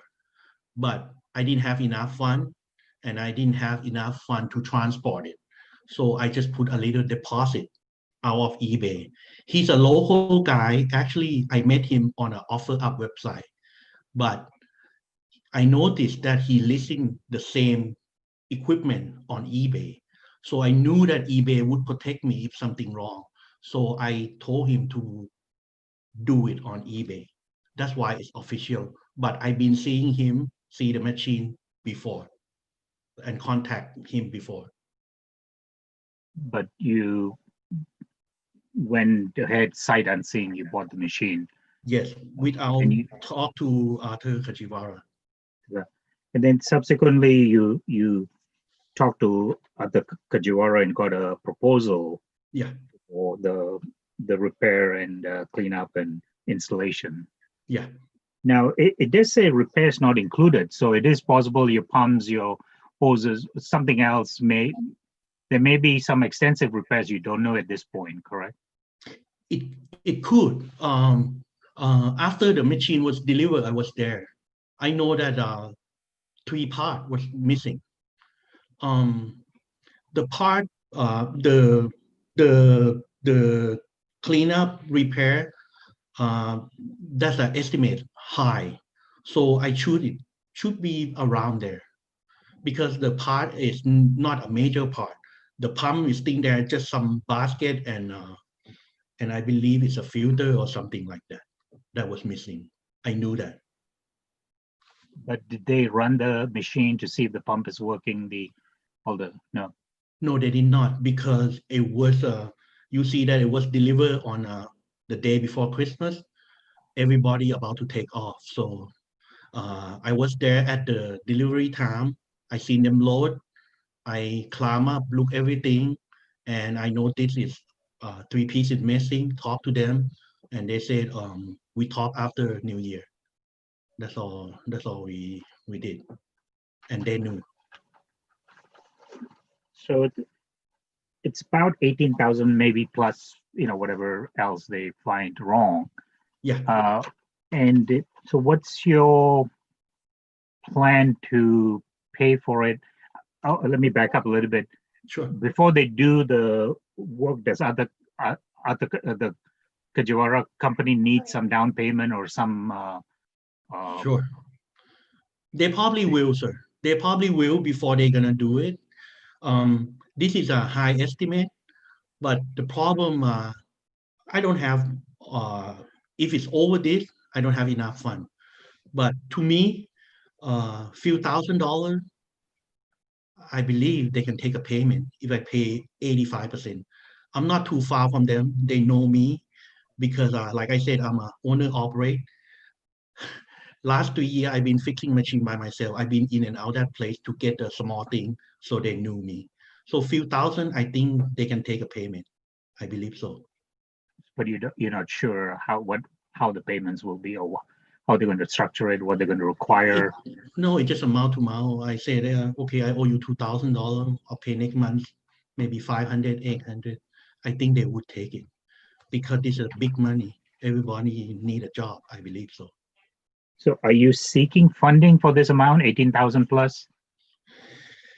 No, like I said, SBA will not loan, PPP won't loan. So it's my saving, my blood and my sweat. So it's gonna be my tax refund, my survivor check. That's all. It's gonna be in a little saving in my bank account. That's all. So realistically, I'm sorry to interrupt. Yeah. Sorry. So realistically speaking, tax refund and all you say, what kind of time frame are we looking at on a conservative side? 2 months, 3 months before? I really want to do it fast because I seen the fee and all the penalty. I don't want to pay because we have no business. So I would say maybe, even though if you grant me longer, I can finish it earlier, I would do it in a heartbeat. 2-3 months would be, if it's more, it's good, but I want to be in compliance, period. But to repair, to get the part, I don't know that what I'm gonna get into because a lot of these factory, they're slow. They don't have enough employee, but I will get the part. Because I already purchased it, I spend it. I need to be compliant. I know that it looked like it's a last minute, but it's really last minute because I don't have a fund. And I think you mentioned that 2 weeks, you don't want any variance that lasts for 2 weeks or a certain period of time. But are you willing to accept a limit of so many pounds of clothes clean? Like let's say, for instance, 800 pounds, no more than that. Oh, Mr. Mohan, if you look at my record with the AQMD, 5 years that I took over from the business, I purchased less than 15 or 20 gallons of PERC. I never buy anymore. The owner who fill it up, I don't buy them because I don't use them. In last 3 years, I don't use them that much because I know that it doesn't require dry clean. I laundry it. That's why I install 3 laundry in my facility. Can I just ask you to clarify? Did you say 15 to 20 gallons over the entire 5 years? For sure, 25, maybe 25, 30 gallons. You guys have record because the official been in and out last two years, so they have a record. I didn't purchase them because here last 3 years, when I clean the machine, I seen that some of the liquid in the steel tank it was a water. So you know what I did? I really did. I installed another pipe on top of the cooker. So I recycle them. So there's no a little waste, it go back to the machine. And nobody tell me that. I just taught myself, and it worked. It never damaged the clothes. And if you look at it, really, dry clean, it costs more. It costs me chemical. Why I'm spending if I go with the water? My job is to clean the clothes, don't damage the clothes, give it to the customer. They don't need to know that what I do. It's clean, no damage, 100% satisfactory. That's it. That's my job. So, Mr. Bunpuk, if the board were to grant you a variance and limit it to 1 gallon total, will you be able to live with that? No problem. I run only 3 load max during pandemic. And I believe in my heart, until the end of this year, we will never gonna get a business back. So I don't think I would ever gonna be able to have the same business. So I run maximum of 3 load per week. And the evidence is you guys have a record that I run 1 load or 2 and every 2 load on the other day. And everybody business is down. I down 80%. So I run only 2 or 3 loads. I don't have much business. So if you're running 3 loads a week, and so about, let's say about 300 pounds a week. No, sir. No, sir. My machine is only 40 pounds per load. And every load, I never put it full. So I would say 100 pounds. Okay, let's say it's 100 pounds per week. Yeah. So to get 800 pounds, you're looking about 8 weeks, basically. You know, the 1 gallon, the assumption is that you'll get about 800, you're limited to 800 pounds. So you're looking at 8 weeks. Is that something you can live with? To be honest with you, I take what I can, but if my machine not finished, I'm in big trouble because I spend the money, I want to install. If Arthur Kajiwara or Paul, they want to finish, they don't want my machine in his garage. They want to get in and get out, collect the money. So believe me, they want to fix it, install it, get it done. But by the time that I'm gonna have money, I would say maybe March, April, or I'm not so sure. But like I said, I'm gonna file my tax refund as fast as I could. I want to get it done, get it over with, and I don't need to worry about anything anymore. I just want to work, and that's it. So that condition, if it's crafted, limiting it to 800 pounds, it's not something you can live with? No, sir. Like I said, majority of my clothes is laundry. I don't do a lot of dry clean. I don't like the smell. And if I know it's harmful, I wouldn't be in the business. I want to get out, really. I run it rest because sometimes my kid went in and I don't even want them near my store. And like I said, I run it rest. I promise.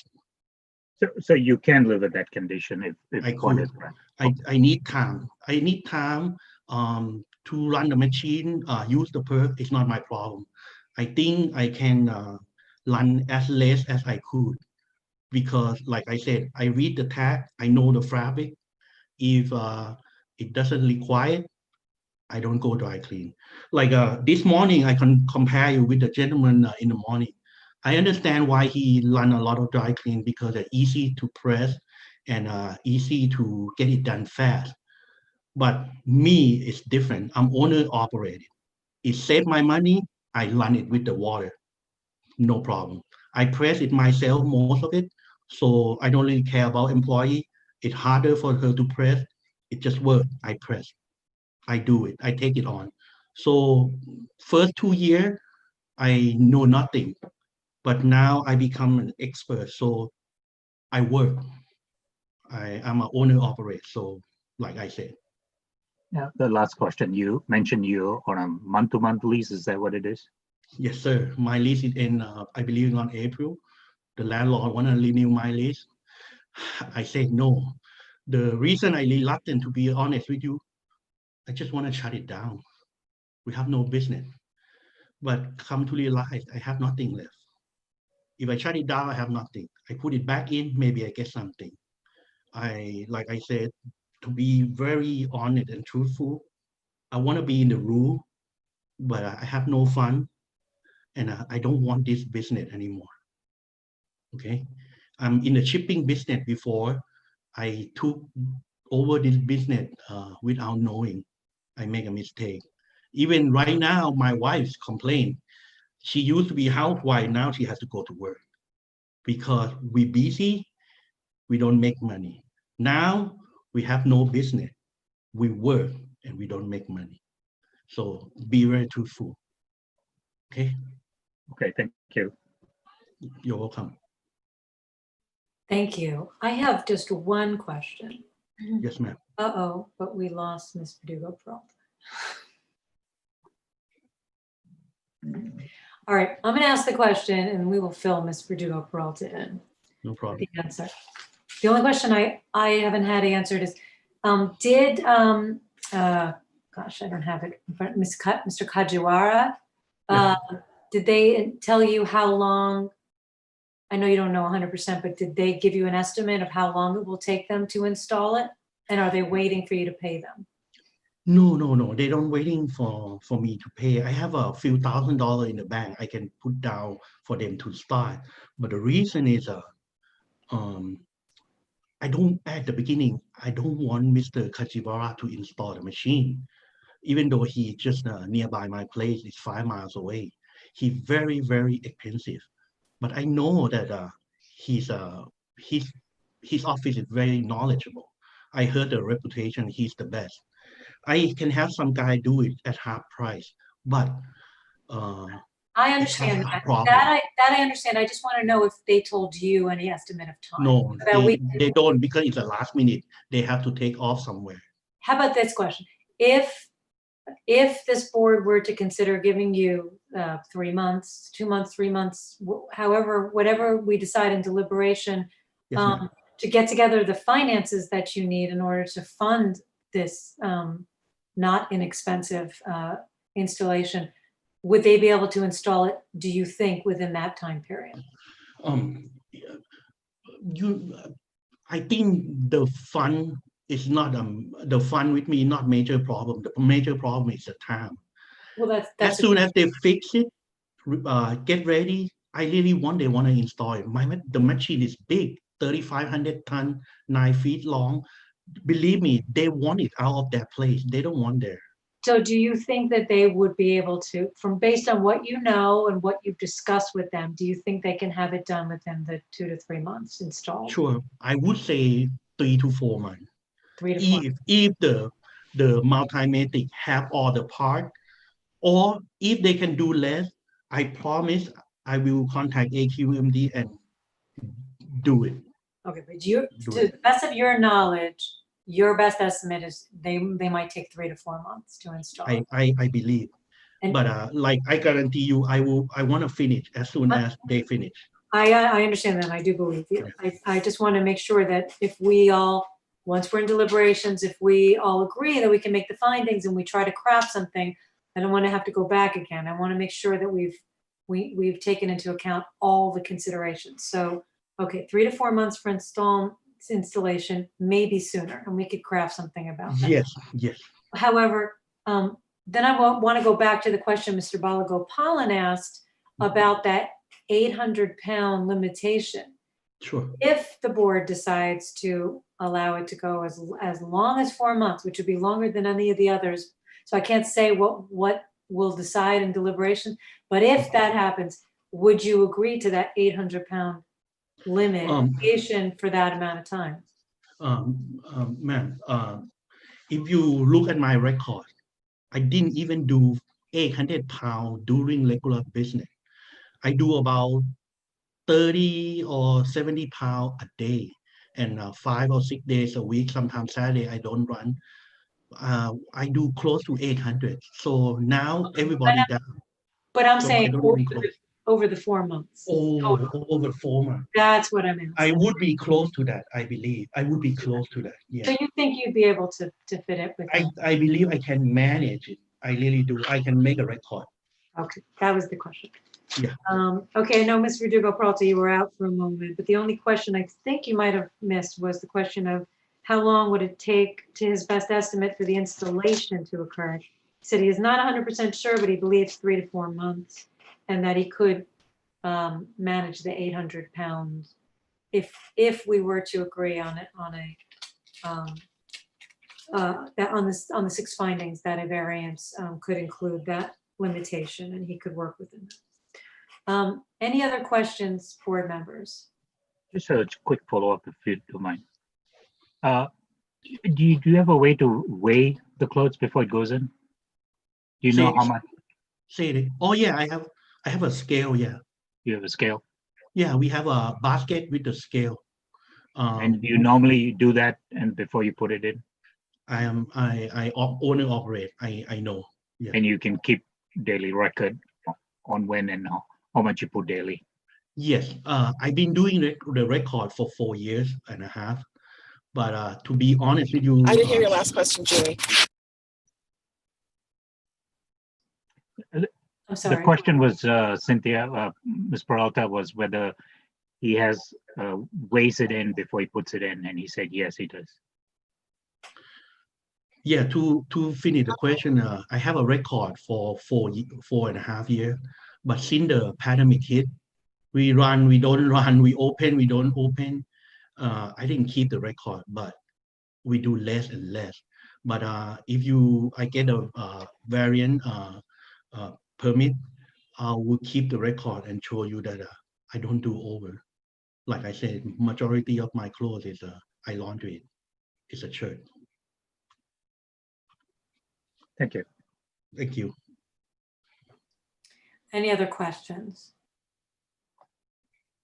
Okay. Thank you very much for your testimony.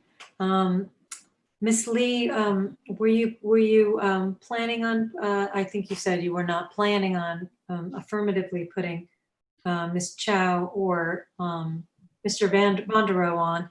And I won't ask, as long as the answer would be, is the risk assessment consistent and the access emissions consistent with what we've heard in other cases?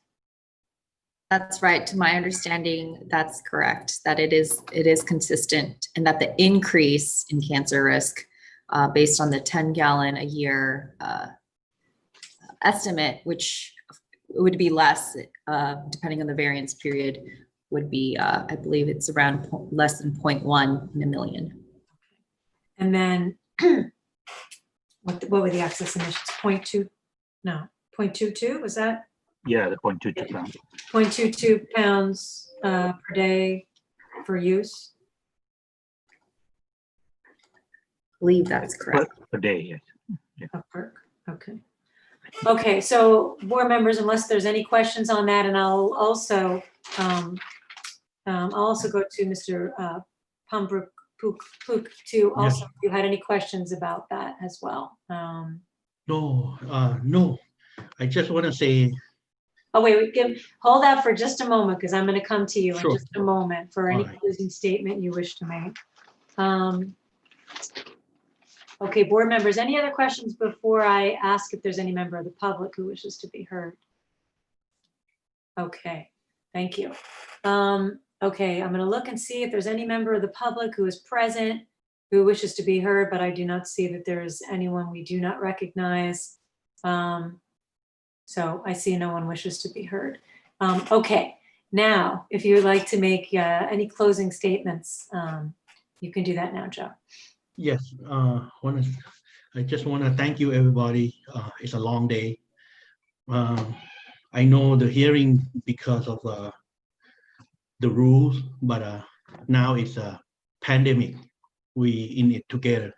I just need the time, need leniency from you guys officially. So that's all I ask for.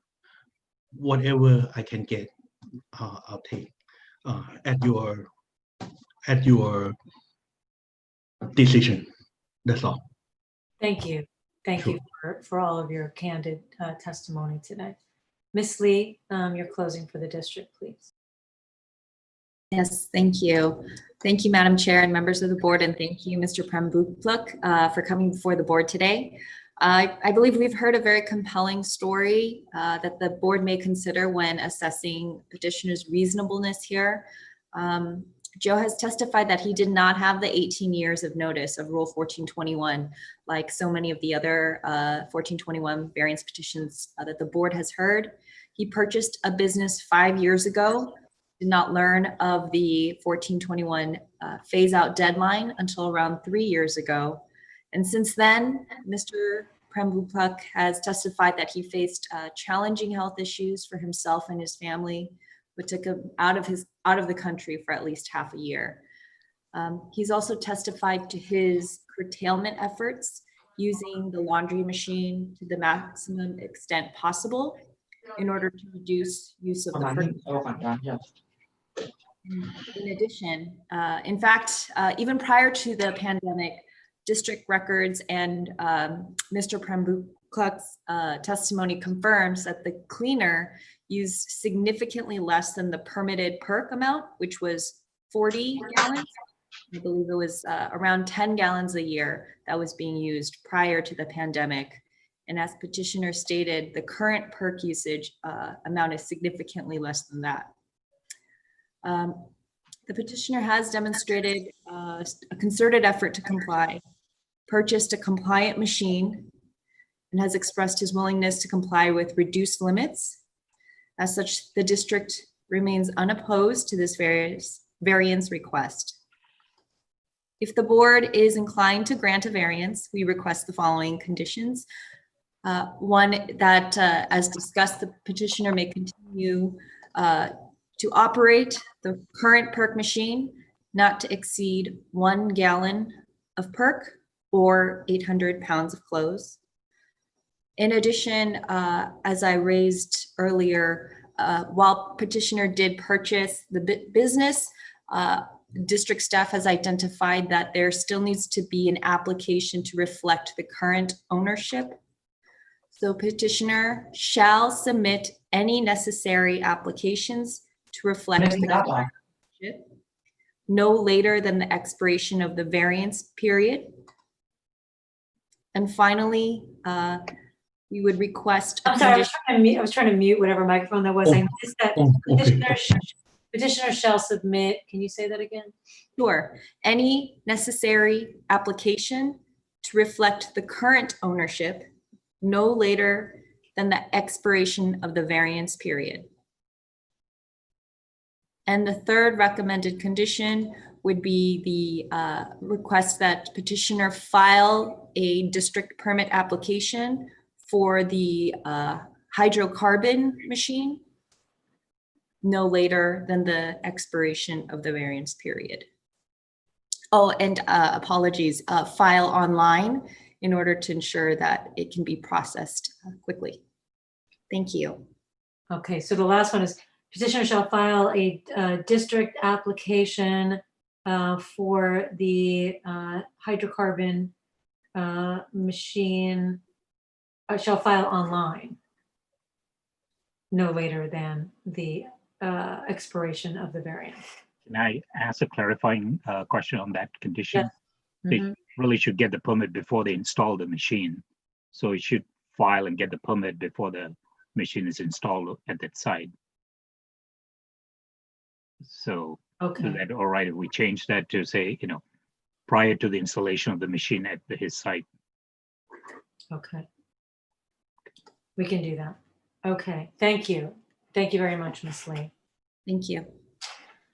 Board members, I'm just going to start just to sort of move this along quickly because we've kept everyone here very long, and we appreciate that, including the two members of district staff who have not testified but are faithfully here for every single hearing. We appreciate that. I think this matter is different than a lot of matters we've heard, and I think Ms. Lee summed it up extremely well in terms of this is not someone who had 18 years of notice. This is someone who had much less notice. And we look into that because this is definitely a small business. We also look into the financial and other capabilities to comply. And as Ms. Lee pointed out, and as I'm going to try it, so Mr.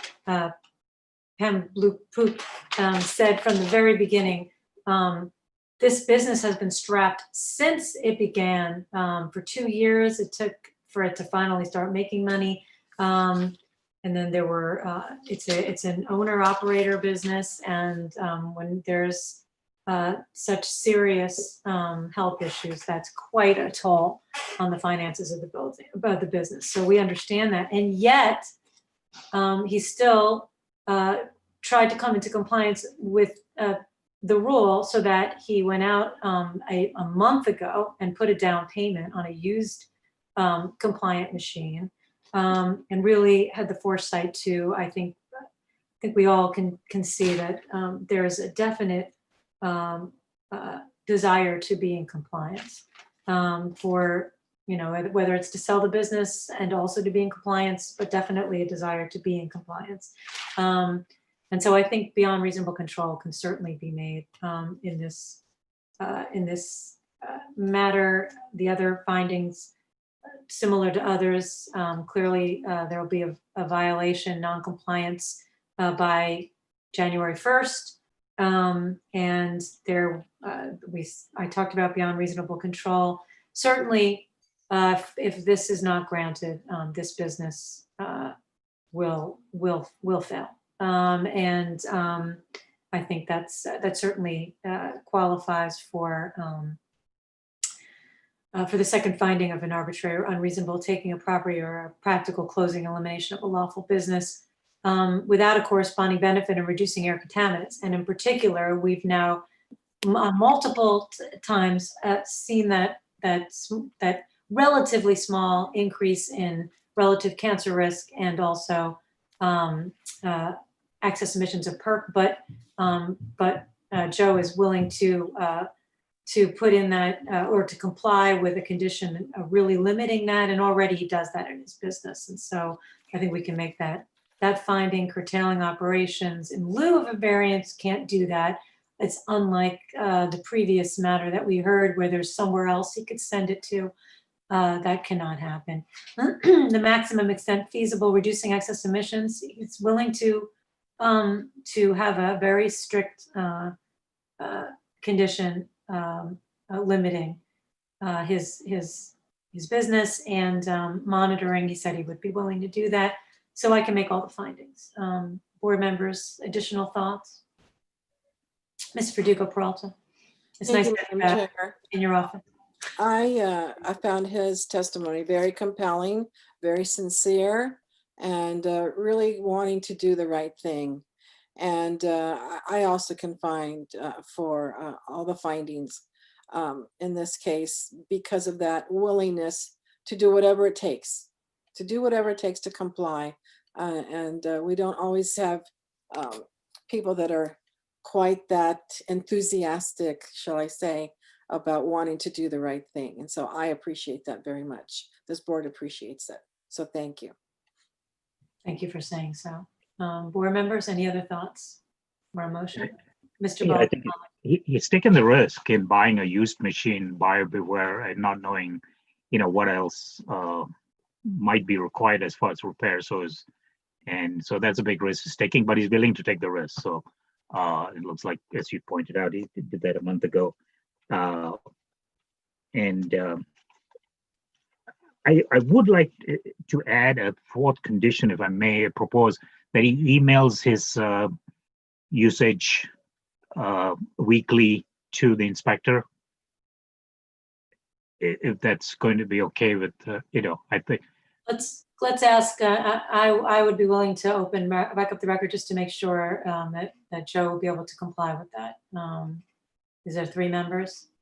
I assume Mr. Balagopalan, you said, okay, 3 members. Yeah. You heard the question, correct? Would that be something that you would be willing to comply with? Absolutely, it's easy. And thank you for commending me, but the risk I take for buying the machine is the risk that we go to supermarket every day. So it's the same risk. I know that I buy without knowing work or not, but it's just a risk. Thank I you. only get And we understand that, and Yeah. you don't have to add to that. Yeah. But are there any other questions on that condition? Then I'll close the record again. Okay.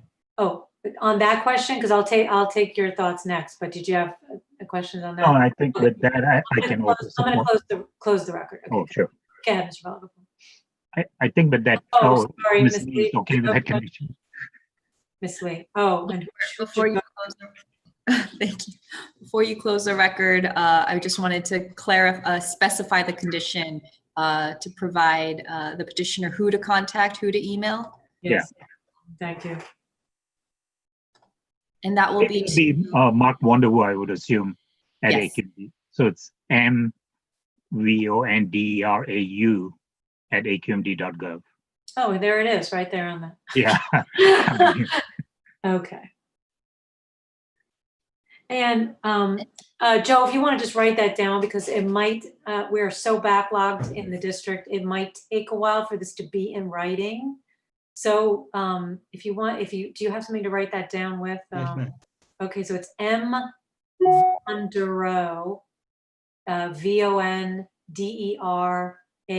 So it's MVONDERAU at AQMD.gov. Okay, so M_VON. No underscore, all one word. Oh, okay, I got it. Okay, MVONDERAU at AQMD.gov. And if you have any issues with that, because you didn't write it down right, you can always contact the clerk. Will do. Okay, sorry. And if I may, Madam Chair, to ensure further clarity, to include in that condition that it be an email every week, every Friday for the gallons used for the previous week. I'm sorry, let me, not the gallon, because he won't be able to Oh, measure I'm sorry. I'm sorry. The pounds. Pounds, yeah.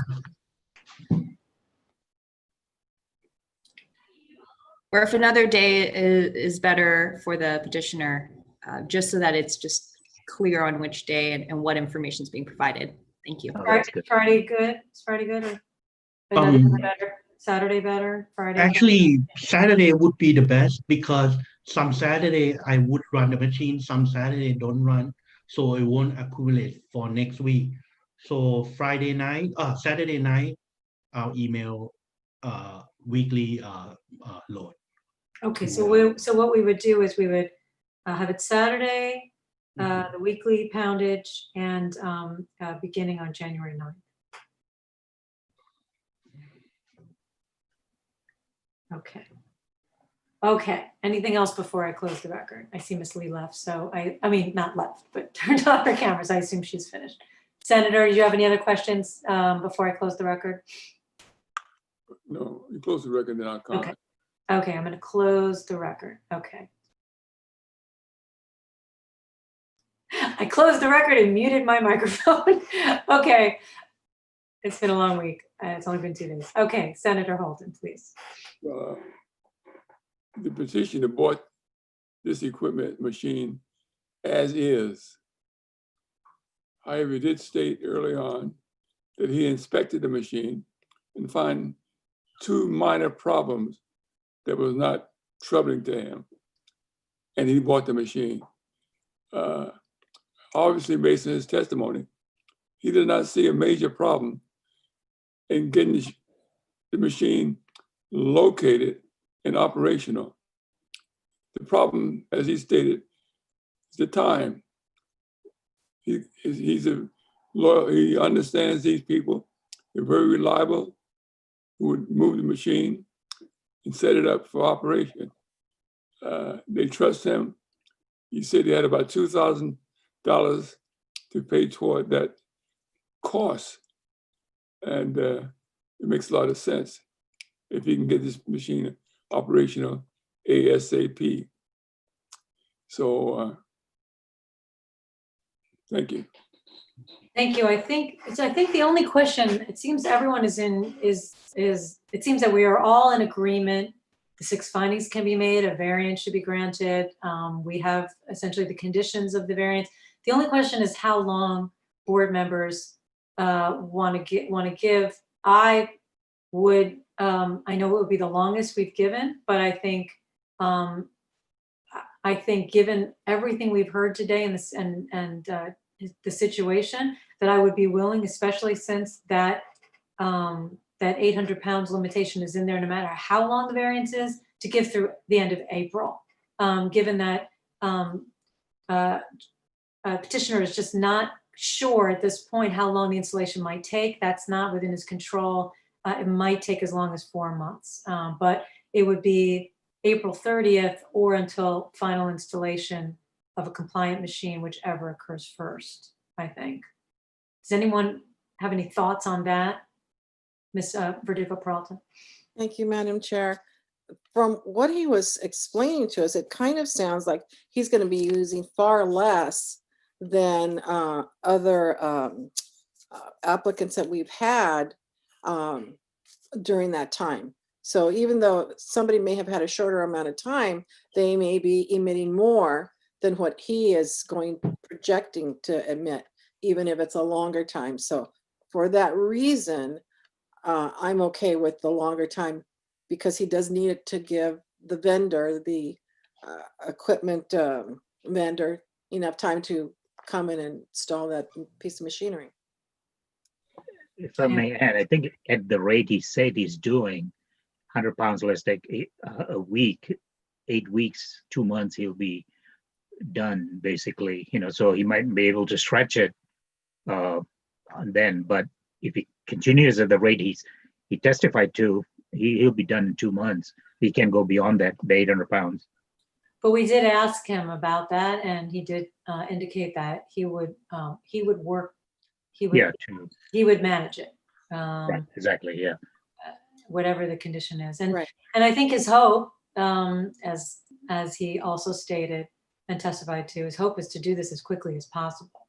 It's merely to make sure that if he's in the situation where he gets that funding fast and he has everything in place, but Kajiwara equipment says, you're our lowest priority, or whatever they say, we can't do this, or we found additional issues with this eBay machine, and it's going to take a lot longer to allow that time through his management. Senator. He said 4 months or sooner. Yeah. He capped it at 4 months. That's what I think. He did. If everyone is in agreement. Yeah. And I think what's good, one of the reasons I'm willing to go with it is because while he knows he testified he can go cheaper, and I think like the senator said, he's going with Arthur Kajiwara's equipment, which he knows is reputable and they'll do a good job and get a good installation. So that's also in his favor. I agree. Okay. All right. Would anyone like to make a motion? Otherwise, I will be happy to make a motion. I can, if no, you got it. I will assist if you need to. Okay, yeah. Second it. So yes, in the matter of Sparkle Cleaners, case number 6187, for the equipment located at 9451 Las Tunas Drive in Temple City, I propose that we grant a regular variance not to exceed 4 months from January 1st, 2021, with the following conditions. Can I stop you there? Would you make the term January 1st, 2021 through April 30th, 2021, or upon final installation of a 1421 compliant machine, comma, whichever occurs first. Thank you. Okay, go ahead. And they shall operate they should not use more than 1 gallon or 800 pounds of clothes cleaned in the non-compliant machine for the duration of the variance period. they shall submit necessary, Petitioner Okay. shall. Petitioner. a petitioner shall So that's, submit necessary application to reflect the change of operator at the facility to the South Coast AQMD before the variance period expires. okay. So that's condition 2. Condition 2.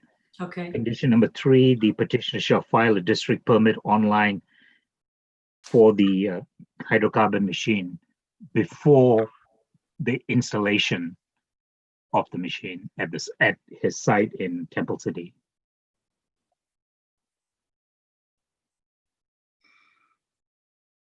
Okay. Condition number 4, petitioner shall email every Saturday to Mark Wonderwu, MVONDRAU@aqmd.gov, weekly poundage beginning January 1st, 2021. January 9th. January 9th. January 1st. January Sorry. 9th. The first week. Oh, yes, sorry. Yeah. January. Excuse me, on condition number 3, weren't we supposed to have verbiage in there on regarding to show that he is the new owner when he's submitting that application? Yeah, that was condition 2. That was condition 2. Oh, sorry. Okay. And I'm sorry, because but what did you say for condition 3, which is filing the application? Did you say file online? Online, yes. Okay, sorry, just want to make sure. Okay, sorry, please go on.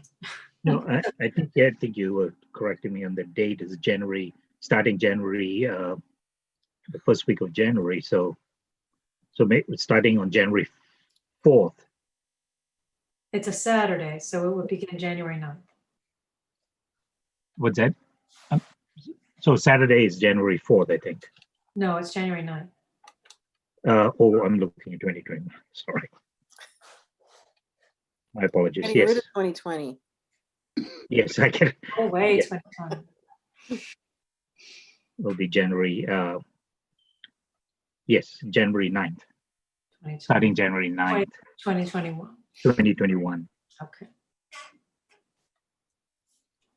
And what are the excess emissions? Yes, the excess emission is estimated to be 0.22 pounds of perk per day, and the petitioner shall pay any excess emission fee due before the end of the variant period. Okay. And that will be the 5th condition? Yes. Okay. Okay, I will second that motion. Is there a discussion on that motion? Okay. Senator Holden, how do you vote? I told you. Ms. Verdugo Peralta, how do you vote? Aye. I vote yes. Mr. Balagopalan, how do you vote? Yes. Motion passes 4-0, and the record will show that Dr. Bernstein left before the end, and that's why he did not vote. I just want to go through, Joe, before you leave, I just want to go through everything with you so you understand, just in case you don't get a copy of you'll get a minute order, which will have all the conditions and the terms or the nuts and bolts. But it might be delayed a little bit. So the term is, as you requested, to give you at least that 4 months. So that will give you the time you need for the funding and also for the installation. However, if, as you have also indicated, you get it done much quicker, and so once that machine is installed, that's when you stop using the PERC machine. Also, as for the conditions, so that condition is for the first one is for the entire variance. So you have the 800-pound limit, which is estimated to be 1 gallon of PERC. So then you have that 4th condition, which will be to email Mr. Vondero every week on a Saturday, beginning on January 9th. Also, you need to submit that application by the time the variance ends. You need to submit the application to reflect the current ownership. Online. That one's not online. I don't think you can do that one Yeah, online. that's not online. The change operation is online. The permit for the machine is online. That's right. So then the other thing you need to do is make sure you file a permit before the installation online, because if you do it online with the district, it'll only take about a day. So you file that online application for your new machine before the installation. And then there are the excess emission fees, but they're going to be based, they're going to be discounted based on how many days you actually are not in compliance. And so if you're only running, a load every other day, it's only those days that will apply. And I think that's it. So thank you very much for your candid. We hope that we were able to help you at all in order to come into compliance and still stay in business. And thank you for the district for also staying around and for all of your help on today's hearing. Board members, any other business before we wish each other a very happy new year? I just want to wish also Joe the very best of luck in the future, whether you end up keeping the business or not. So good luck to you. Just a comment. I hope he's not charging for dry cleaning when he doesn't dry clean. No, we Because he says he makes the decision. No, we tell. If they ask, we tell, but we don't charge. We just charge as a category. Thank you for that. Thank you. And I hope your health is well. Oh, Yes. Thank you. Can I have a request for district legal staff, if it's possible to get, and I know we got more hearings coming up on the cleaners, how many hydrocarbon machine has been permitted thus far? It's just for context. Josie, did we receive some information on that issue during this hearing? And if we did, when you close the hearing, we may be able to give you some information today. Not regarding how many outstanding hydrocarbon machines are permitted. That wasn't addressed during today's hearing or this hearing. I apologize. District staff has been behind the scenes giving us some information on the fly. Thank you. We'll make sure we get some numbers, and we'll also update the permitting activity, because that is additional information that was coming into us. Yeah, and I think that would be helpful for the senator. Are you meaning how many are still outstanding and still permitted? How many have been permitted? Even how many have been permitted thus far? Plus, there might be some in the queue, that can be added to it. Yeah. We will be happily update you on the status of the compliance status here.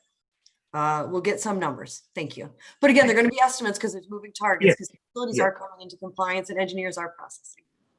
Right. Thank you. Anticipate those numbers. When can we anticipate the numbers for compliance? There's roughly 950 hydrocarbon machines currently permitted in the district. And Senator, they're trying to get it for me right now. Our next hearing with you is on January 6th.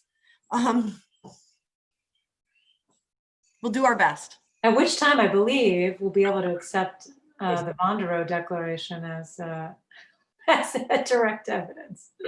That would be nice. 2,200. Based on the. Senator, what's the question? I actually may know this information. It's 900 out of 2,200. The 2,200 number? Oh, I can answer that, Madam Chair. We're not holding up any petitioners. Shall we entertain just some numbers? Sure. I think we can do that because we're not talking about any particular case. We're just talking generally about the rule and compliance.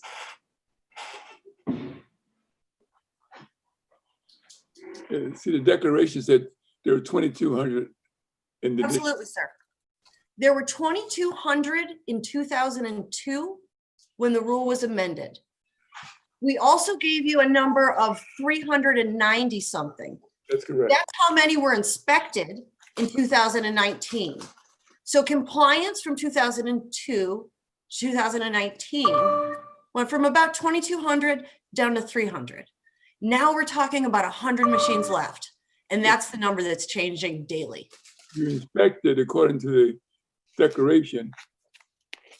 You inspected those that were permitted, not the ones that have not been permitted at that time. Go back and read the declaration. But those that still were permitted to be using PERC. So those who are not still permitted to be using PERC don't have to be inspected because they no longer have permits to use PERC. So that was the total number of facilities that still had a permit and could still be using PERC machines. Oh, they were not the ones already using PERC. Yes, still using PERC. Those are the ones that had permits. Oh, period. No, they really convene an investigation to determine how many that were permitted that was in compliance with the new rule. I have it here. Let me just find it. Oh, tell me I'm missing that page. Oh, here we go. Okay. Yes. So in 2002, there were approximately 2,200 PERC dry cleaning machines operating in the district. Right. Okay, that was in 2002. Between April and June of 2019, all dry cleaning operations with an active permit to operate for PERC, which means they still can operate those old PERC machines. With an active permit, they may not necessarily be in compliance at that time with 1421, but they have an active permit. It's a different statement. I mean, perhaps the district can explain the intention there. This is the total number that still could potentially be out of compliance come the end of 2020. That's the point. Right, and that wasn't 2,200. That was down to 325 as of 2019. So as of 2019, there were still only 325 businesses which potentially would be out of compliance because they still had an active permit for PERC. So they might still be using it at the end of 2020. That's the wrong interpretation. We'll get the numbers later on. Okay, is that the way it was intended? I don't know. 3 plus 100 cleaners, 3 plus 100, 395, whatever the case may be, were permitted. They had permits, and they began to investigate those cleaners to determine whether or not they were in compliance with 1421. That's the one they investigated, and only according to the declaration. Madam Chair? Yes. If there are any specific questions, maybe any board member that has any specific questions, they could email district council office, and we would endeavor to do our best to get you specific numbers. As I said, staff is working so hard, even during this dialogue. Their estimate is, as of today, there are 97 active PERC permits in the district. And you currently have on your calendar about 16 variance requests. Nice. Does that give you a sense? Well, look, these numbers are skewed. Just let it go until we meet in January.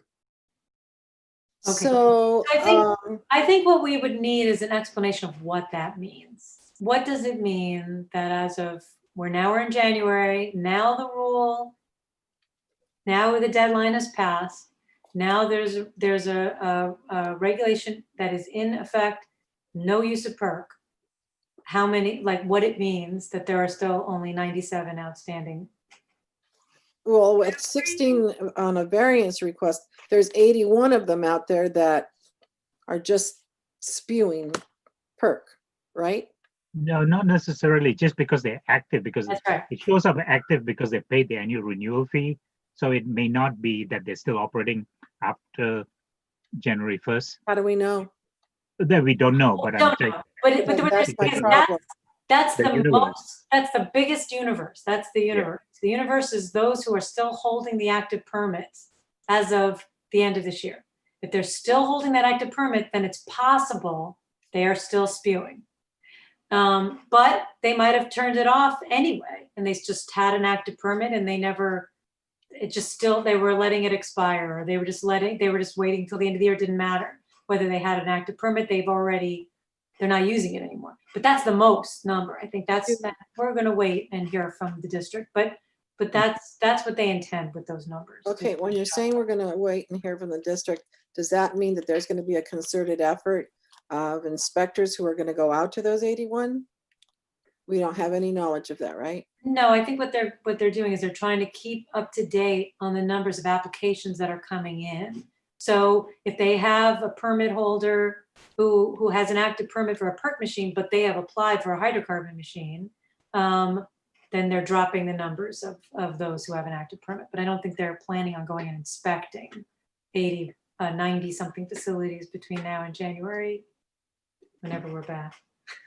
I would like to see a report that reflects the number of permits for the hydrocarbon machine versus these 81. I think we asked for that first. We asked for that already? Yeah. Okay, great. And I know Ms. Chow is very good at extracting data from the Yes, she is. system. I don't know if they're utilizing her, but she is very skilled in that. We're lucky we have a very good staff. That's right. And they work very hard. And now let's let them have a happy new year. Yes, happy new year, everybody. See you next year. And thank you all board members. And I echo what Dr. Bernstein said. It's a pleasure to serve with all of you. And I wish you a happy new year. And that goes to district staff and yes, absolutely. and also to district council. And we so appreciate you and what you bring. What was that, Senate? I'm sorry, you got drowned out. 2020, it's been a happy year for me serving. We're fortunate. We're fortunate that we were able to continue to serve and have these hearings via Zoom. We were very fortunate to be able to do that. That's challenging. And so thank you, Paul, wherever you are. Stay a fan. Paul, happy new year. Yes, Paul, happy new year.